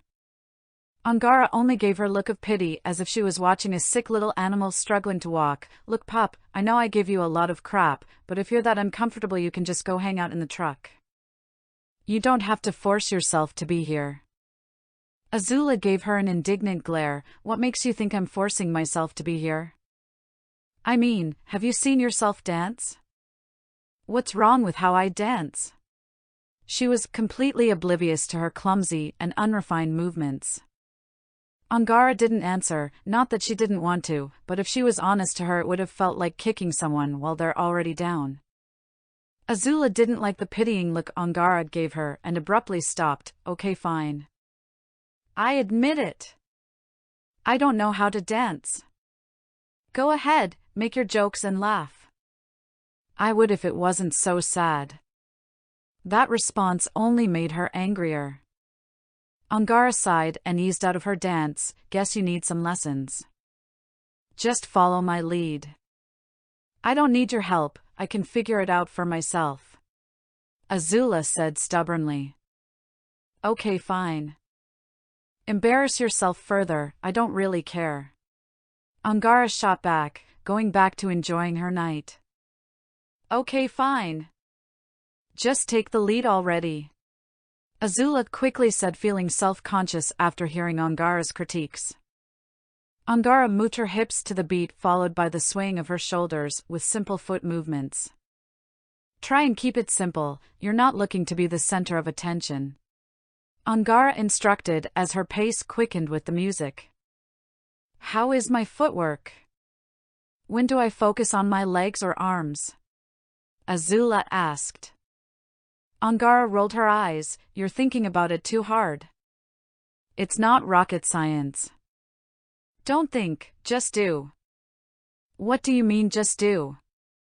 Do I have to spell it out for you? You're too stiff. Loosen up, follow the music. Do what feels right. Azula sighed as she copied her. As she mimicked every movement she couldn't help but feel embarrassed that the most feared warrior of the Fire Nation was moving in an uncoordinated way. Something her father would have reprimanded harshly. This is stupid, I look ridiculous. Don't think about it, just do it. Angara repeated. Easier said than dash. Don't think, just do. Okay. Stop shouting at me. Azula stopped arguing and made another attempt, this time closing her eyes, remembering what she said about doing what felt right. Not thinking, just doing. The beat was energetic, so it would dictate her pace. The synthetic melody caught the movements of her shoulders, with her arms following suit. And the digital bass sending sound waves reverberating through her body made her feel disconnected from the world around her as the music took her over. Before she knew it, she was flowing with it like everyone else, caught in a trance of lively youthful bliss. Now you're doing it, pup. The sound of Angara's encouragement briefly snapped her out of it, allowing her to see she was matching with the Kukyuvan's movements well. She felt more confident and danced harder, not wanting to be outdone by her. Angara sensed the challenge and with a smirk went even harder. Both princesses let the music seize them as they let loose, with the rest of their group matching them as they enjoyed the evening, dancing the night away. Angara was so absorbed in the dance that she felt restrained by her braid, choosing to undo it, letting her maroon hair flow untamed as she flung it around. "Undo yours!" Angara cheered. "Why? It feels great. What's the point of having hair that long if you don't throw it around?" She wanted to argue back and explain how a topknot was a sign of a firebender's pride and status, but knew that she would be rudely interrupted if she did, but she did think about it. It was expected for a firebender to keep their hair up at all times for all to see throughout the day and only be let down in personal settings. However, she was no longer in the Fire Nation. She was not bound by the strict societal laws of her home. No one here would judge her or even bat an eye in her direction if she were to let it loose. Reluctantly she abided by Angara's request, undoing the ribbon. Thankfully she didn't bring her hairpiece this time so as to not get robbed again, and made undoing her hair much easier, letting it flow freely once more. "There, happy? I will be when you cut loose," Angara said as she headbanged. "Come on. Fling those locks around like a maniac." Azula didn't have anything to say back, but decided to follow her lead and threw her head, throwing her hair around like she was waving a flag around proudly. It felt liberating, as if all tension within her was being thrown out of her body, and she couldn't help but smile and laugh without a care in the world. She felt something she had never felt before, like she could breathe easy. The weight of responsibility lifted from her shoulders, the worry of maintaining her composure was gone. Schemes and plans for the future weren't important, and the best part, her mind was silent.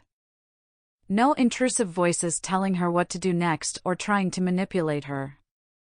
This feeling was new and alien to her, like she had taken a breath of invigorating fresh air for the first time after spending her whole life breathing in smog.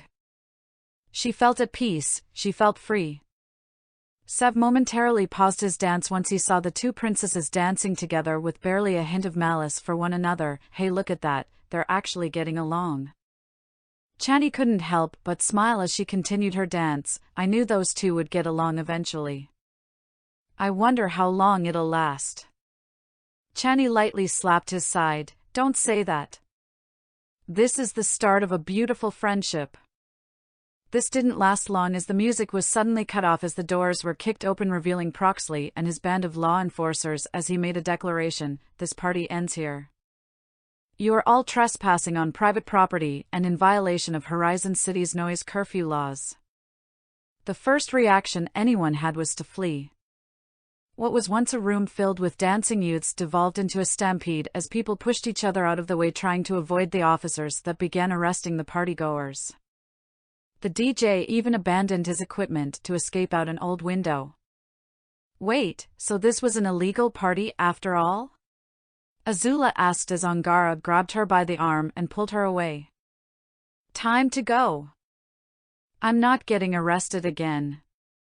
"How are we getting out of here? They're blocking the main entrance?" Lectro cried as his anxiety took over.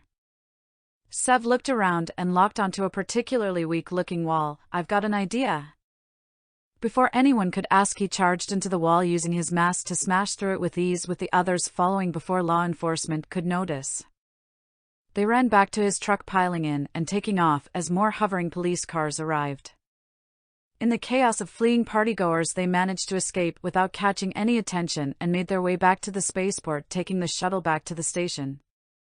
Back on the station, the group found themselves in the galley, enjoying a late dinner. It wasn't as crowded at this time, with only a few other members of the Storm hanging about, and none were as lively as this group. "So your first thought was to just run through a wall?" Azula asked as she tied her hair up into a ponytail. "You had a better idea?" Sev responded by stuffing his face with food. "No, but I don't think that would have been my first option. If I had my armor, I would have jettisoned my way out of there," Angara said. "The rest of you would have been on your own." "Chagata ka raka. Gax said while punching the air. Brother, Proxley would have eaten you if you even tried that on him. Chani said. I'm just glad we got out of there before he caught us. I'm pretty sure Myral wouldn't be too happy bailing all 6 of us out. Lectro added. She was super mad at just bailing me and the pup out last time, so she'd probably blow a gasket. Angara laughed. You know, I really wished you would stop calling me that. Azula said, annoyed. Too bad, I'm already used to it. Angara said before biting into what looked like a purple chicken leg. You could just use my name. I like Pup better. Pup, she said smugly before taking another bite. I think it sounds cute. Chani beamed. Cute isn't a word I would describe the Azula. Sev said, you know she only calls you that because you don't like it. True. Angara confirmed. Why don't you come up with something for her? I have a feeling you are pretty good at coming up with nicknames. Lectro suggested. You think I haven't tried? She just takes any insult I throw at her. Not like Zuko, who screams and shouts over any little comment I make. She reminisced. Something tells me you were an annoying little brat to him. Angara chuckled. Azula laughed. That is an accusation I cannot dispute. But I just couldn't help it, he made it so easy. Reminiscing on how she would tease poor Zuko brought a nostalgic smile to her. From the times she'd blame Zuko for all the bad things she did while making herself out as a pure little angel to embarrassing him with her exemplary firebending skills. Good memories. The one thing that never fails to rile him up is when I would call him Zuzu. Oh, he hated that. Always made me think he was going to burn something down every time I even breathed the name. Good times. The memory of their Agni Kai reared its ugly head, causing her to lose her smile. Think he'd still get mad if you called him that now? Lectro asked. Undoubtedly so. Although now I'd have more than an annoying nickname to say to him. Damn traitor. She quickly downed her drink. Sensing Azula's change in attitude, Angara decided it was probably best to steer the conversation away from her brother. You said you fought in a war, pup. Got any good war stories? I only fought in the final year of it, but I managed to gain some stories from my experience. That's right, you conquered a city, right? How'd you manage that? Sev said, leaning in with interest along with Gax, who was just as interested. I suppose I could share how I conquered the Earth Kingdom capital. She said smugly, it started with me overseeing our first attempt to breach the walls with a giant drill. It was probably as big as the Sakor. Lectra's interest was caught. Really? So your people managed to construct a massive structure despite your primitive status. Tell me, what was it powered by? From what I understand, coal and steam engines. Fascinating. A steam engine to power such a structure must have taken years, no decades, to complete. Yes, and thousands in taxes that ended up getting flushed down the drain. It was destroyed due to an unforeseen factor. She groaned at the thought of the avatar. The drill, though great in concept, took a colossal amount of resources to make and power it. A colossal amount of manpower only for it to end as a colossal failure. So I took it upon myself to infiltrate the city. Gashka Rami Namana? Gax is asking why you didn't send spies in the first place. Sev said. We sent countless spies over the years, yet we never heard back from any of them, and I quickly found the reason why. Daily agents. Elite earthbenders that were the secret police keeping order within those walls. Nothing happened without them knowing about it, and guess who was in charge of the city instead of the king? The timing of my arrival couldn't have been any more perfect. The leader of the Daily had been deposed once his king wisened up to his scheming and was in Qian's. Needless to say, he wasn't very happy with where he was and was willing to aid me in my plans. In the end, I managed to get Ba Sing Se's greatest protectors to hand me the city on a silver platter. I get it, you took advantage of the infighting. Smart, Sev said. Can't imagine this alliance lasted long? Angara said. No. After we overthrew the king, the head of the Daily immediately tried to betray me, except I was a bit more persuasive with his men than he was, and they saw me as an even greater leader. Chani was genuinely impressed. Oh wow. Maybe we should get you to negotiate contracts for us. Charisma like that could really help us. What happened after you took the city? Lectro pressed. After we took Ba Sing Se, the war was practically over. I came home a war hero, and all that was left was to clean up the remaining resistance forces and counter a feeble little invasion I managed to learn about. There were still the northern water tribes that needed to be dealt with, but I'm sure they would have submitted once we put a little more pressure on them. The way she had worded that last response sent a wave of caution down the others, as it sounded very similar to what an Imperial Pandaren would say. Angara in particular arched her brow as if an alarm had gone off. The mention of small resisting forces being crushed by a larger enemy brought up her own old memories. Dark memories of hardship, pain, and loss. I have to say, that was fascinating to hear about, particularly the drill. Lectro continued his enthusiastic praise with Azula proudly soaking it in, completely oblivious of how the others reacted. Angara washed her meal down and slammed the cup hard, cutting off the praise. Just out of curiosity, what was this war being fought over? She asked with a hard and determined look. The look was apparent to Azula. It was one of a challenge, one she didn't appreciate but answered truthfully as she had nothing to hide regarding that question. 100 years ago, my great-grandfather had a vision of a united world.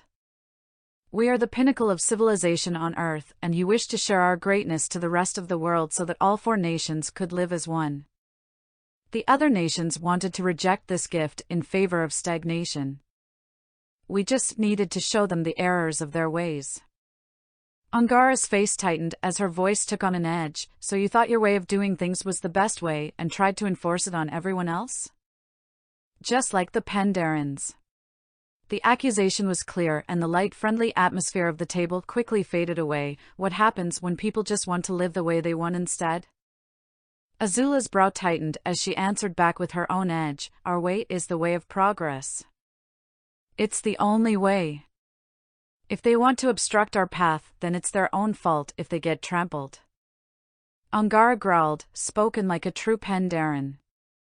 Both princesses began to glare daggers at one another, with the tension at the table beginning to grow before Lectro decided to step in. Now hang on. Let's not go throwing accusations around like that. Every species has a history with empires expanding and whatnot. These are just universal concepts. Angara ignored him, couldn't help but notice you said the 4 nations, but you only talk about fighting 2 of them. What happened to the 3rd one? Did they push the hardest against you, or were they just the first to be stuck under your boot? Chani tried to butt in as well, trying to bring back the friendly atmosphere from before. Come on guys, we were having a really good time. Let's not fight. The air nomads posed the greatest threat to us. We had to get rid of them. Azula spat back, ignoring Chani's pleas. Angara scoffed, you couldn't control them so you killed them all. Just like how the Pandarans tried to do with my people. I guess I shouldn't be surprised that evil like them can develop on primitive worlds too. Azula slammed her hands on the table as she rose from her seat. Don't try to compare your squabble with the Pandarans with the conflict of my world. It's not the same. It is the same. You're trying to micromanage and subjugate people who don't want you shoving your ideal down their throats. Saying that you're the arbiters of how things should be done when you're just a bunch of narcissists who think the universe revolves around them. My people brought order and innovation everywhere we went. It's not my fault they couldn't see the good we were doing for them. Did they ask for your help? No, they probably didn't, so instead of acting like a controlling parent, you should just leave people be. Order isn't something that can be imposed by others. Azula was growing tired of being on the receiving end of Angara's words and decided to end this with her own remark that she guarantees will end the conversation. If a nation has the power to spread and share its greatness with those inferior to them, then that's their right. Perhaps if the Kukuvan king knew his place and heeded the will of a superior power, then maybe his own brother wouldn't have had to stab him in the back. Angara exploded with rage, standing up so fast that her seat flew out from under her. You have no right to say anything. Sev jumped in front of her as she rounded the corner of the table like she was going to pounce on her like a berserk animal. You don't know anything about what happened that night. You don't know pain, the suffering that night caused all of us. Tears welled up in her eyes that housed an unrelenting fury unlike any Azula had ever seen before, a mix of anger, sadness, and pain that cut her deep to her core. Pain she could not share the true extent of with anyone present, and Azula knew this. Okay. I think dinner time is over. How about we turn in for the night? Sev grabbed Angara and began pulling her away as she continued screaming obscenities and graphically detailed threats with Chani following, attempting to calm her down. Azula smirked. She finally managed to say something to trigger a decent response from her. It may have been a low blow, but at least it put her in her place for now. The others at the table were not as enthused as they sat there awkwardly.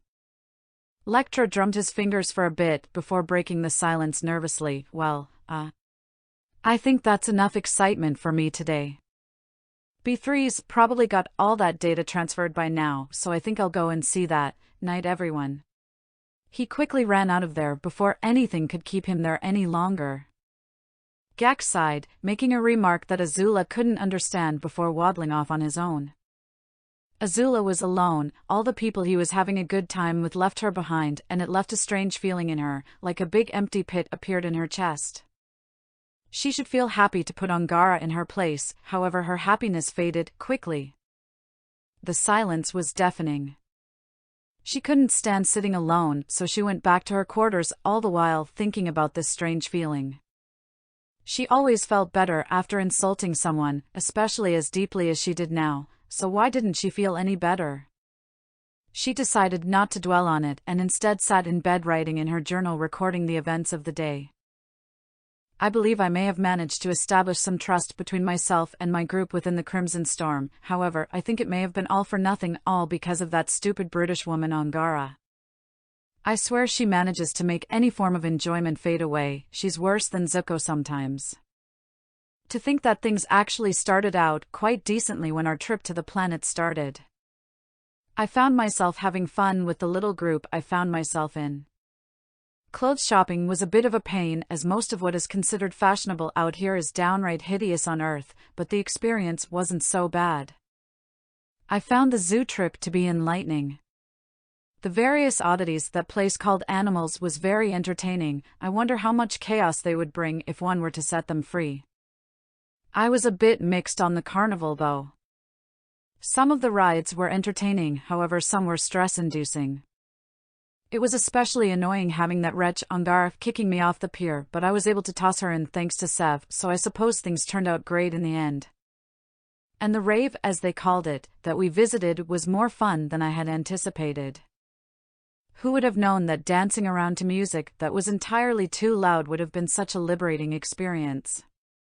I guess I see why so many Fire Nation youths began starting illegal dance parties towards the end of the war. Everything had been going great, until dinner time. They asked me about the war, so I told them the goal of the Fire Nation, but Angara didn't seem to like my response. She accused both me and the Fire Nation of being like the Pendarans, like it was a cardinal sin to be the dominant power. The Empire is the dominant force, so why shouldn't I admire their strength? Of course a weakling like Angara would be jealous of such a power and others like it. I made sure she knew it with a rather sharp response that made her throw a temper tantrum like Zuko. However, I felt strange afterwards. I felt no satisfaction from what I said, and I don't understand why. I finally managed to put that brute Angara down, yet why do I not feel good about it? Angara is my rival, one who had just humiliated me in the worst way imaginable earlier today. I shouldn't feel anything but elation that I hit a nerve, but it feels hollow. Do I feel bad about what I said? No, that can't be. Feeling bad for someone is beneath me, and I'm sure if given the chance she would say something similar. She looked at the small statue she got of herself and the rest of the group at the zoo, staring at her neutral expression in the center of the group as the rest of them stood around her in various poses and smiling, except for Angara, who also held a neutral expression.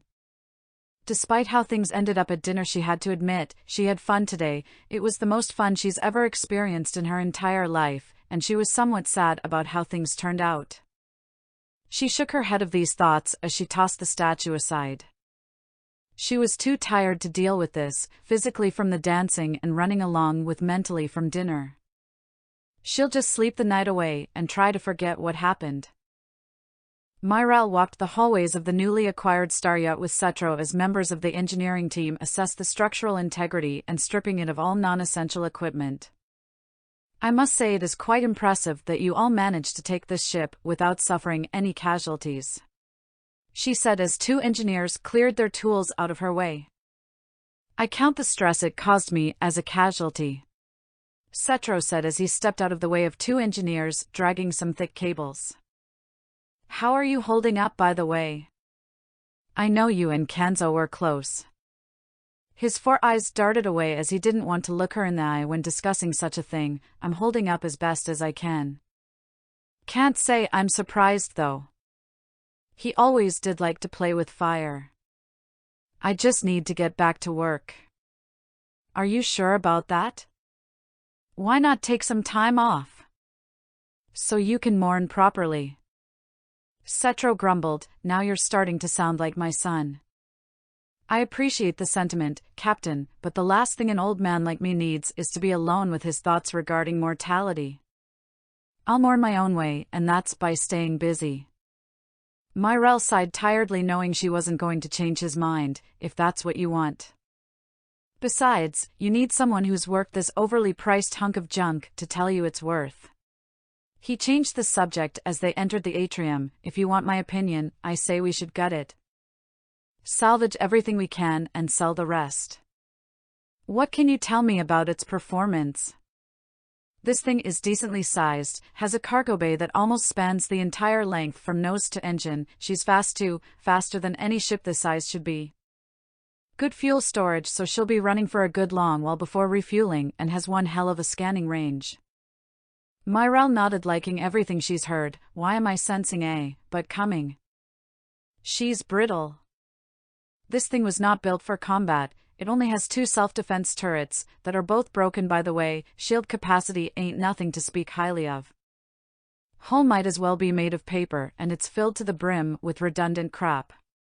He traveled up the steps and pointed to the abstract statue that acted as the centerpiece. I mean, look at this thing. What's the use of having this stupid thing here? Myrelle folded her arms and observed the looped artifact closely. I believe it's to make the space look nicer. Well, it's getting disassembled and used as material for the fabricator. He leaned over the railing and barked some orders towards a few engineers. Hey, melt this thing down and put it with the fabricator pile. They entered the bar area as the alcohol was being taken for the galley, and they took a seat at one of the tables. I'm not too sure we should scrap it just yet, Myrelle said, grabbing a bottle from a crate as one of the crew members walked by. We have been looking for a new recon vessel for a while, and based on what you just told me, this thing sounds like a perfect fit. Think you can fix it up, put some bulk on it so it can take a hit, and maybe install some heavier weapons? She signaled one of the crewmates to bring them 2 glasses. Setro scratched his chin as he thought about it. With the fabricator repairing it would be a whole lot cheaper than buying a brand new ship. I can improvise something, but it won't be pretty. If you can make it functional, then that's all that matters. Get rid of all non-essentials like the pool, the onboard sauna, and use up the guest rooms if you have to. Jacuzzi too? Myrelle thought about it long and hard as she poured herself a drink. Get rid of all non-essentials except the jacuzzi. I might want to try that out at some point. Noted. Cetro said before downing the glass she poured for him only to recoil in disgust. Pandaren whiskey? I don't know how you can drink this stuff. Myrelle down her glass, reminds me of home. I think I'll stick with squig. Myrelle poured herself another glass. Also, before I forget, tell me about this distress call anomaly the Gold Suns tried to blame on us. Right, that. Someone or something out there is luring people in with fake distress calls. Suns lost a few ships to it, and they'd probably lose this one if we didn't cut the feed and give away their trap. Sensors didn't get much of it before it disappeared. Myrelle took this information in trying to decipher the mystery behind it, but had too little information to work with. That is concerning to say the least. I'll get with Shawl and Suldan to put out a warning to all our ships about false distress calls. Hopefully whoever it was wised up and decided to stop that. She downed another drink. One more thing. How was Azula during this whole mess? Didn't behave suspicious in any way? No. If anything, that girl was the reason we got out of there in the first place. It was her idea to take the yacht when my plan failed. She's a little rotten brat, but when things took a turn for the worse she kept a cool head, was adaptable and was able to handle her own in a fight. Then again, I don't think the Suns were expecting to get blasted in the face with fire. She even managed to hold her own against Slater down in the cargo hold. Guess that explains why it's a huge mess down there. Myrelle commented. If you want, we've got her whole fight with him recorded on the ship's security log, although it cuts out towards the end. Probably damage from when we went through that gas giant. I'll check it out later. I've got a billion other things to do, one of which is finding a job to send her on. Her communicator buzzed as a call came in from her second that she answered. Hello Shawl, what have you got for me? His voice came through on speaker. I've been searching through our requests for a beginner-level job as requested, and I believe I've found one. Sending you the information. She read the request on her screen quickly. This'll do perfectly. We will always ask. Hi, welcome to Story. The story you are listening to was not created by us. We do plan on creating our own stories. But part of the reason this channel exists is because there are so many stories out there in the internet and I want to give them a place to shine, and also because I want to listen to them myself. We will always ask you to support the original authors, as we would ask you to support us.